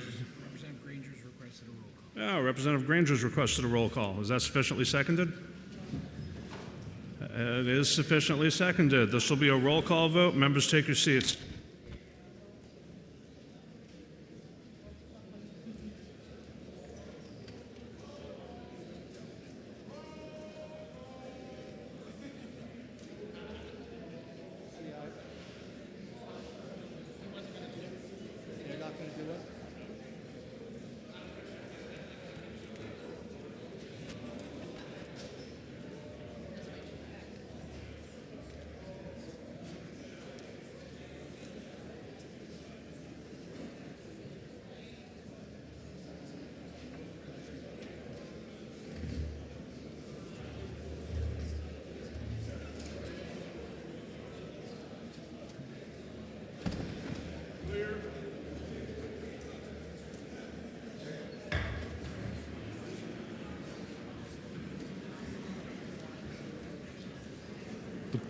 The questions on the Majority Committee report ought to pass with amendment on House Bill 1231, and this is a roll call vote. If you are in favor, press the green button. If you're opposed, press the red. Voting stations are open for 30 seconds.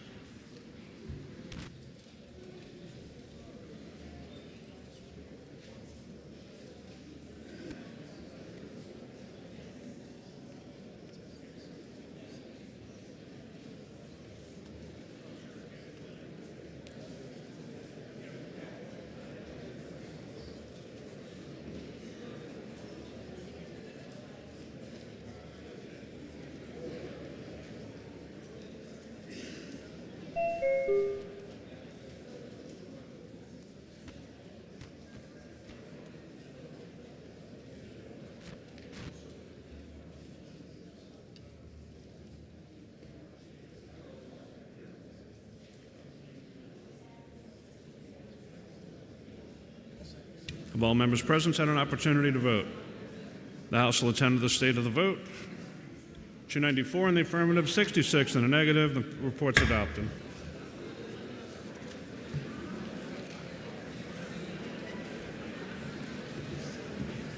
The Committee on Legislative Administration, which is referred House Resolution 25, an act resolving to return to the historical intent of the express trust indenture, the New Hampshire Constitution, specifically Part 1, Article 2, and Part 2, Article 32. Having considered the same, report the same with the recommendation that the bill be referred for interim study. Representative Nikki McCarter for the committee. The questions on the report of interim study. Are you ready for the question? All those in favor say aye. Aye. All those opposed, nay. No. The ayes have it, and the report is adopted.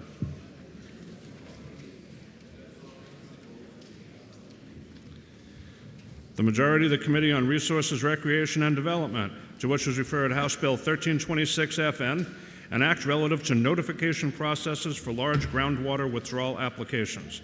Having considered the same, report the same with the following resolution. Resolved that it is inexpedient to legislate. Representative Will Darby from the majority of the committee. The minority of the committee, having considered the same and being unable to agree with the majority, report with the following amendment and the recommendation that the bill ought to pass with amendment. Representative Andrew Ronzullo for the minority of the committee. The question is on the majority committee report of inexpedient to legislate. Be ready for the question. All those in favor say aye.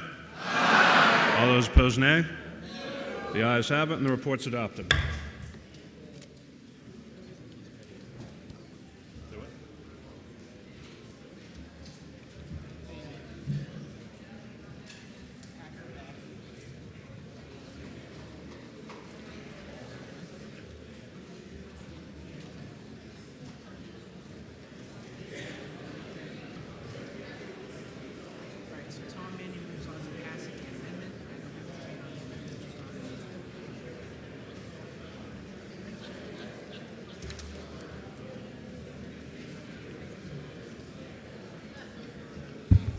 Committee on State and Federal Relations, Veterans Affairs, to which is referred House Bill 1156, relative to public health, safety, and state sovereignty. Comes without recommendation. Representative Tom Mannion moves ought to pass. Offers floor amendment 0582H, printed in House Record 10, page 43 through 44. The question is on the amendment. All those in favor say aye. Aye. Those opposed, nay.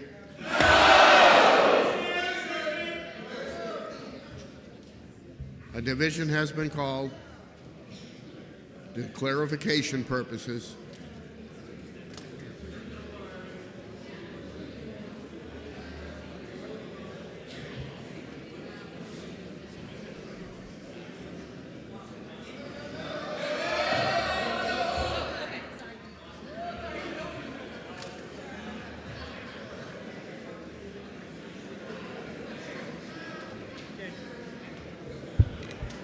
All right, the motion before us is a division vote on the amendment, which was unclear who won. So, if you're in favor, you'll press the green button. If you're opposed, you'll press the red button. Voting stations are open for 30 seconds.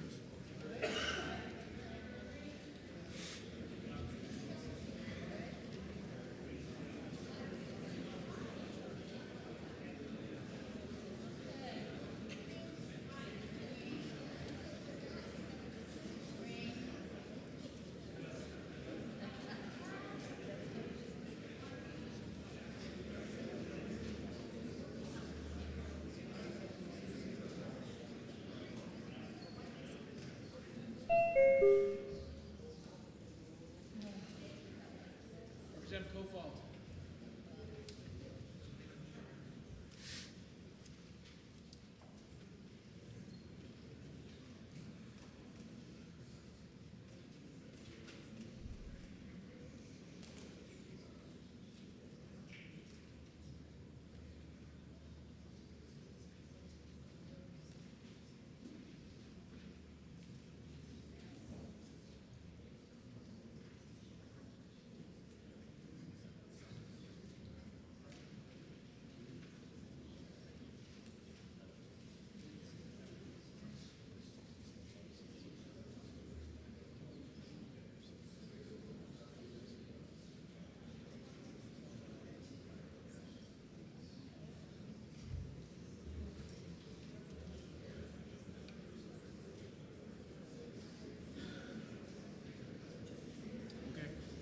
All members present had an opportunity to vote. House will tend to state of the vote.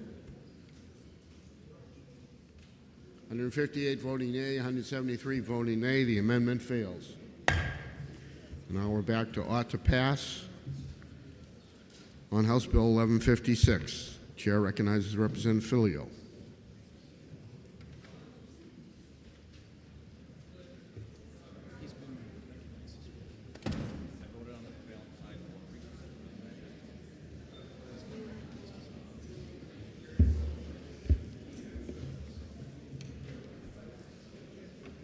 Mr. Speaker, I rise in opposition to HB 1156 and urge my colleagues to likewise oppose this OTP motion. My opposition stems from 3 points. The bill seeks to solve an improbable problem. The bill goes too far in addressing a narrow grievance. And finally, the bill violates our most sacred free speech rights. First, the bill seeks to solve an improbable problem. The bill seeks to ensure the World Health Organization shall have no jurisdiction in New Hampshire. And a loss of sovereignty is a natural concern. We do things well here in the Granite State, but how would this loss of sovereignty occur? In committee, we heard testimony about the Pandemic Prevention, Preparedness, and Response Accord, a World Health Organization agreement regarding pandemic prevention and response. The treaty's terms explicitly addressed state sovereignty, saying states have, in accordance with the Charter of the United Nations and the general principles of international law, the sovereign right to legislate and implement legislation in pursuance of their health policies. That level of protection might be unconvincing. And if so, recall that 2/3 of the federal Senate must give advice and consent before a treaty's ratification.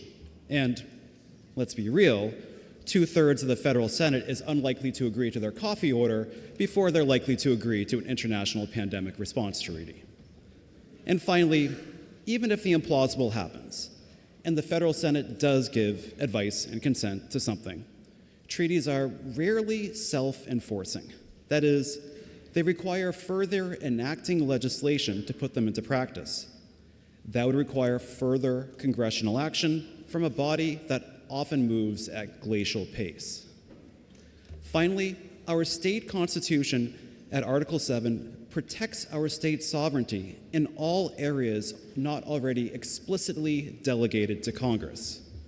And while there's complex constitutional arguments to be had here, were Congress to enact legislation abrogating individual state sovereignty, it's hard to see that surviving any type of judicial scrutiny. All this to say, World Health Organization officers in Keene or Laconia or Portsmouth or elsewhere won't be happening. State and U.S. law doesn't provide a means for it. Thus, this bill, while well-intentioned, may chase windmills. My second point of opposition is that the bill goes too far in addressing a narrow grievance. The bill focuses on the World Health Organization, or alternatively, the Centers for Disease Control. And perhaps that's natural, given our recent shared experience in the World Health Organization and the CDC being in headlines as we all grappled with an unprecedented global pandemic. The World Health Organization and CDC recommendations about COVID undoubtedly struck some as unnecessary and excessive. Others may have found them as coming up short, but what's important is the World Health Organization and CDC's work extends well beyond pandemic preparedness. The World Health Organization recommends that all those at high risk for HIV consider regular testing and consider pre-exposure prophylaxis. The World Health Organization recommends early initiation of breastfeeding and says breastfeeding is a vital part of infant nutrition. And the World Health Organization recommends raw mercury be limited to less than 1 microgram per liter of fresh water. Of course, this list could go on and on, as World Health Organization and CDC recommendations touch upon every area of our health.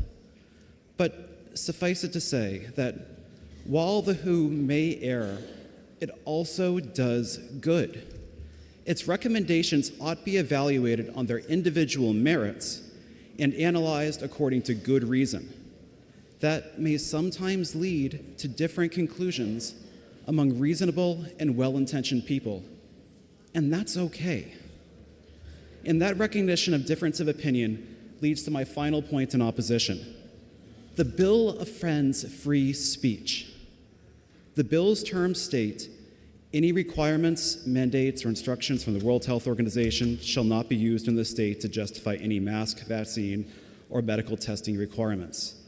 Thus, the bill seeks to eliminate from public debate and consideration a viewpoint and ideas, which some may find to be offensive or wrong, as the bill forbids World Health Organization recommendations from being used to justify health requirements. Now, imagine the situation this creates. If a local school board member mentions the World Health Organization when debating a proposal, that board member has probably done something wrong.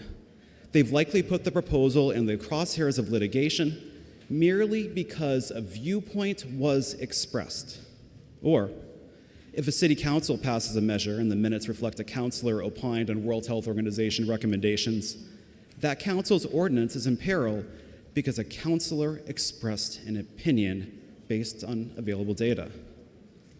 Recall that Article 22 of our state constitution says that free speech and liberty of the press are essential to the security and freedom in a state. They ought, therefore, to be inviolably preserved. That's a huge undertaking, and often a difficult one. Indeed, the late Supreme Court Justice Louis Brandeis, a titan of free speech jurisprudence, said the cure to speech is more speech, not enforced silence.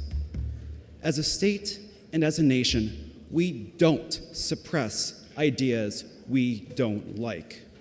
We don't remove them from public debate and consideration simply because we disagree or find them offensive.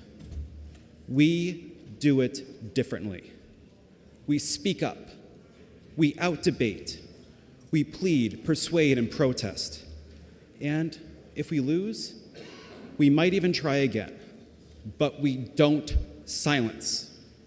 So here, rather than whole-scale stopping the school board member or local councilman from citing the World Health Organization, the notion of free speech demands a different outcome. Defeat those ideas at the lectern. Convince others to your side, and may the best ideas win. And ultimately, that's the hard, painful work of free speech, because it doesn't ask us to protect the ideas with which we agree. That's the easy part. Rather, free speech asks us to protect the ideas we loathe, those that rile us to our core, because ultimately, those ideas have value too in a marketplace of ideas. Voltaire once said, as paraphrased by one of our esteemed colleagues earlier today, "I may not agree with what you say, but I will defend to the death your right to say it." It remains true now, whether hundreds of minutes or hundreds of years later. And thus, Mr. Speaker, I urge the body to press the red button on this OTP motion because the bill addresses an improbable problem. The bill goes too far in addressing a narrow grievance, and because the bill tramples on the essence of free speech, the protection of the ideas we hate. May the cacophony of debate live on, and may we all be offended by free speech.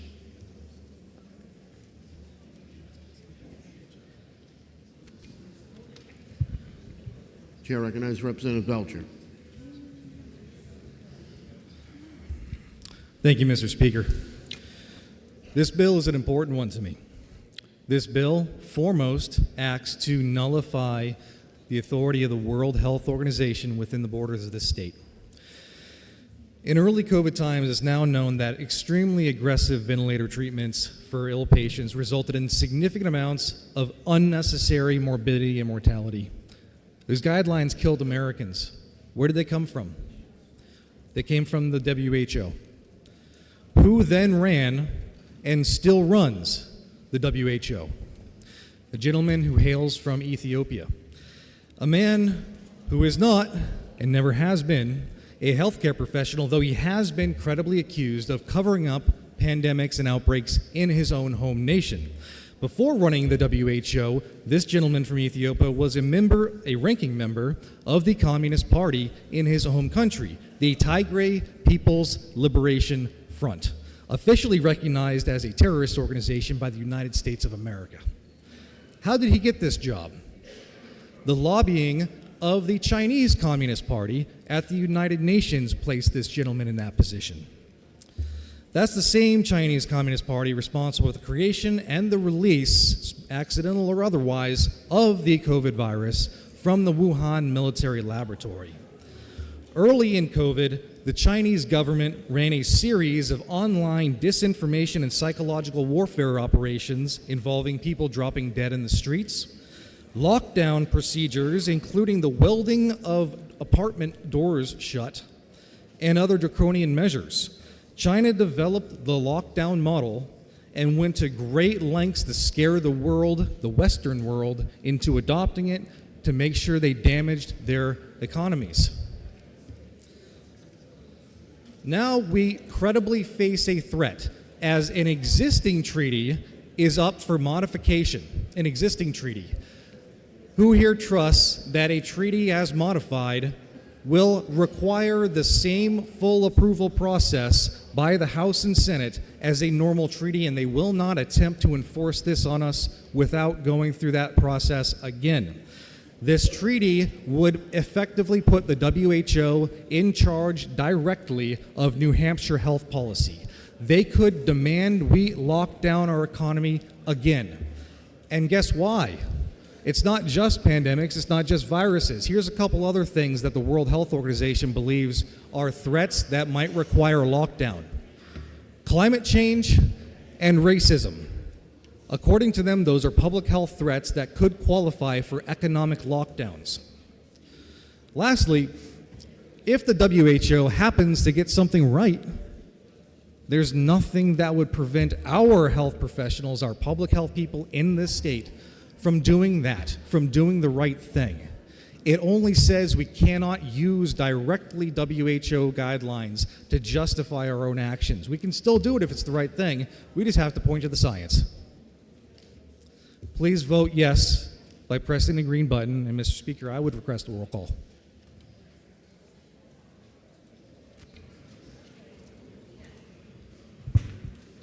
For what reason, Member Rise?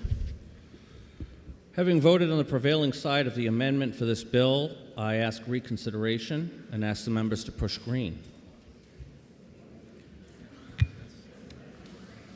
The motion Yes, the amendment. The motion before us is reconsideration on the vote on the amendment.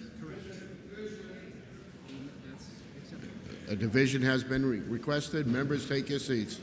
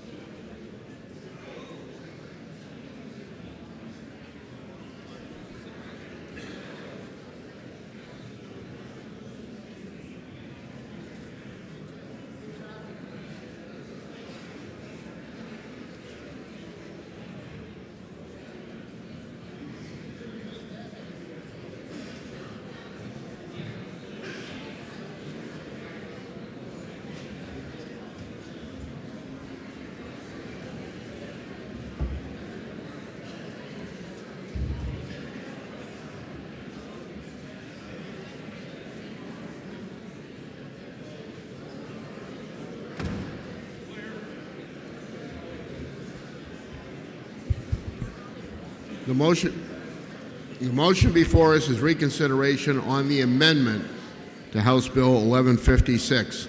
This is going to be a division vote. If you're in favor, you'll press the green button. If you're opposed, you'll press the red button.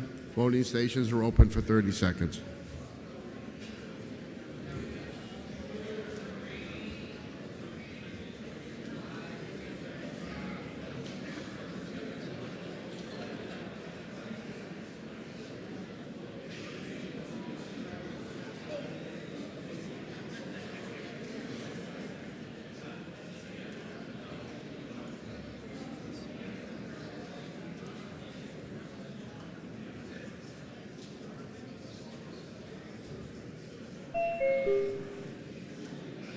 Representative Toll.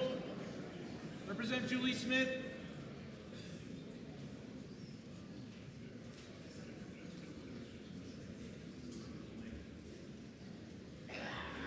Representative Spear.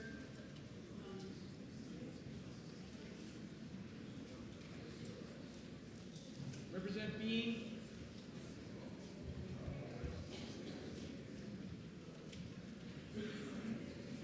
Representative Euler.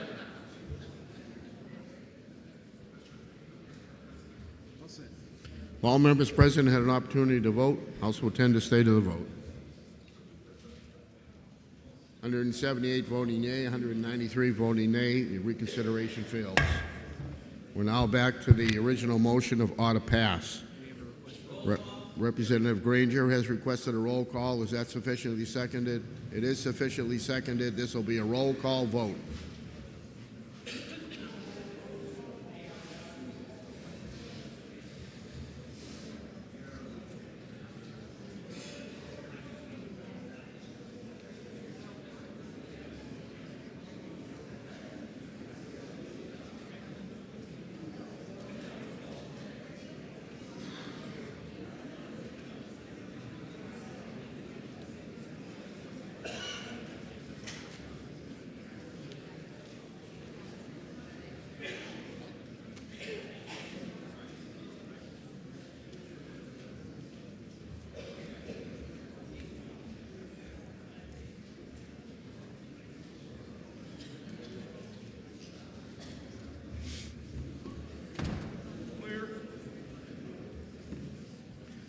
Motion before us is ought to pass on House Bill 1156. This is a roll call vote. Chair recognizes Representative Massimilla for a parliamentary inquiry.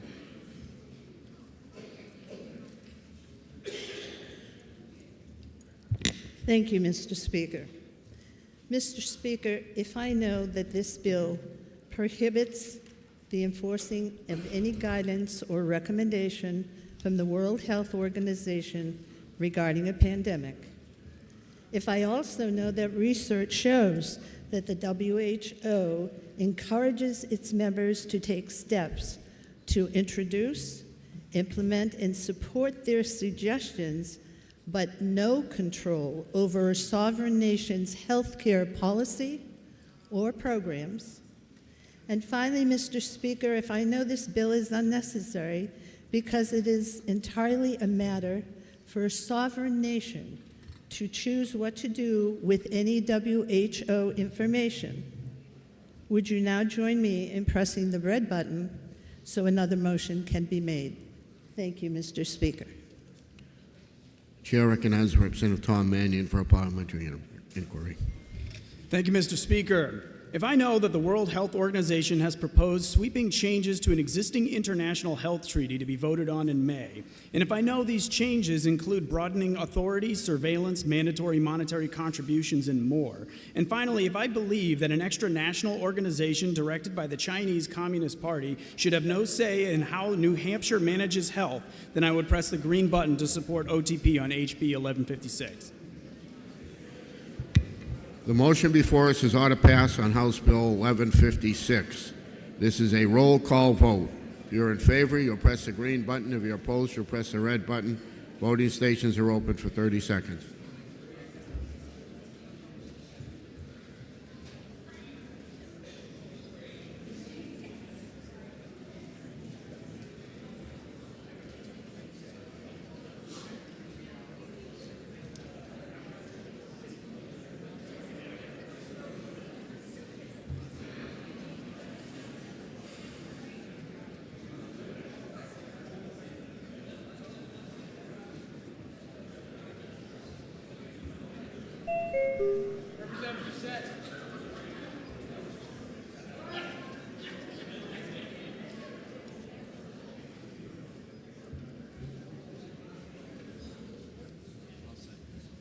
While all members present have an opportunity to vote, House will attend to state of the vote.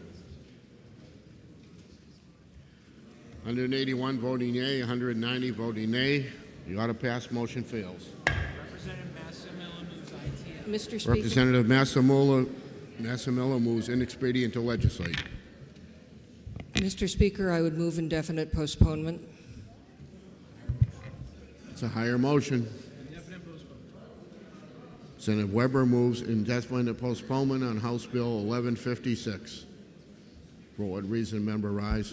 For a motion of higher priority. State Table. your motion. Table? Yes.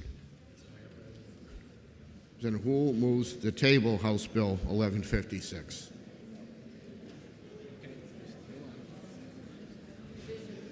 Hold on a second. Go ahead, Gene. All right, go ahead and put the table on. Close it. Did you not close it out or what? Okay, close it. All right. So close the vote.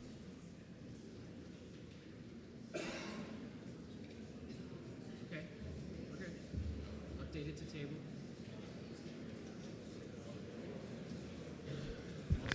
There we go. The motion before us. Division vote. Members should. The motion before us is to table House Bill 1156. This is a division vote. If you're in favor, you'll press the green button. If you're opposed, you'll press the red button. Voting stations are open for 30 seconds.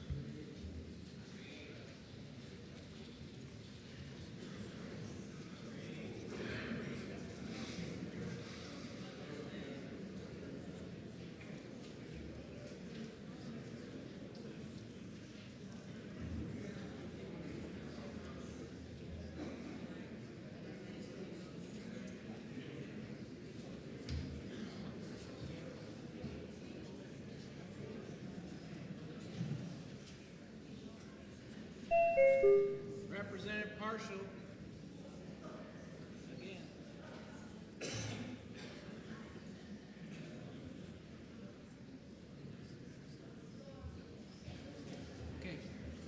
All members present had an opportunity to vote.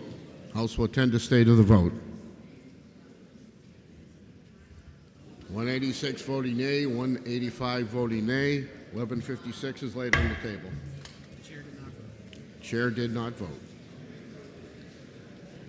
Okay, Seibert moves on to pass. Committee on State and Federal Relations and Veterans Affairs, to which was referred to H.R. 23, calling upon New Hampshire congressional delegation to support a national universal health insurance program. Representative Seibert moves ought to pass. Chair recognizes Representative Moffett.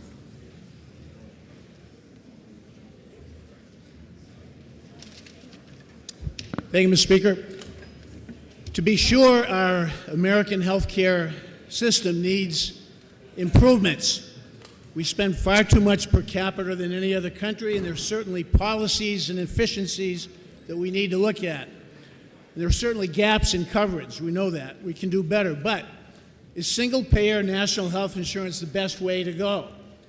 Just look at the countries that have that have gone there. Some have had experiences better than others, but all too often they end up with lower quality health care, especially if health care providers receive inadequate reimbursement. Also, under such systems, people lose their choices. They lose choice when they go to single payer in these other countries. And a lack of competition and a lack of choice lessens the pressures on providers to perform or to innovate. Rationing is commonplace in many of these countries. We just have to look where this has been tried and what's happened time and time again. We've all heard the horror stories, and they're real, of people who died in these other countries waiting for treatment because they couldn't get scheduled. Tellingly, countless people from other countries with national health insurance come to America. They come here from these other countries that have national insurance, and they're in line, they can't get help for important treatments. They come here. And with our current open borders, we have millions of people busting in here and overwhelming what we currently have in terms of emergency room treatment. And yet many of the proponents of national health insurance want to include undocumented migrants in this plan. That is a sure way to overwhelm what's already a system that's stressed. So, poll after poll shows a majority of Americans to be satisfied with the plans they have in place. I am, and probably most of you are. So why do we want to change that drastically? Like I said, the things need attention, but we need to revamp. We don't need to replace our current healthcare structure. Thank you, Mr. Speaker. Chair recognizes Representative Lamontagne.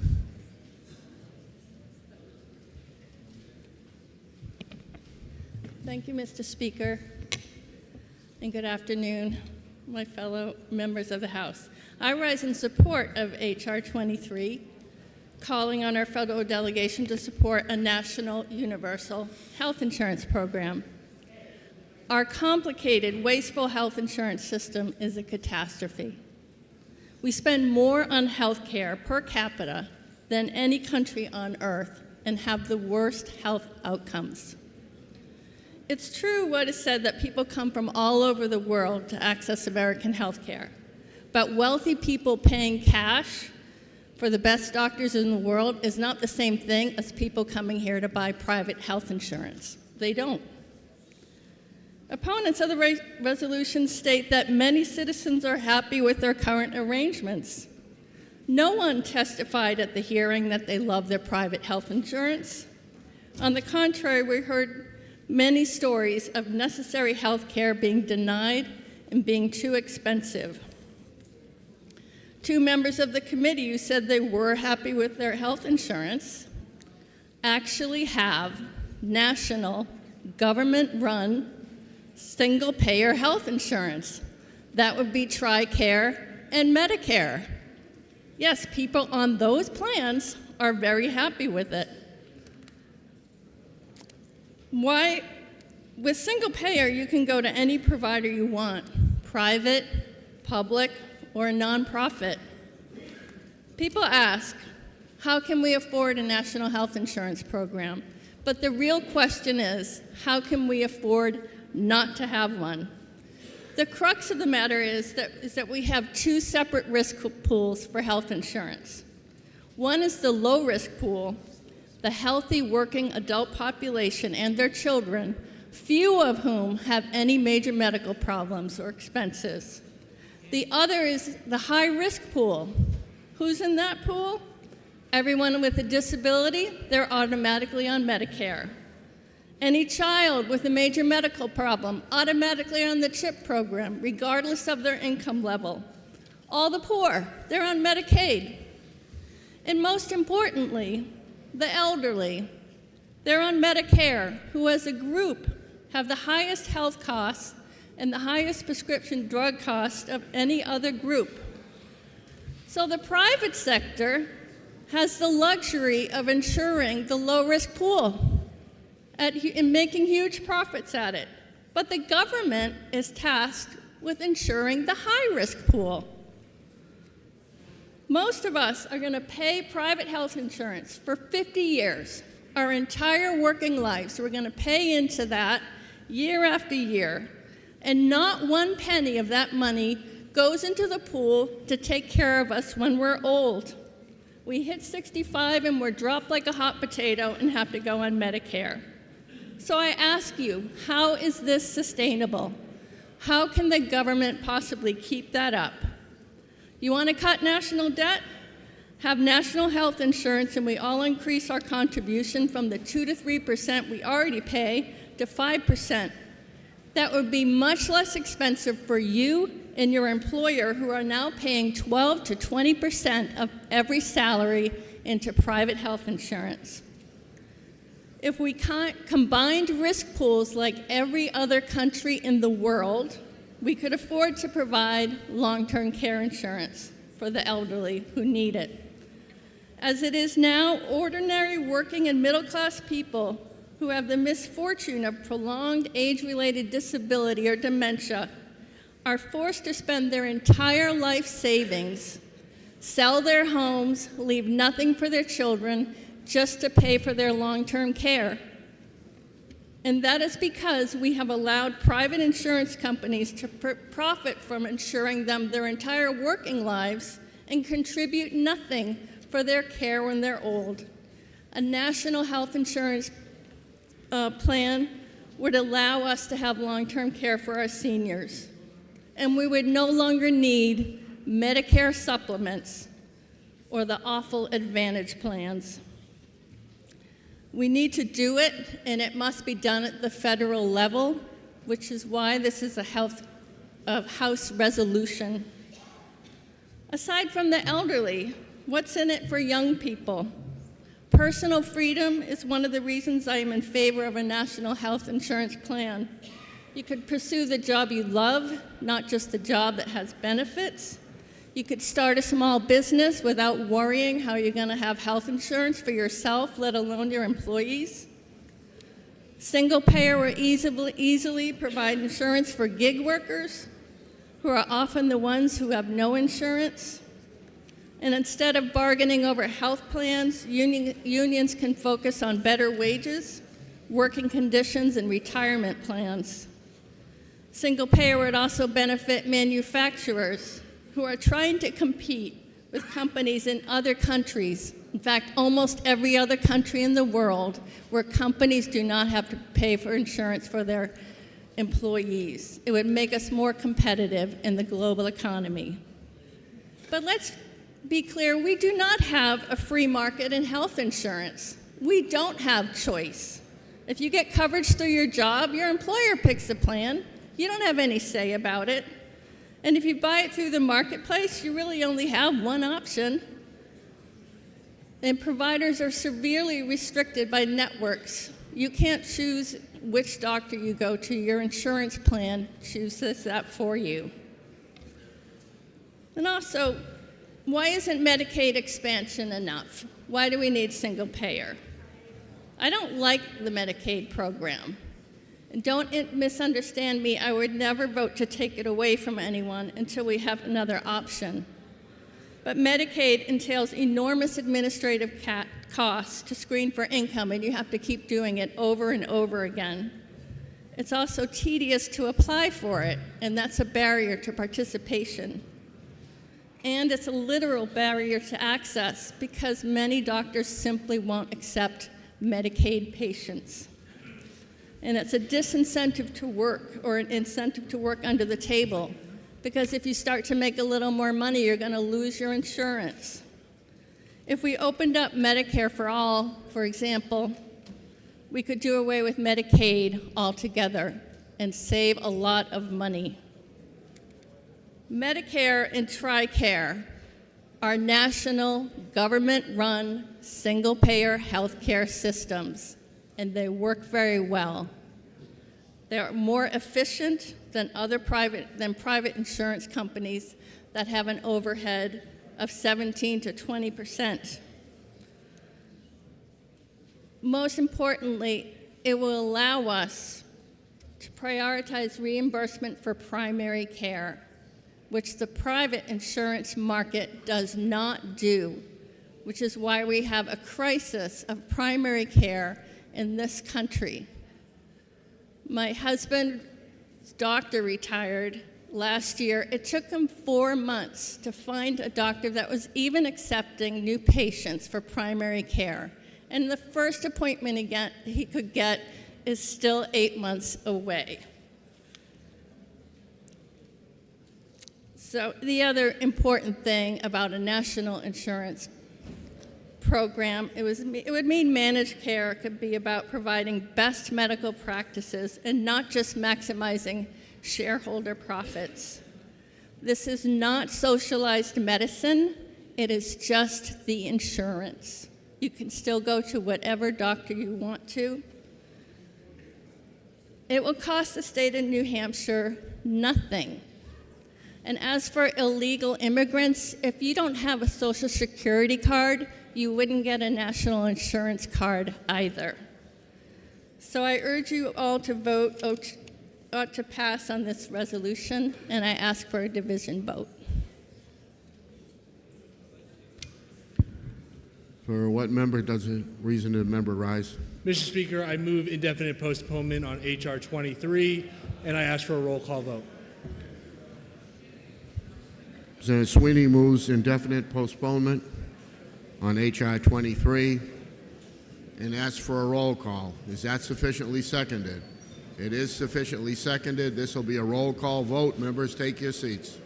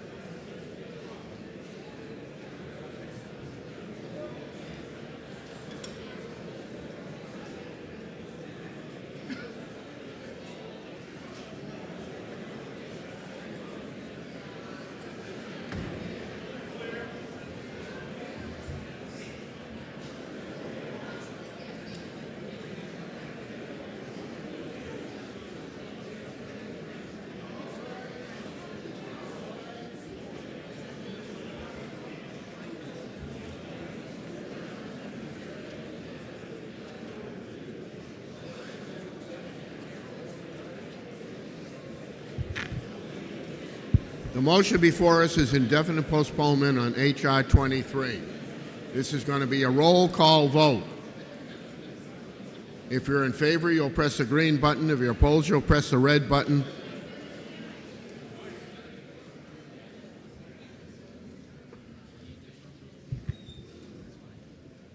Okay.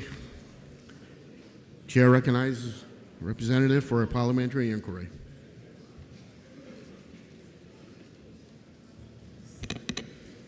Thank you, Mr. Speaker.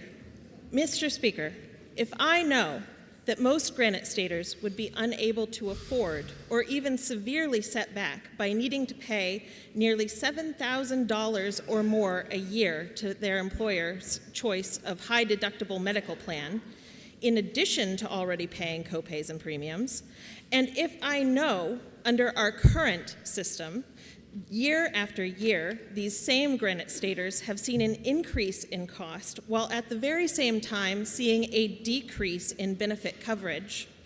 And if I also know that we as a country are fully capable of figuring out a unique system that works for us, regardless of what other countries have already done. And finally, Mr. Speaker, if I know that preventative health care has been shown to not only lengthen lives, but also decrease health care costs over time, would I press the red button to overturn this indefinite postponement motion and allow another motion to be made so that hopefully New Hampshire can send a strongly worded message to our federal government that our state expects a solution to be found? Thank you.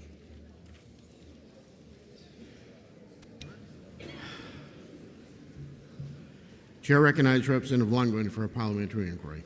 Thank you, Mr. Speaker.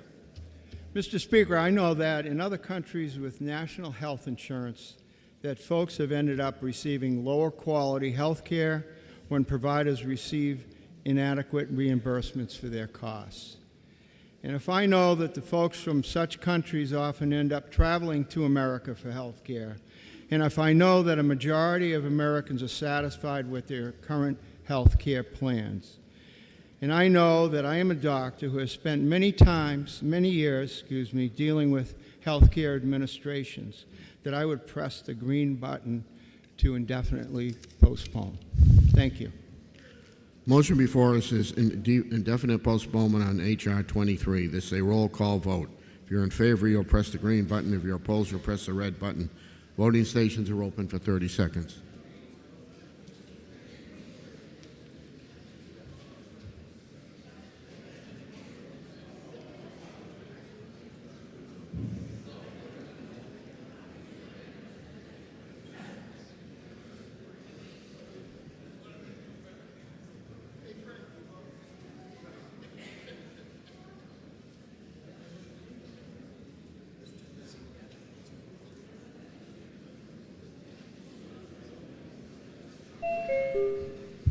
While all members present had an opportunity to vote, House will tend to stay to the vote. Member needs to be in their seats. 192 voting yea, 179 voting nay. Indefinite postponement passes on H.R. 23.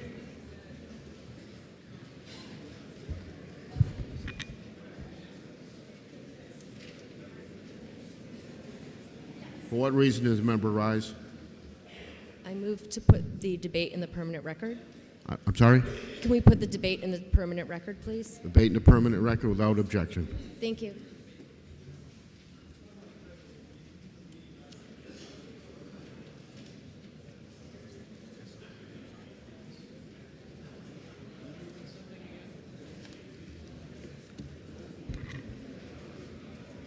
Committee on State and Federal Relations and Veterans Affairs, to which was referred H.R. 26, urging Congress to adopt constitutional amendment to distinguish between corporate and individual rights, comes without recommendation. Senator Massa Miller moves ought to pass. For what reason does the member rise? Thank you, Mr. Speaker. I move indefinite postpone on H.R. 26, and I ask for a roll call vote. The motion before us is indefinite postponement on H.R. 26. Senator Sweeney has asked for a roll call vote. Is that sufficiently seconded? It is sufficiently seconded. This will be a roll call vote.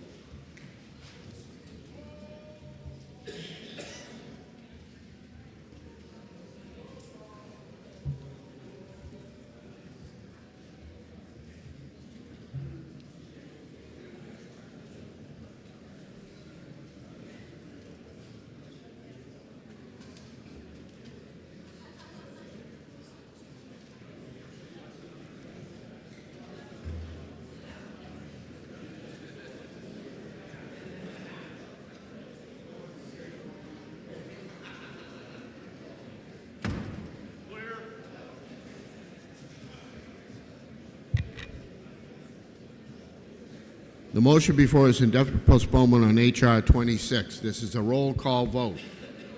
If you're in favor, you'll press the green button. If you're opposed, you'll press the red button. Voting stations are open for 30 seconds.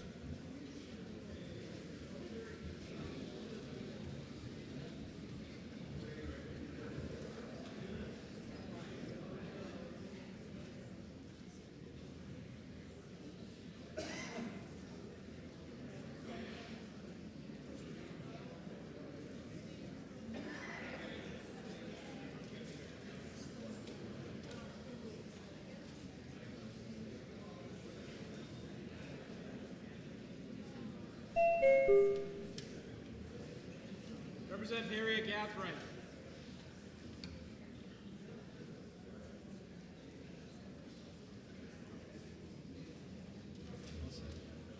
If all members present had an opportunity to vote, House will extend it to the vote. 194 voting yea, 179 voting nay. H.R. 26 is indefinitely postponed.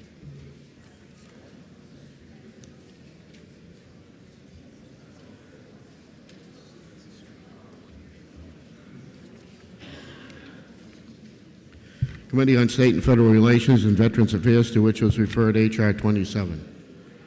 An act calling for policymakers locally and nationally to fully consider all relevant information and factors pertaining to climate change before pursuing courses of action that could adversely affect any economy or environment.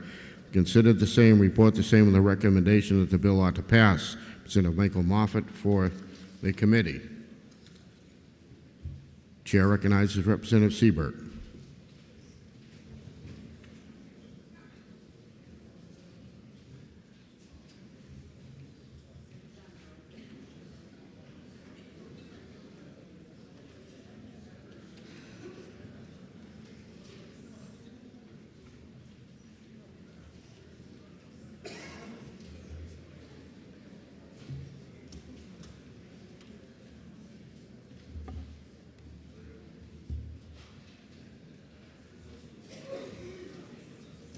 Thank you, Mr. Speaker.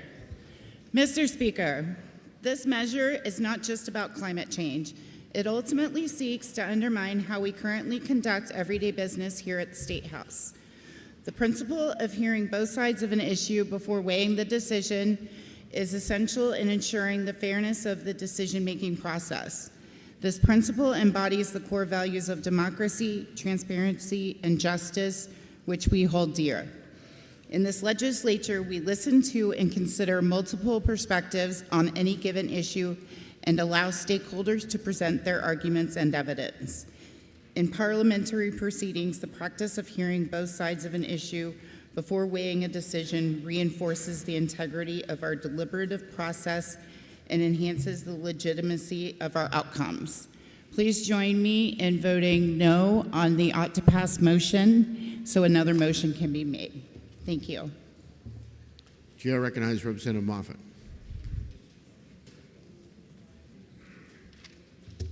Thank you, Mr. Speaker. There are 5 giant paintings up here in this hall we all look at. You see Webster, Pierce, Washington, Lincoln. But who's this other guy? Well, a lot of you may not know. That's Senator John P. Hale. He's an abolitionist U.S. Senator who served during the Civil War. But what many of you may not know is that his daughter, Lucy, was engaged to one of the most famous actors of the time during the Civil War. That guy's future son-in-law was a guy named John Wilkes Booth. Yeah, the same guy who assassinated that guy, Abraham Lincoln. Booth had Lucy's picture near his heart when he was shot dead in 1865. Lucy quickly moved from New Hampshire to Europe. So what does this little history lesson have to do with climate change? The point is that some information, some history, some facts can be uncomfortable, inconvenient to acknowledge, such as the relationship between Lucy Hale and John Wilkes Booth. And similarly, there's a lack of climate information, total climate information, history and facts that need to be better presented. Many years ago, as a UNH freshman, I took a course in this, and I was scared to death. And yet, I went back and found the textbook that I was given way back then, and the predictions and the doomsday scenarios didn't come true. This is in the 70s. So those of us who make laws are pressured by activists to take climate action now, or else we're doomed. Now, some states have already passed laws to, California is, you can't drive a gas-powered vehicle there past a date certain. Other states are doing the same thing. They're getting rid of gas stoves. They're mandating electric school buses. Military jets, they're trying to get military jets to use organic fuel, way more expensive. And we've had bills in this chamber to outlaw wood stoves, and on and on. But does hysterical climate activism yield good public policy? That's what we're all about, is laws, public policy. Will carbon taxes on granite staters stop climate change? Will carbon taxes on us stop climate change? Activists often cite scientific consensus, and that's the point of this measure. Not every voice is being listened to or heard. Too many scientists are being bullied. The American Meteorological Society did a member survey and received 1,862 responses. Only 52% of those felt that 20th century global emissions had anything to do with global warming. That's a far cry from the 97% figure we keep hearing in terms of scientists who supposedly blame humans for climate change. So, this brings us to the purpose of this resolution, which simply calls for all voices to be heard as we develop climate policies in this body and elsewhere. Experts who are being threatened and ignored deserve to be heard. And we need to stop scaring the heck out of our kids the way that they scared the heck out of me at UNH when I was a freshman there. Most of us agree that measured and sensible reductions in fossil fuel emissions are desirable. And we can do that by working together. The EPA was established under a Republican administration, and together we've cleaned our lakes and rivers, we've cleaned our air. I don't know if you remember how bad it was in New York City or LA. We've worked together to ameliorate that stuff for decades. But climate scientists who shut down debate and try to impose radical measures promote bad policies. We're under incredible pressure. Schools are under pressure to start teaching climate as part of schools. Is a HR 30 coming up from another committee. So anyway, this resolution simply calls for us to listen to all voices. And if that seems reasonable, and by the way, there was no, if you notice in the calendar, there was no contrary minority report. Who wants to step up and say not to listen to all voices? So if you want to listen to all voices as we put together policy, then I ask you to hit the green, the Celtics green, the St. Patrick's Day green button to vote yes. Thank you, Mr. Speaker. For what reason does the member rise? For a motion. State your motion. I motion to table HR 27. Motion is in order. The motion before us is to table H.R. 27. A division has been called. Members, take your seats.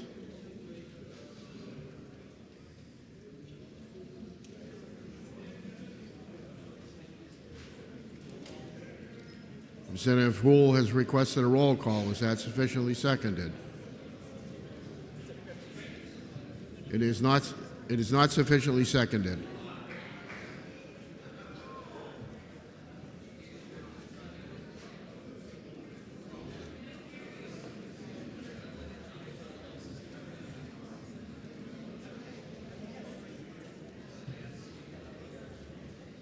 For what reason does the member rise? A question of the Speaker. Question. And state your question. When I asked for the roll call and you requested a second, I thought I saw more than 10 votes. Can we? I did not count 10 votes, and they had to be in their seats, and it took maybe 2 minutes for everybody to stand up. When we ask for a second, everybody has to stand up right away, not and look around the room to see who is standing, who isn't. Mr. Speaker, is there a provision to allow me to ask for a second roll call vote so we can actually see if there's a second? No. Okay. This is going to be a division vote.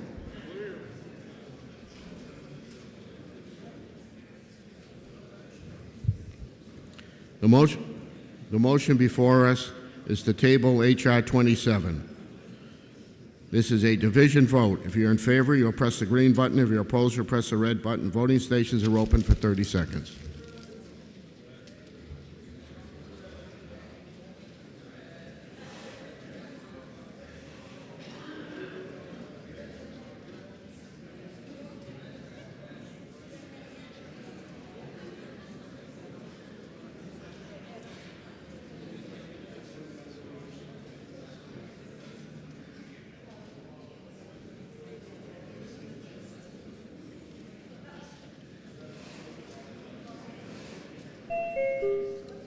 Representative McKenzie.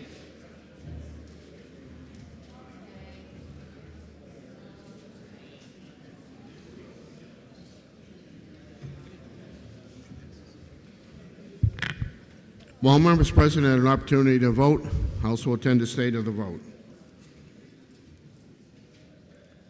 187 voting yea, 185 voting nay. H.R. 27 is laid on the table.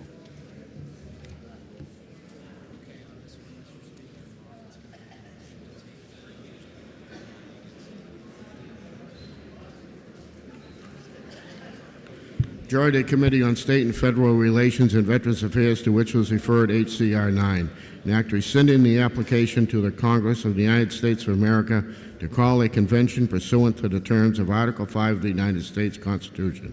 Consider the same, report the same with the following resolution. Resolved that it is inexpedient to legislate. Senator Tom Mannion for the majority of the committee.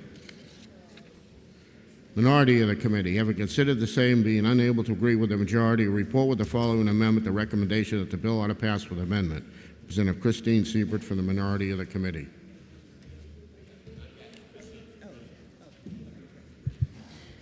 Chair recognizes Representative Moffett. Representative Moffett, are you making a motion? Are you making a motion? I have no motion. Recognize Representative Granger to speak against. Chair recognizes Representative Granger.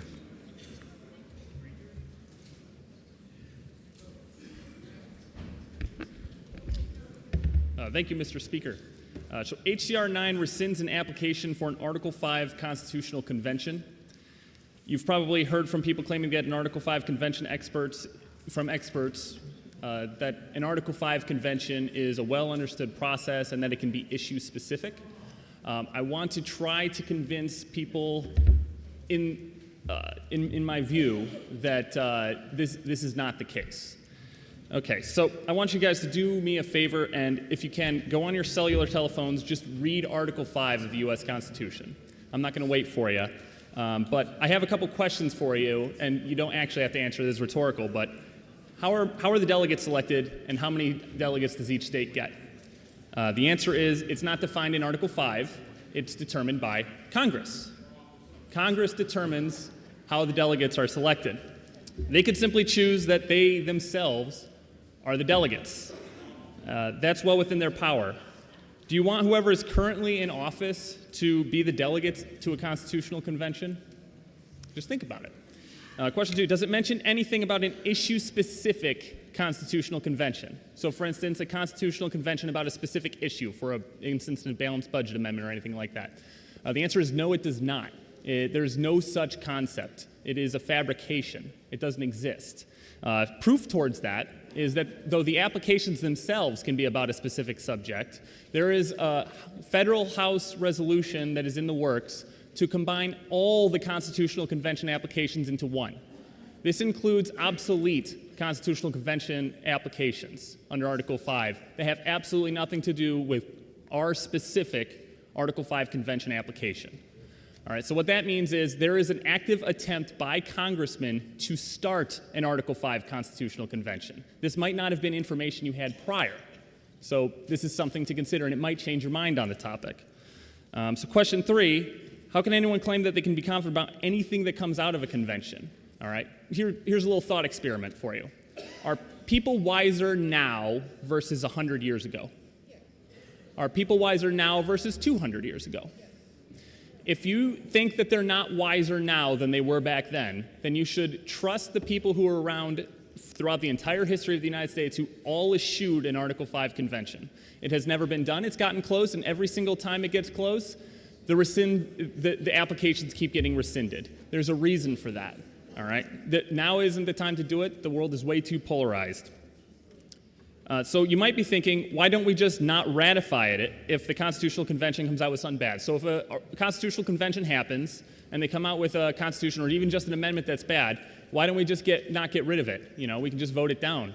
Well, this takes a little bit of history. The Articles of the Confederation required unanimous agreement among everybody who was in all the various states in the states at the time to change anything in the Articles of Confederation. So the actual Constitution at the time required unanimous agreement among all the various states before any changes can be made. Rhode Island boycotted. They said they weren't going to go.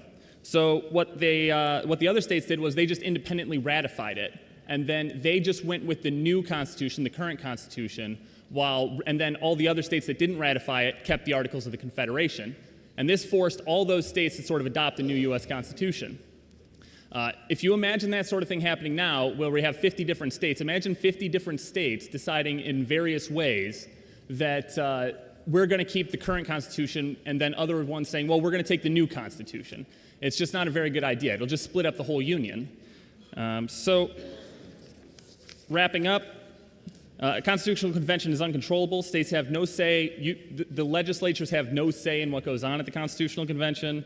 The Supreme Court has absolutely no jurisdiction over a constitutional convention. A constitutional convention outranks the Supreme Court because the Constitutional Convention makes new Supreme Courts. They derive their authority directly from the people. They are not bound by the Constitution. They make constitutions. That's what they do. The delegates and lobbyists get to say what will be in the new Constitution, and they can use standard political tactics, all the ones that we all use, to decide what will end up in any proposed amendments that are made. Please support HCR 9 to rescind an Article 5 convention. Thank you.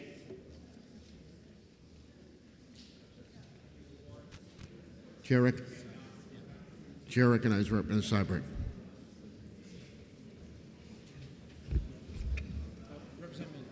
I'm sorry. Thank you, Mr. Speaker. Today I rise against the committee report of an expedient to legislate on HCR 9. This rescinds HCR 40, passed in 2012. 12 years ago, HCR 40 called for an Article 5 convention. Today's HCR 9 hearing would cancel that request for an Article 5 convention. I am concerned about both the premise behind the original 2012 resolution and the procedural complexities surrounding an Article 5 convention. Let me first address the premise. I disagree with the notion that a convention should convene to enact an amendment mandating a balanced federal budget. Such a mandate poses significant economic risks and could undermine programs like Social Security and Medicare and more, impacting millions of Americans and tens and thousands of Granite Staters. Equally concerning are the procedural uncertainties surrounding an Article 5 convention, some of which you just heard. Must Congress call an Article 5 convention in 34 states properly ask for one? If called, are the limitations on scope binding on the convention? What constitutes a valid application to Congress, and who is the judge of that? How long are applications valid? The list goes on with unanswered questions. The complexities and uncertainties surrounding an Article 5 convention demand a thorough examination. For these reasons and more, this body should push the red button on an expedient to legislate so another motion can be made. Thank you, Mr. Speaker. Chair recognizes Tom Mannion. Thank you, Mr. Speaker. HCR 9 seeks to rescind our active application to an Article 5 Convention of States, specifically 2012's HCR 40, which was an application for a balanced budget amendment to the United States Constitution. Of all the reasons to call a convention, the ballooning $34.5 trillion debt should remain the top of our list. By rescinding our application, we are left begging for the U.S. Congress to take it upon themselves to be fiscally prudent, a task they have proven year over year they cannot perform.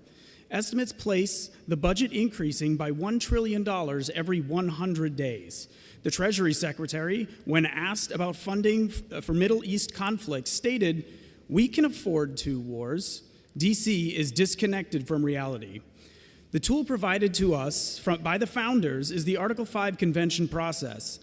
We have co-equal authority with Congress to amend the U.S. Constitution, and in manners which the legislative branch is unable or unwilling to make the change, it falls to the states to force the change. Part 2, Article 100 of the New Hampshire Constitution provides a similar mechanism where every 10 years, the people of the granite state are given a ballot question on whether to call a state convention to amend our state constitution. We have had 5 such conventions, so we are no stranger to amending conventions. Members of this body have attended a mock Article 5 convention to go over the rulemaking process and drafting of amendment language not dissimilar to how legislatures across the country function, and it was a resounding success. The United States government is addicted to borrowing. Don't rescind our application to the amendment process that can correct the mess DC has caused. Vote green to support the committee position of ITL and HCR 9. The motion before us, the Majority Committee report of inexpedient to legislate on HCR 9. Are you ready for the question? Who will request a roll call? Representative Keller requests a roll call. Is that sufficiently seconded? It is sufficiently seconded. This will be a roll call vote.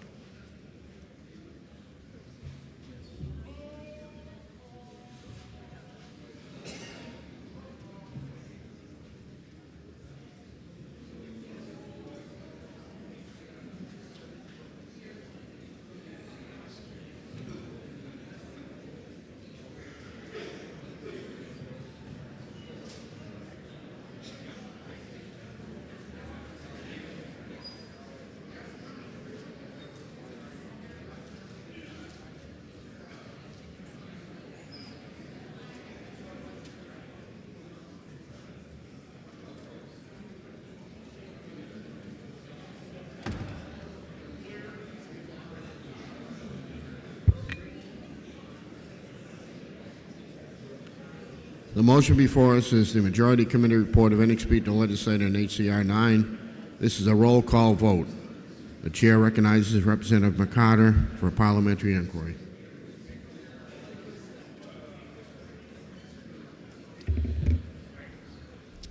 This file, right? Yes. Thank you, Mr. Chair, or Mr. Speaker, sorry. If I know a constitutional convention in the days of social media would be a disaster, and if I know I actually love the Constitution and that I think changing it through a convention is a dangerous proposition. Sorry, I can't wear my glasses and read at the same time.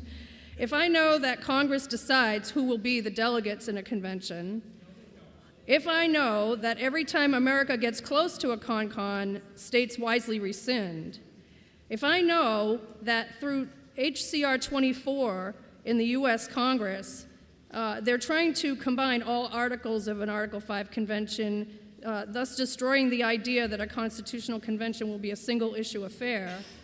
If I know the Constitutional Convention outranks the Supreme Court, would I not then press the red button to oppose the ITL? Thank you.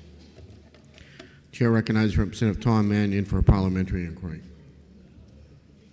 Thank you, Mr. Speaker.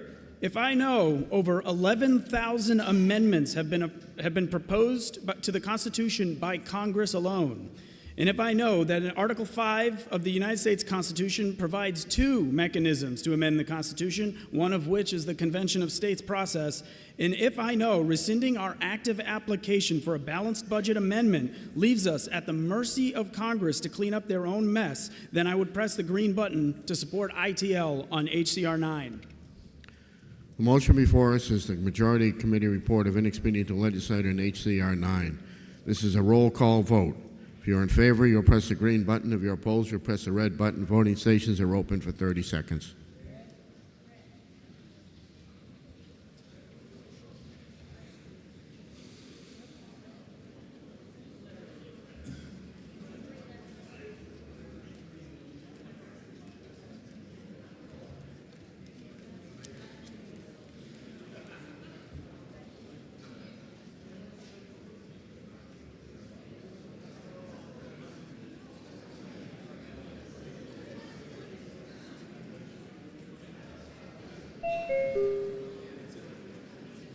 Representative Filio. Thumbs up or down, please.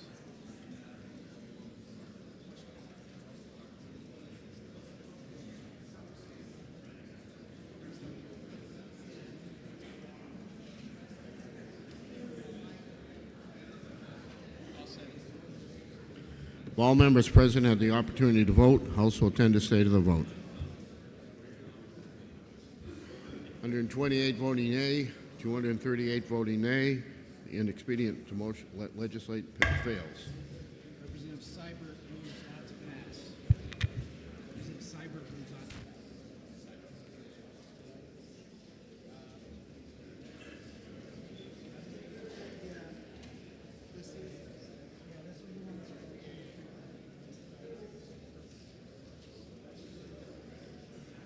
For what purpose does a member rise? Move ought to pass. So the bill's on second reading. We have a minority amendment. State your question. Thank you, Mr. Speaker. Question to the Speaker. Do the rules of the body on the other side of this... New microphone. Do the rules on the other side of this body allow for this concurrent resolution to be taken up without the suspension of the rules? We don't get into the other body's procedures. That being said, Representative Willow has moved on to pass, and the minority amendments. Representative Wilhelm moves ought to pass. And the minority amendment is 0433H. Are you ready for the question on the amendment? All those in favor say aye. Aye. Those opposed, nay. Division has been called. Only people in the room.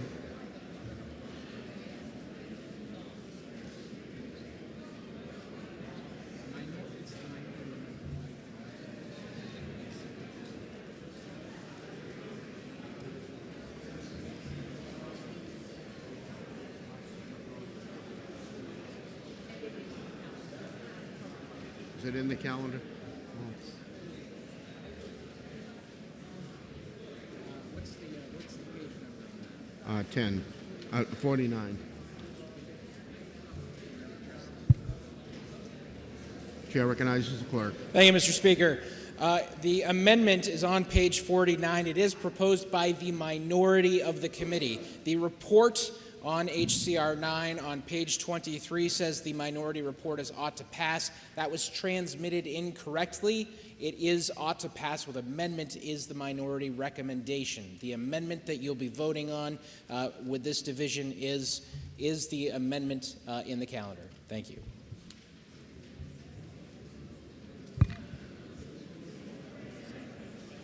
Page 49. The motion before us is on the minority amendment, 0433H. Are you ready for the question? It's a division. This is a division vote to clarify. That's right. Division vote to clarify the voice vote.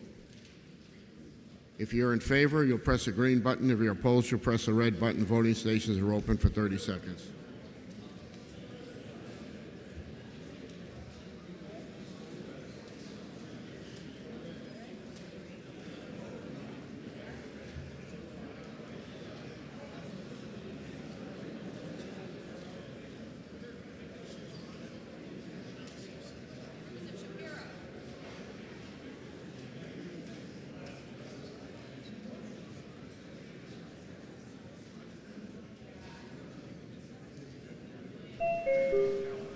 Representative Wheeler.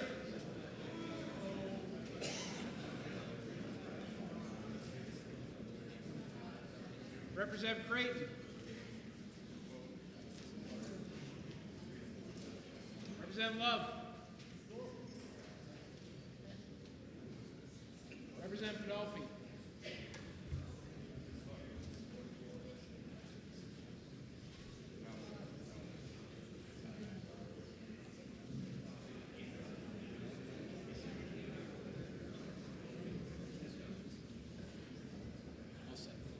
All members present had the opportunity to vote. House will tend to stay to the vote. 29 voting nay, 161 voting nay. The amendment is adopted. Now we're on ought to pass as amended. Are you ready for the question? All those in favor say aye. Those opposed, nay. The ayes have it, and the ought to pass as amended is adopted.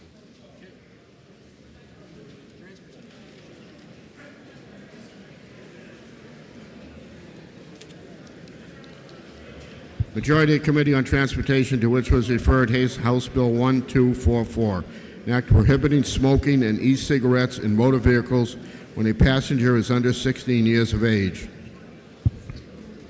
Having considered the same, report the same with the following resolution: resolved that it is inexpedient to legislate. Senator Ted Gorski from the majority of the committee. Minority of the committee, having considered the same, being unable to agree with the majority, report the recommendation that the bill ought to pass. Daniel Vayu for the minority of the committee. Chair recognizes Representative Vayu.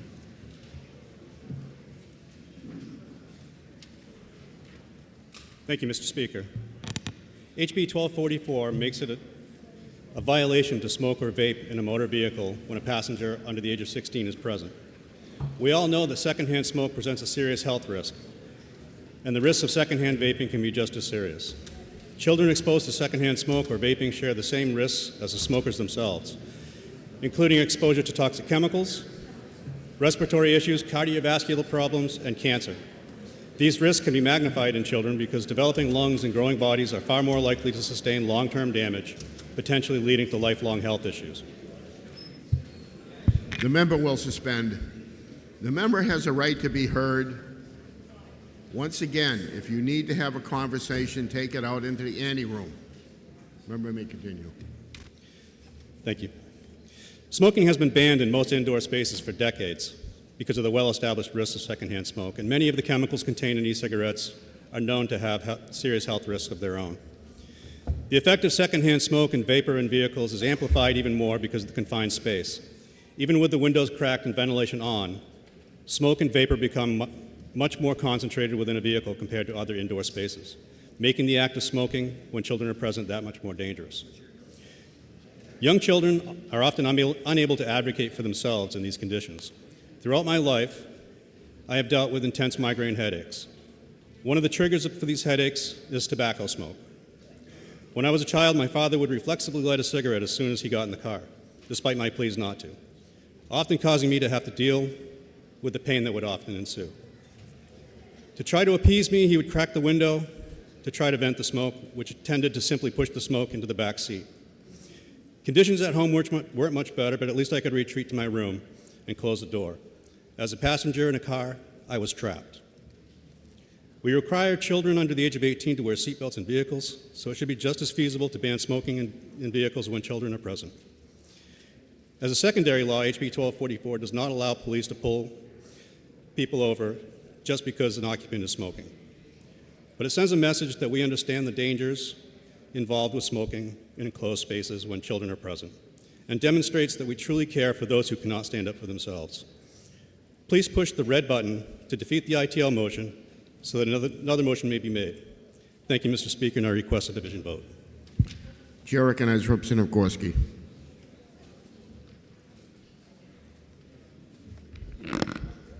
Thank you, Mr. Speaker.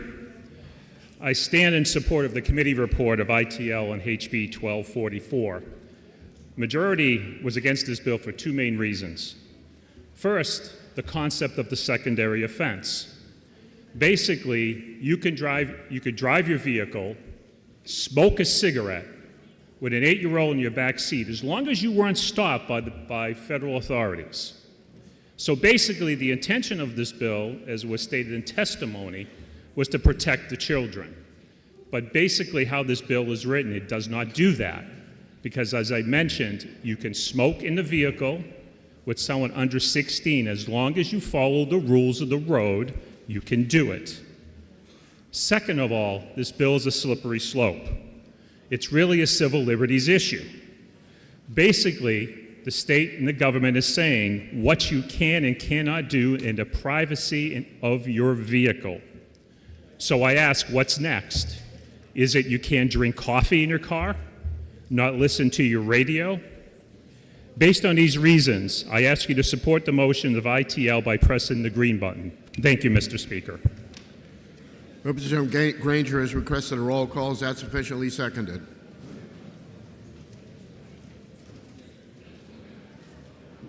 It is sufficiently seconded. Members, take your seats. This will be a roll call vote.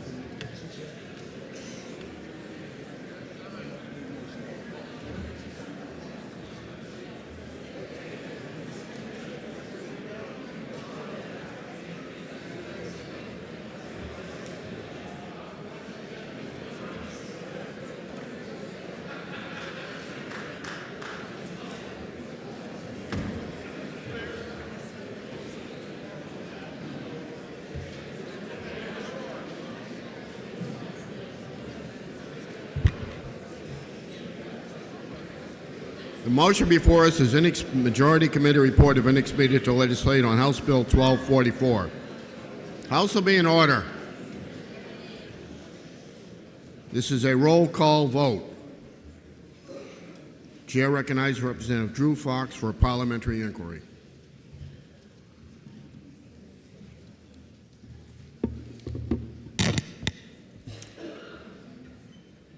Thank you, Mr. Speaker. Mr. Speaker, if I know that secondhand smoke in a confined, enclosed space is hazardous and extremely unhealthy to children and infants, and if I also know that children's bodies are particularly vulnerable when they're subjected to the smoke inside of a vehicle, would I now, for the sake of and the protection of our children, vote no? Please push the red button. Thank you. Chair recognizes Representative Gorski for a parliamentary inquiry. Thank you, Mr. Speaker. Mr. Speaker, if I know that this bill, which creates a $100 secondary violation, does not really protect children, and if I know that this bill is a slippery slope to civil liberties, then would I press the green button and tell Big Brother to stay out of the cars of New Hampshire citizens? The House will be in order. The motion before us is the Majority Committee Report of Inexpedient to Legislate on House Bill 1244. It's a roll call vote. If you're in favor, you'll press the green button. If you're opposed, you'll press the red button. Voting stations are open for 30 seconds.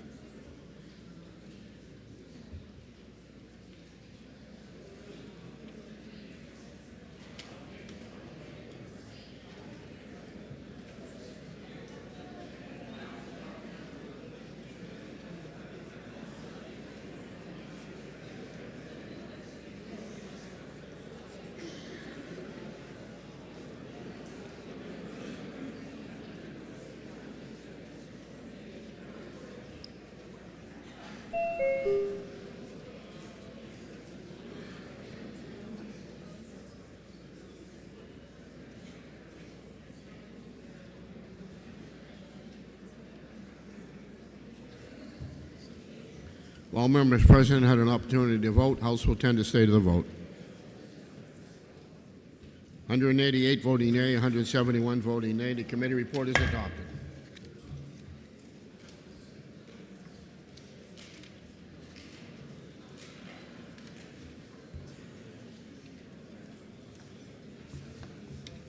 Committee on Transportation, to which was referred House Bill 1329 FN.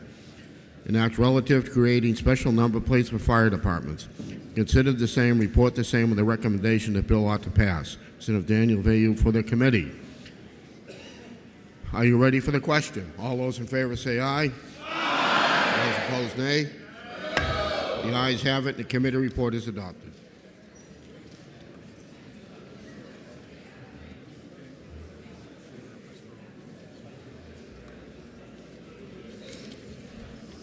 Majority of the Committee on Transportation, to which was referred House Bill 1332 FN. Act relative to prohibiting electric vehicles from parking in parking garages. Considered the same, report the same with a recommendation the bill ought to pass. Senator Thomas Walsh for the majority of the committee. Minority of the committee, having considered the same, being unable to agree with the majority, report with the following resolution: resolved that it is inexpedient to legislate. Representative Catherine Rombo for the minority of the committee. The chair recognizes Representative Rombo.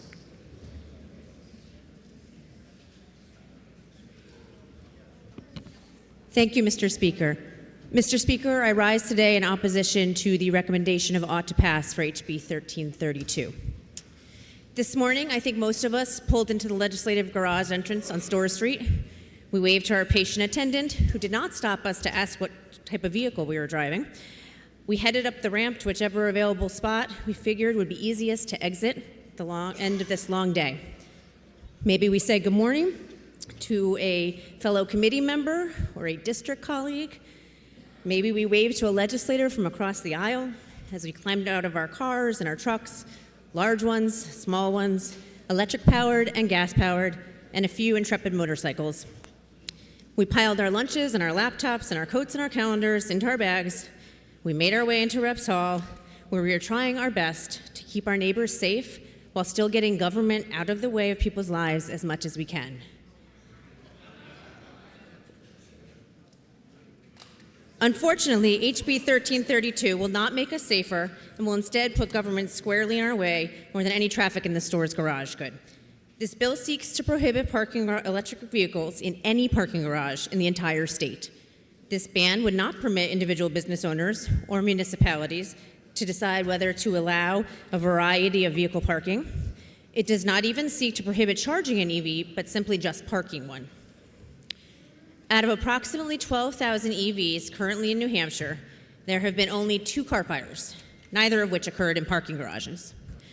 For better or for worse, all vehicles are heavier now than they were in years past, not just EVs. And banning EVs from parking garages will not significantly impact increased vehicle loads on garages. To the extent that there are concerns about vehicle fires in garages, they relate to vehicle weights and ages overall, flammability of tires, garage age, and access for firefighters and open air and sprinkler systems in garages. The fire rate of electric vehicles is 61 times lower than that of gasoline vehicles. Yet this bill singles out EVs without any real data to support it. The only example cited in committee to support this legislation referred to a fire in New York City that resulted in the partial collapse of a parking garage dating from the 1920s. The structural issues with that garage have been noted as early as 2003. The risks to parking garages are not risks inherent or exclusive to EVs. Again, they're instead risks that are more appropriately addressed by garage standards, not a state prohibition on local control and privately owned facilities. I like pulling into Store's garage and seeing all the different cars and trucks. Sometimes it's fun to guess who might drive which one, based on their model and bumper stickers and legislative plates. The idea that we as a government body might tell any of us that we can't drive our own vehicle into our own parking garage or someone else's doesn't feel right. It doesn't feel like the way we make decisions in New Hampshire without data to back it up, and we do not have the data here to support more unneeded regulation. So to protect our private property rights from state intrusion, so that you may continue to rely on the vehicle of your choice, and in the absence of demonstrated safety risk to the contrary, I ask you to push the red button so that another motion may be made. Thank you, Mr. Speaker, and I request a division vote. Chair recognizes Representative Mark Prue. Thank you, Mr. Speaker. Fellow representatives, I'm a 3-minute rule guy, so if I start going over 3 minutes, yell at me. So we talked about weight and an 150 Ford gas is 4,500 pounds. An electric one is 7,000 pounds plus. So yes, weight of an electric vehicle is a whole lot more than the heavier gas cars now. If they catch fire, they burn between 2,800 degrees and 3,000 degrees, a lot hotter than a gas vehicle. Talked about in a garage. Yeah, there's some holes in there that allow venting, but nowhere near what it needs to be. When these vehicles off gas, they off gas carbon dioxide, hydrogen, methane, organic compounds, ethane, and other hydrocarbons. The batteries have a tendency to detonate, explode. And if they don't explode, they take what used to take 1,000 gallons max to put out a car fire now takes 30 to 40,000 gallons to put out an electric car fire because they tend to keep burning. You put them out, they light again. So trying to get that car out of the garage is going to be an issue as well because it'll probably light back up as we're trying to get it out on the tow truck. They talk about there's only 2 electric cars reported burning in the state. I know of 3 offhand because the reporting system hasn't caught up to the technology. There is no checkbox for an electric vehicle. It's just a car fire. Unless you go and read the narrative that they wrote, which is hard to capture just with a search. So yes, this is about safety. It's about firefighter safety. It's about public safety. And yes, would you park a whole bunch of electric cars in our garage? I'm pretty sure I wouldn't, because that would be the second garage that collapses due to EVs. So it has happened. It will happen again, because a lot of parking garages aren't what they used to be, right? Just like us. So I hope you vote for this for safety. I know it's not visitor friendly, but we're trying to save their lives. So please push the green button. Thank you. Representative Granger has requested a roll call. Is that sufficiently seconded? It is sufficiently seconded. This will be a roll call vote. Members, take your seats.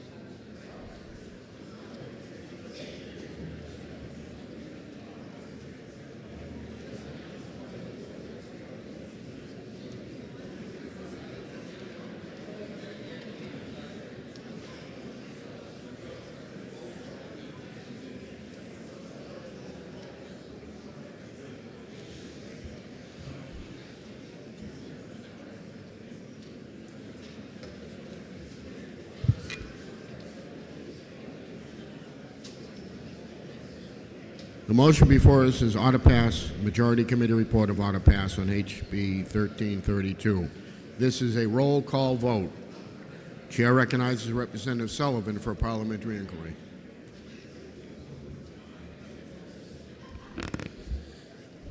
Thank you, Mr. Speaker. Mr. Speaker, if I know that business owners are better than the government at deciding how to run their business and manage the risks to their property, and if I know, Mr. Speaker, that growing the business and telling a business owner or a property owner how they should or should not manage the risks associated with that, when we know that the free market does a pretty good job of doing that between working with their insurance companies and working with the other market forces in the respective town. And finally, Mr. Speaker, if I know that the majority of people on this side of the aisle and many of the people on this side of the aisle all profess to claim that the free market does a pretty good job of solving these sorts of problems, then would I vote no against this recommendation? Yes. Press red and allow us not to expand the nanny state of New Hampshire. Thank you. Chair recognizes Representative Steve Pearson for a parliamentary inquiry. Thank you, Mr. Speaker. Mr. Speaker, if I know that the weight of a battery pack in a Hummer electric vehicle weighs more than an entire Chevy sedan, and that the increased weight has compromised more than one parking garage, but specifically one in New York City, leading to the death of one person and injuring 5. And Mr. Speaker, if I know because a burning electric vehicle will have to be removed from a parking garage while it's on fire, and most tow trucks cannot fit into the garages to get them out. And finally, Mr. Speaker, if I know that in the 27 years I have been in the fire service, little has concerned me greater than dealing with the complexity of burning electric vehicles. Please vote to pass this. The motion before us, Majority Committee report of order pass on House Bill 1332. This is a roll call vote. If you're in favor, you'll press the green button. If you're opposed, you'll press the red button. Voting stations are open for 30 seconds.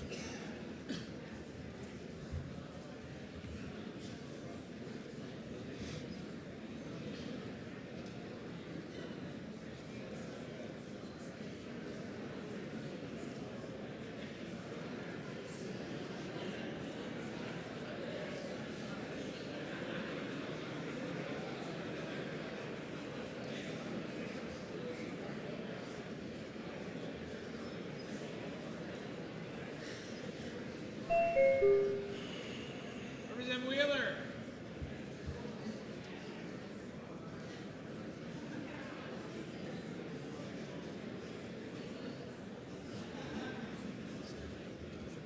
If all members present had the opportunity to vote, House will attend to state of the vote. 145 voting yea, 221 voting nay. The motion fails. Representative Rombo moves inexpedient to legislate. Are you ready for the question? All those in favor say aye. Aye. Those opposed, nay. No. The ayes have it. 221 to 145.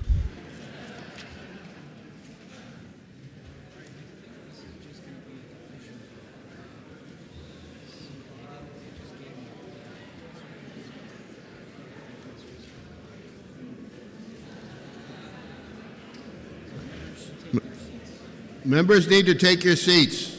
We're going to be going right into another vote.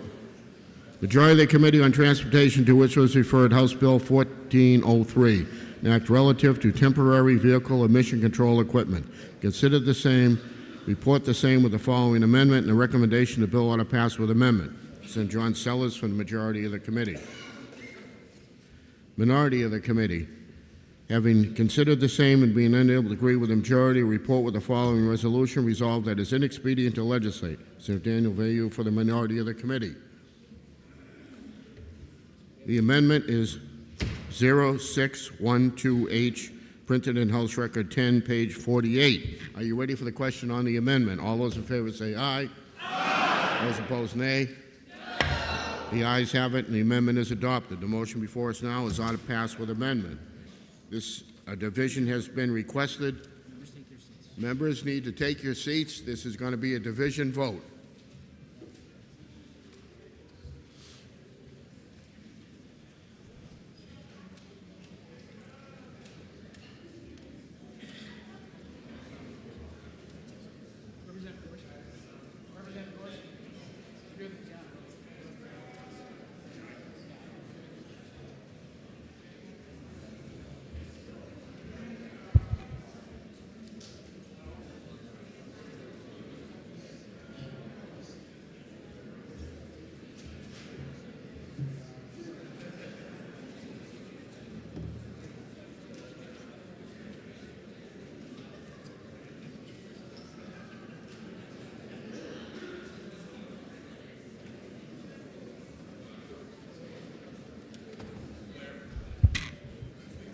The motion before us is a majority committee report of order passes amended on House Bill 1403.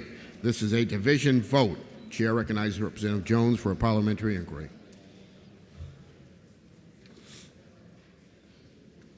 Thank you, Mr. Speaker. If I know that we're talking about a procedure that could take only 10 minutes to happen, all it is an OBD2 scanner hooked up to your car and it resets your light after it goes out. And if I know that this is just extending a grace period from 60 to 120 days, but the present RSA allows you to apply for a 1-year exemption, and if I know if this passes, it will take at least 16 months to get it approved through the EPA, and if I know applying to the EPA for this change can change enforcement requirements, including roadside testing and laser testing, which right now we are grandfathered out of with our present situation. And lastly, if I know that our own Department of Environmental Services, the experts we rely on for expertise on the environment to protect us, is vehemently opposed to this, wouldn't I press the red button and move on? Chair recognizes Representative Gorski for a parliamentary inquiry. Thank you, Mr. Speaker. Mr. Speaker, if I know that this bill helps New Hampshire car owners who receive OBD codes to help them fix problems, to give them from 60 to 120 days to fix their problem, and if I know these types of issues can be quite costly, and finally, and if I know the Department of Environmental Services came in testimony with no position on this bill, would I then press the green button to provide New Hampshire car owners more time to fix these complicated issues? The motion before us, the Majority Committee report of order passes amended on House Bill 1403. This is a division vote. If you're in favor, you'll press the green button. If you're opposed, you'll press the red button. Voting stations are open for 30 seconds.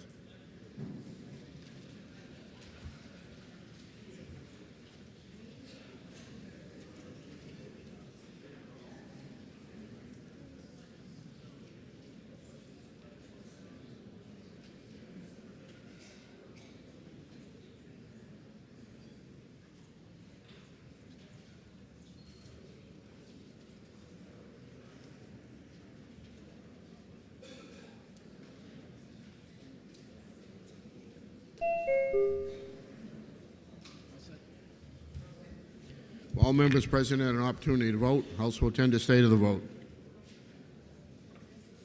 200 voting yea, 166 voting nay. The committee report is adopted.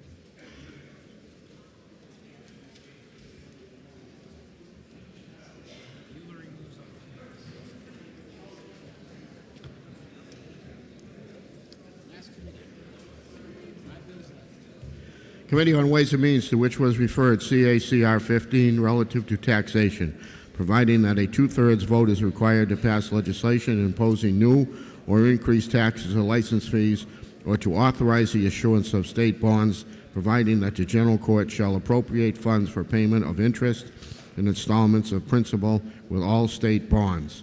Came without recommendation. Senator Early is moving ought to pass. Chair recognizes Representative Almy.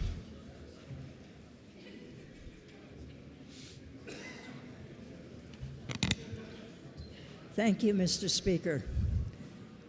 Mr. Speaker, CACR 15 may be the most fiscally irresponsible bill ever to come before this legislature. It would take only 1/3 of the legislature to kill any new taxes, increased taxes, new or increased professional fees, and new bonding. This is likely to require that the capital budget pass by a 2/3 majority, and that no increase for inflation ever again incur in the fees that pay for our many fee-based programs. If any inflation-required increase was proposed in the operating budget for our excise taxes, or for a need-driven increase in some tax rate, The operating budget would also require 2/3 to pass in both bodies.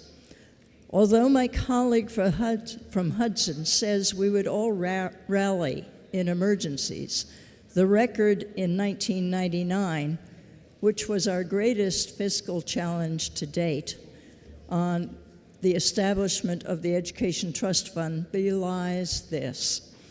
Republicans, as they had for 150 years, controlled both House and Senate.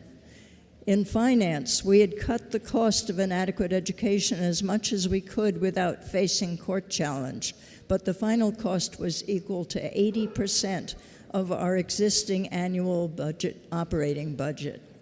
Think about that. We had to raise our revenues 80% in 1 year.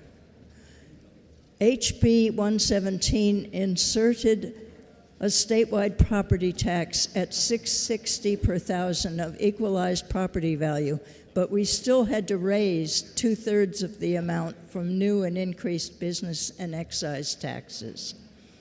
Did we rally around the flag for this emergency? There were 10 roll calls during the 3 sessions and 2 months that we fought about this bill.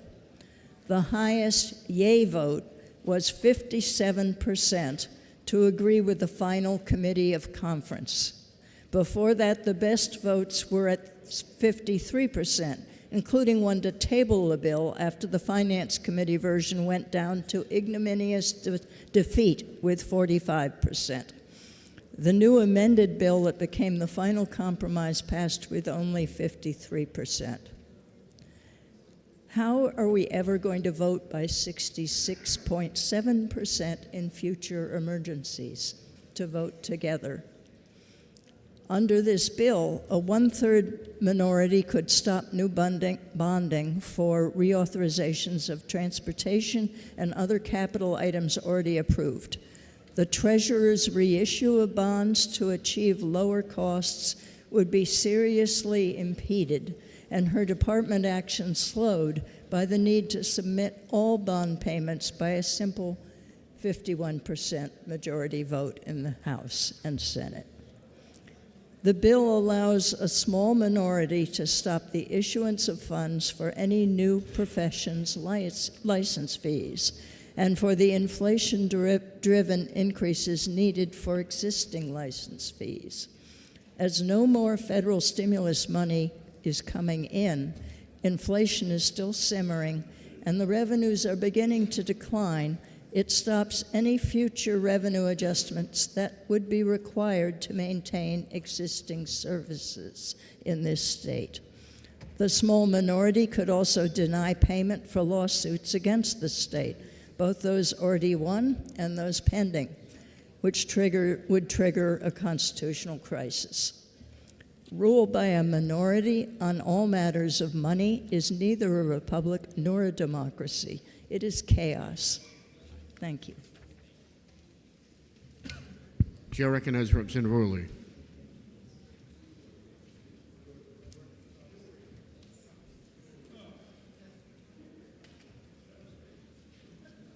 Getting old. Thank you, Mr. Speaker. The proponents of CACR 15 are profoundly aware of the impact of taxes and fees have on our neighbors. We realize that the quality of life in New Hampshire is directly affected by the disposable income and the ability to enjoy one's life and property. CACR 15 seeks to give back to the people the power that is inherently theirs, that is, the power to fund government. When this province began, farmers, foresters, fishermen, merchants banded together and decided that the public, under shared efforts, were needed to survive. As a matter of fact, that's part of our initial oath or motto that you can see over on the left there. Be it a garrison farm, a stockade fort, or a shipbuilding port, or even Mast Road, the expense was agreed on and shared by all. The decision was not foisted upon all by a minority of 1 or 2, as is the current situation. Rather, the majority of the taxpayers worked together. Somewhere along the path of comedy with the majority, the slimmest of majorities began issuing dictate as to how government was going to take both money from our neighbors and who amongst our neighbors was going to benefit from that taking. These decisions cannot be made lightly and should not be made on a personal or partisan basis. The proponents recognize that taking money from our neighbors is a serious matter, deserving serious consideration and a high degree of agreement as to the purpose and the use of the funds literally taken from our neighbors' pockets. Because taxation without a large degree of equanimity and consensus and collaboration results in bitterness and divisiveness. The largest possible majority of those responsible for taking our neighbors' wealth must take place. For that reason, if for none of the many others, we, being responsible to the people, must offer the ability to openly discuss this amendment and let them to decide it include it into our Constitution. We owe it to our neighbors to move this to the ballot. Thank you, Mr. Speaker. Representative Granger has requested a roll call. Is that sufficiently seconded? It is sufficiently seconded. This will be a roll call vote. Members, take your seats.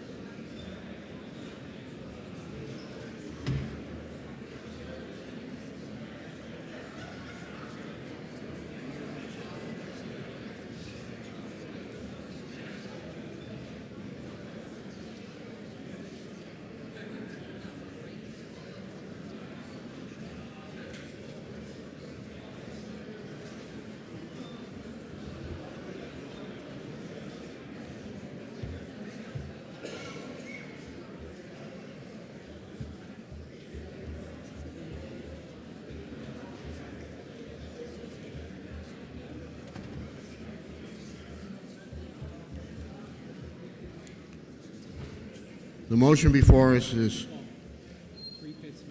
ought to pass on CACR 15. This is a roll call vote. Chair recognizes Representative Wilhelm for a parliamentary inquiry.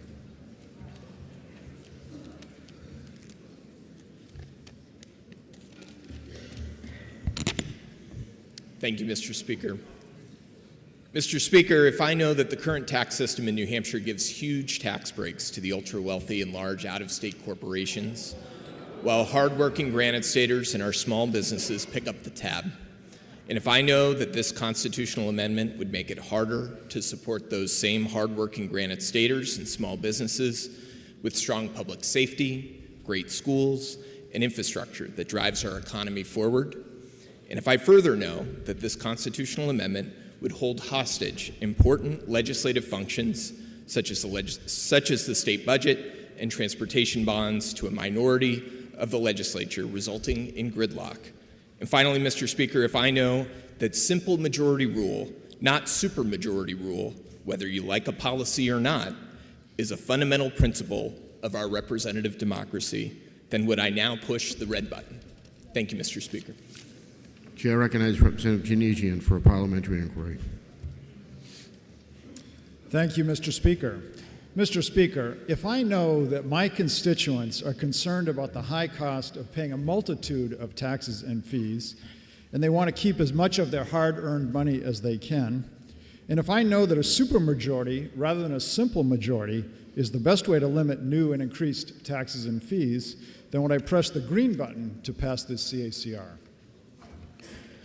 Motion before us is ought to pass in CACR 15.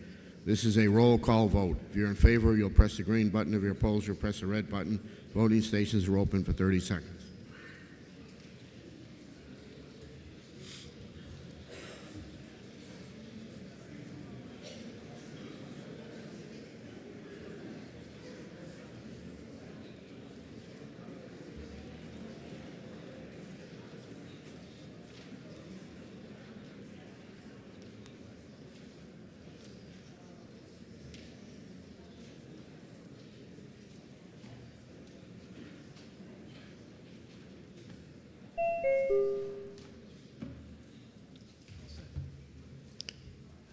All members present had an opportunity to vote. House will attend to state of the vote. 183 voting yea, 185 voting nay. It fails to get to 3/5. This is going to be a division vote, so we should just go right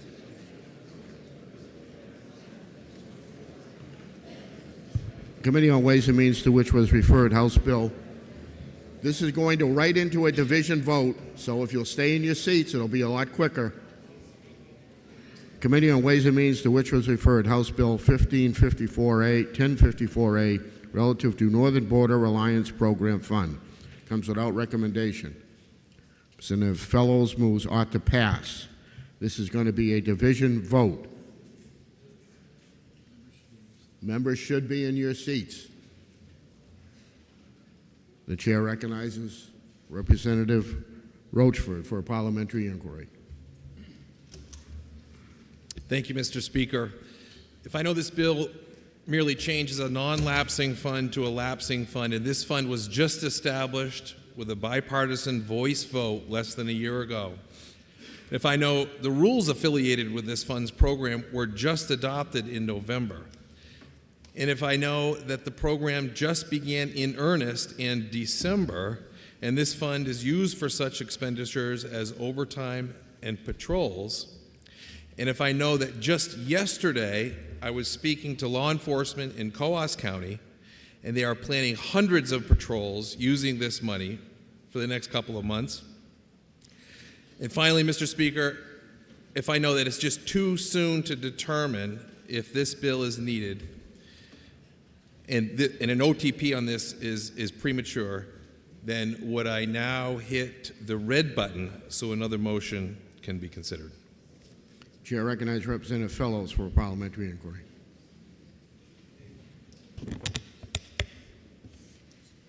Mr. Speaker, if I know the Northern Pass program is a one-time project funded by an appropriation from surplus made on the last day of the last biennium, and if I know that in HB 2, this fund was designated non-lapsing because that is how we move money from surplus into the next biennium. And if I know that regardless of lapsing or non-lapsing status, this project will continue beyond June 30th, 2025, only if the new governor and legislature include it in the next budget.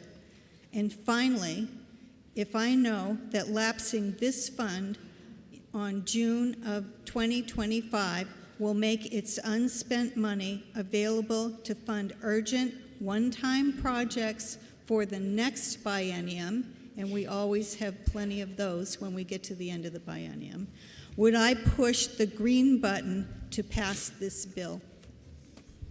The motion before us is ought to pass on House Bill 1054. This is a division vote. If you're in favor, you'll press the green button. If you're opposed, you'll press the red button. Voting stations are open for 30 seconds.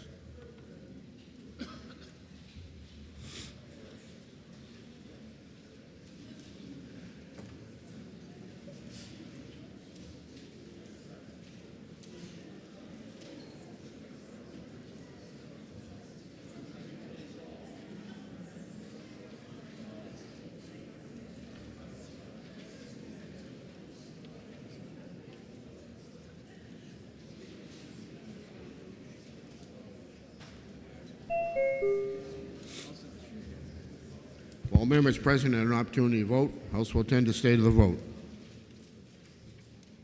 188 voting yea, 180 voting nay. The ought to pass motion passes. Is adopted.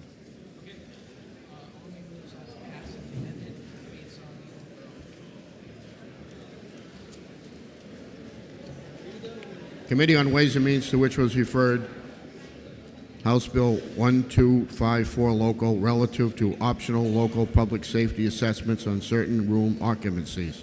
Representative Albee moves ought to pass and offers amendment 0681H, printed in House Record 10, page 45. Are you ready for the question on the amendment? All those in favor say aye. Aye. Those opposed, nay. The ayes have it, and the amendment is adopted. The chair recognizes Representative. For what reason does a member rise? Mr. Speaker, I move to indefinitely postpone HB 1254. It is a proper motion. The motion before us is... The motion is indefinite postponement on House Bill 1254. Representative Sweeney has requested a roll call. Is that sufficient? Is that sufficiently seconded? It is sufficiently seconded. It is sufficiently seconded. Members, take your seats. This will be a roll call vote on the indefinite postponement.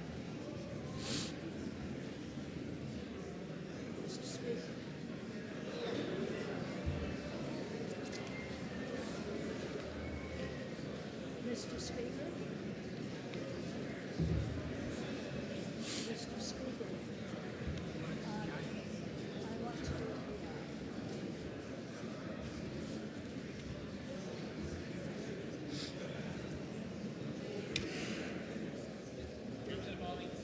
Yeah? Not yet.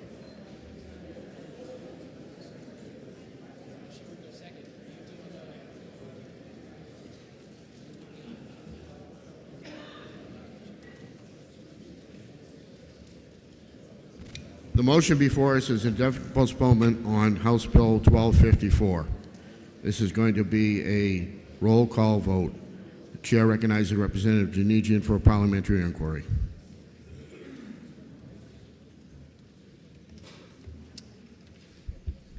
Thank you, Mr. Speaker. Mr. Speaker, if I know that many communities experience a surge of visitors each day due to various reasons such as tourism, retail, restaurants, sports activities, and more, and if I know that this bill, while well-intentioned, primarily helps communities with multiple lodging facilities, but does not help those communities adjacent to those communities with lodging facilities, and it also fails to help those communities that have many restaurants or retail outlets and thus have increased costs for police and emergency services, then would I press the green button to support the motion of indefinite postponement? Chair recognizes Representative Wallner for a parliamentary inquiry. Thank you, Mr. Speaker. If I know that there are many towns and cities that are a lot larger than their neighbors that provide services of many kinds to their neighbors and provide jobs to their neighbors and provide shopping to their neighbors, and there are also tourism centers that all end up with many more people who are not taxpayers for the municipality using their roads, their fire, their EMTs, their police, forcing us to increase the size of all of those departments and pay for them on the property tax of our town. And if I know that this bill was constructed specifically to make sure it did not harm in any way our neighbors who are smaller and are coming into our communities, but is a very minor $2 at the maximum increase on hotel rooms that would be designed by the community with the hotels and voted on by the community as to whether they wanted to do this, put the money into a special fund to help with fire police and EMTs and roads, possibly. Then would I vote no? I press the red button and vote no on this motion of indefinite postponement. Thank you very much. Bye. The motion before us is indefinite postponement on House Bill 1254. This is a roll call vote. If you're in favor, you'll press the green button. If you're opposed, you'll press the red button. Voting stations are open for 30 seconds.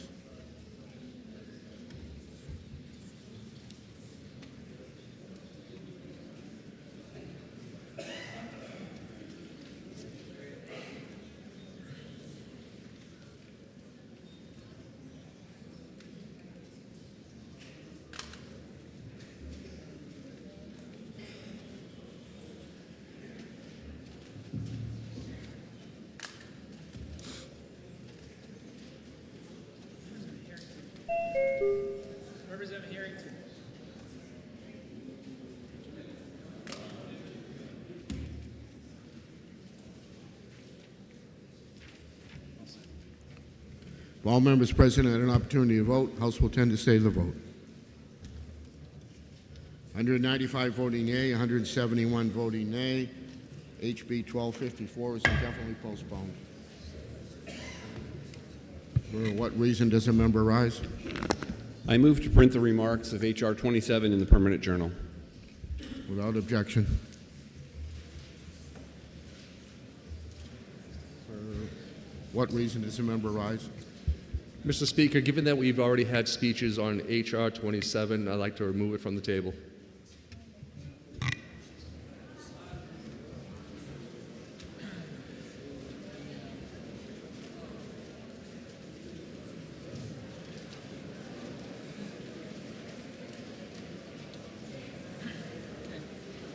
HR 27 on the table.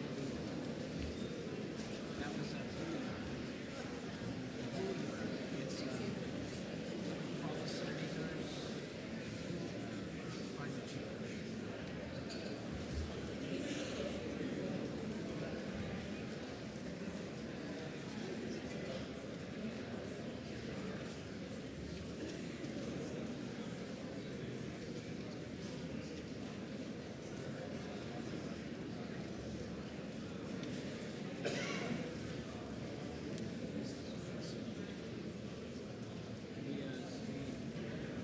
The question before us is coming from the table. Are you ready for the question? I can speak to Bouillard's. You can. For those four. So,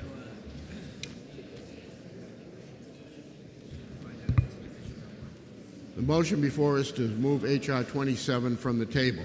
Are you ready for the question? division has been requested. Division has been requested. Members, take your seats. This will be a division vote.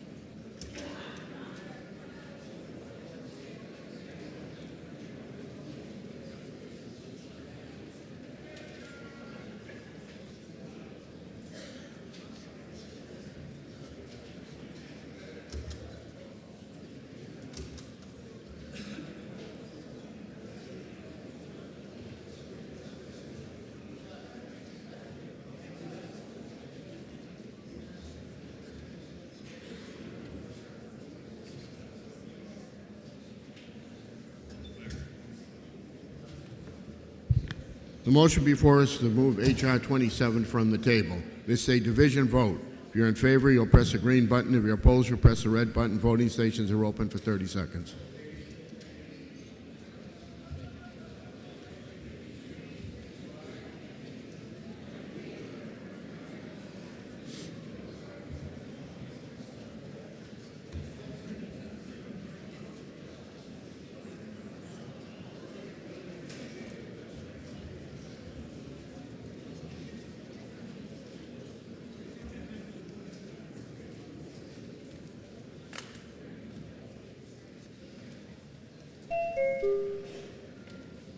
Representative Fitzpatrick. Thank you. Representative Toll.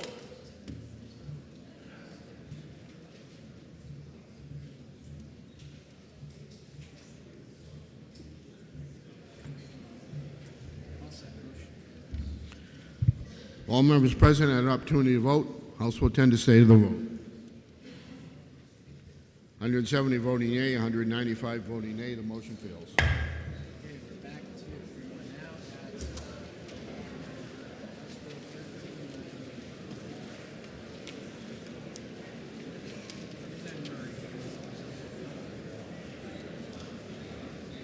at. For what reason does the member rise? To make a motion. Having voted on the prevailing side, I move reconsideration on HB 1054 and urge the body to vote no.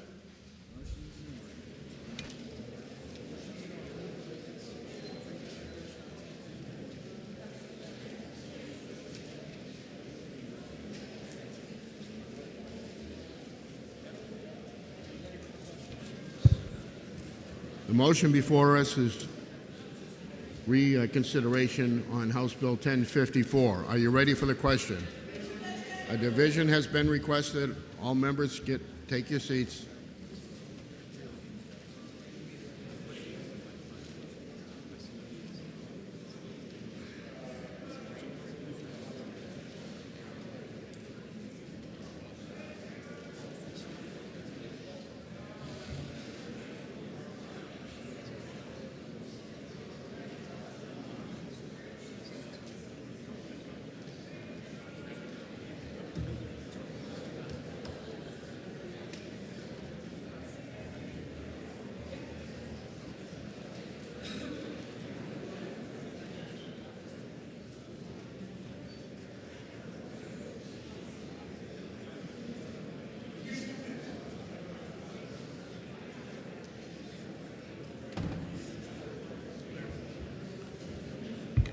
The motion before us is to reconsider House Bill 1054. This is a division vote. If you're in favor, you'll press the green button. If you're opposed, you'll press the red button. Voting stations are open for 30 seconds.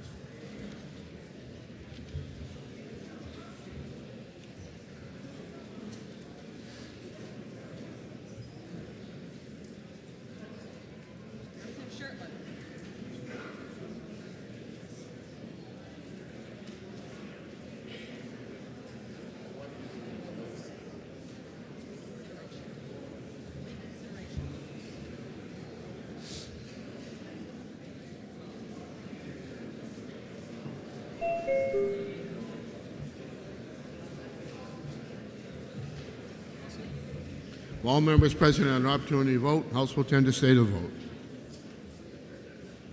173 voting yea, 192 voting nay. The motion fails.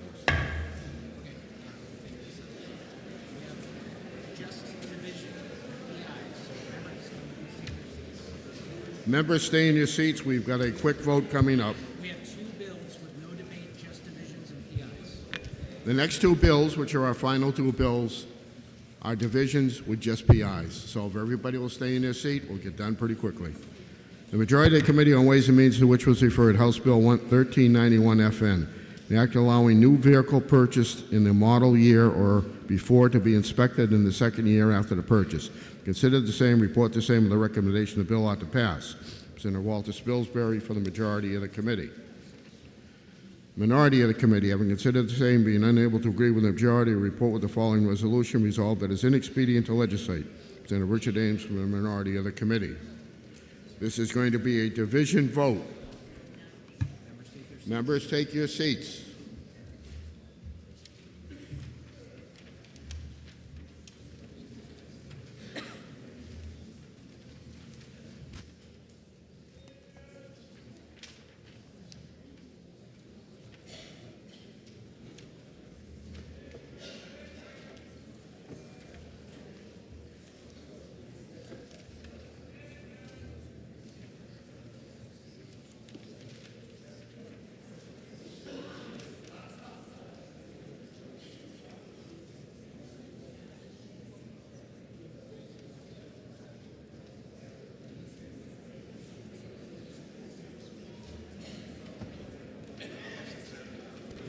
The motion before us is the Majority Committee report of ought to pass in House Bill 1391. This is a division vote. Chair recognizes Representative Ames for a parliamentary inquiry.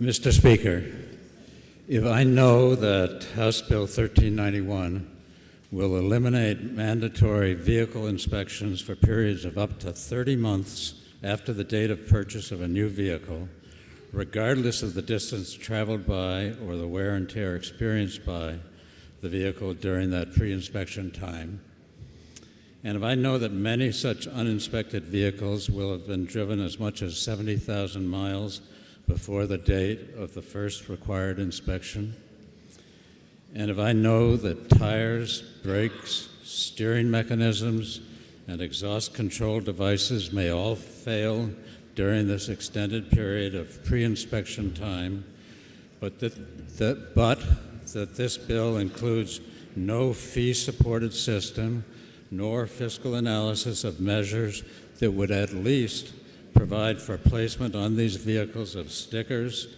to enable and pay for identification by public safety officials of the pre-inspection status and potential public safety issues presented by these vehicles. And if I know that data reports showing low levels of new vehicle current law inspection failures are misleading because life safety issues discovered during inspection are often corrected prior to completion of the inspection process. Knowing all of this, wouldn't I now press the red button to oppose the pending OTP motion? Thank you, Mr. Speaker. Chair recognizes Representative Spilsbury for parliamentary inquiry.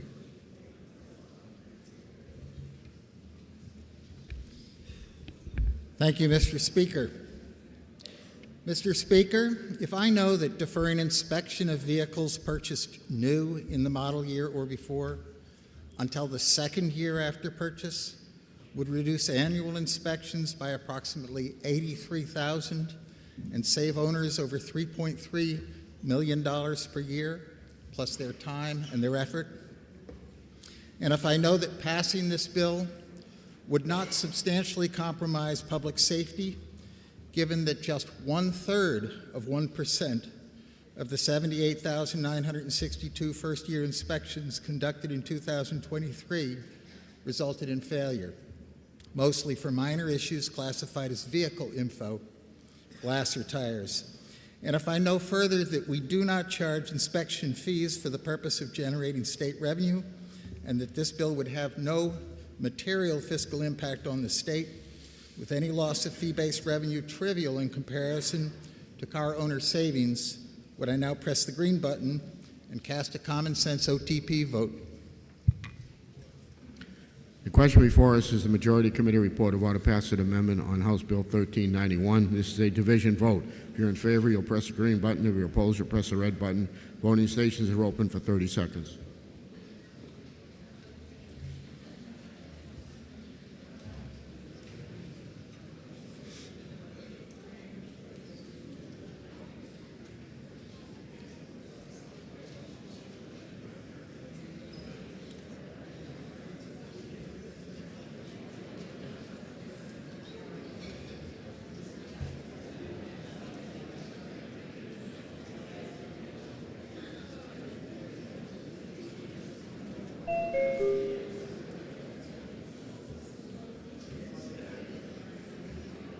Representative Levitt.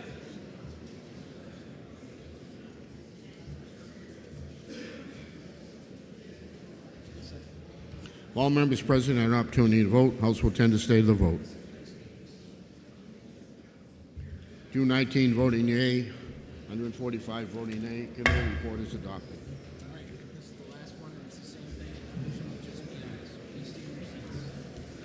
Majority of the Committee on Ways and Means. We're on the last bill, ladies and gentlemen. Last bill. You stay in your seats, it'll be a lot quicker. Majority of the Committee on Ways and Means, to which was referred House Bill 1536FN, an act relative to increasing the amount of the expense deduction allowed against business profits tax. Consider the same, report the same with the recommendation the bill ought to pass. Seal yours for the majority of the committee. Minority of the committee, having considered the same, being unable to agree with the majority, report with the following resolution resolved as inexpedient to legislate. Representative Susan Almy for the minority of the committee. A division has been requested. Members, take your seats.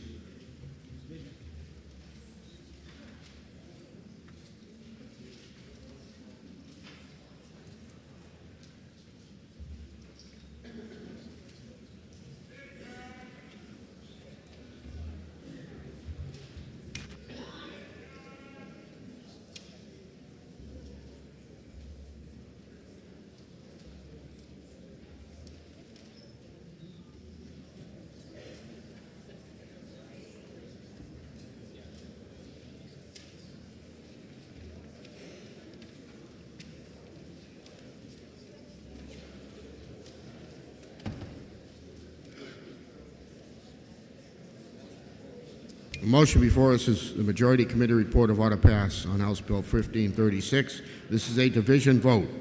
The chair recognizes Representative Susan Almy for a parliamentary inquiry. Thank you, Mr. Speaker. This state has never kept up with the ever-changing vicissitudes of... Can you not hear it? Oh, if I know, sorry, that this state has never kept up with the ever-changing vicissitudes of the Congress's federal expense deduction. In 2011, we were arguing about whether to follow them up to $100, and someone, and it, oh, yes, okay, yes.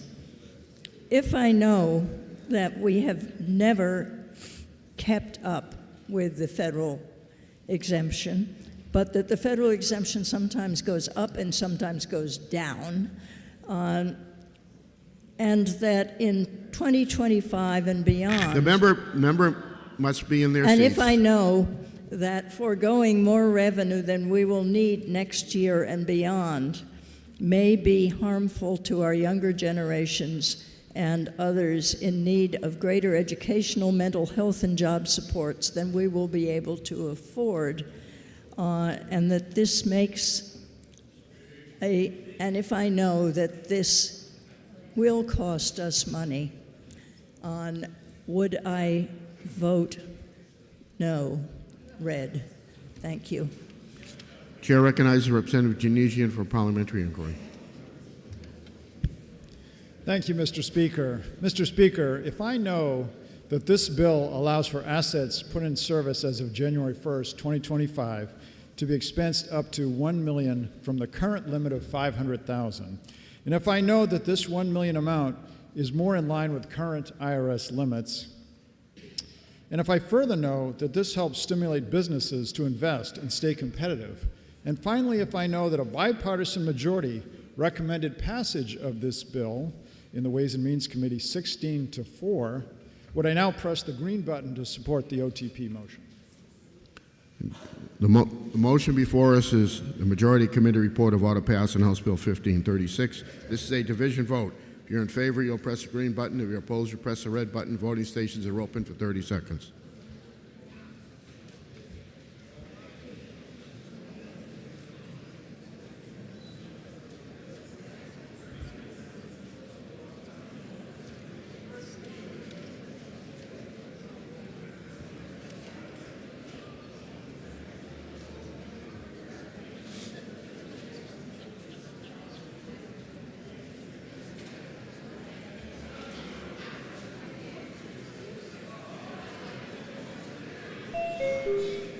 Representative Brouillard.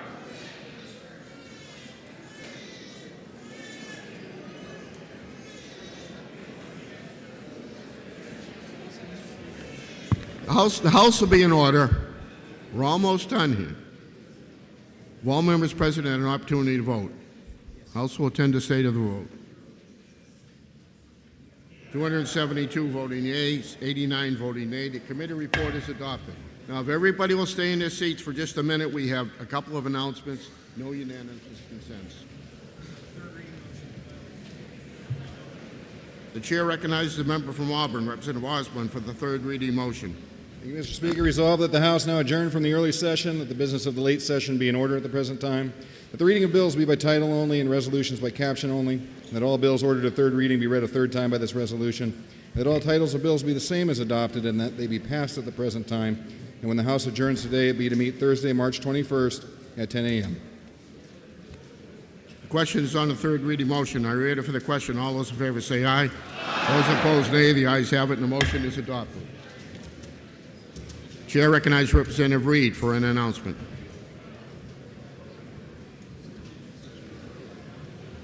Thank you, Mr. Speaker.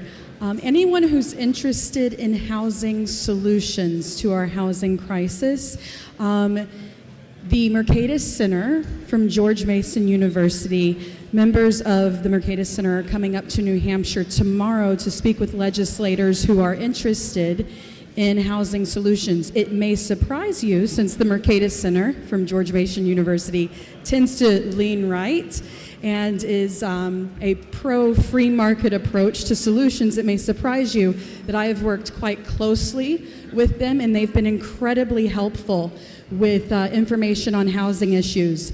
And so I would like to personally invite, especially members on committees that deal with housing issues like municipal or judiciary, but anyone who's interested in housing issues, to please come.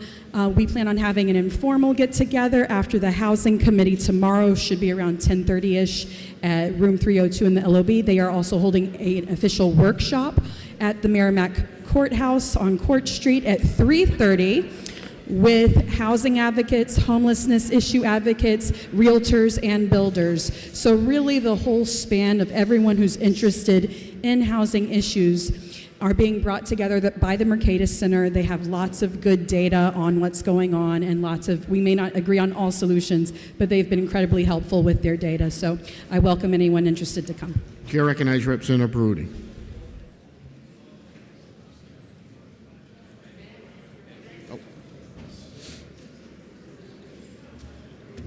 Thank you, Mr. Speaker. All members and staff are welcome on Wednesday, March 20th, 2024, in room 104 for the annual Acupuncture Day, to see what acupuncture can do for you, relieve stress or whatever. If you're curious at all, or if you just want a free treatment, come on over. They're there all day. Thank you. Chair recognizes the clerk. Thank you, Mr. Speaker. We have this coming weekend, the YMCA Youth and Government Program will be utilizing our committee rooms and chamber. So please make sure your seat pockets are empty. You have not left any trash in your seat or nearby your seat.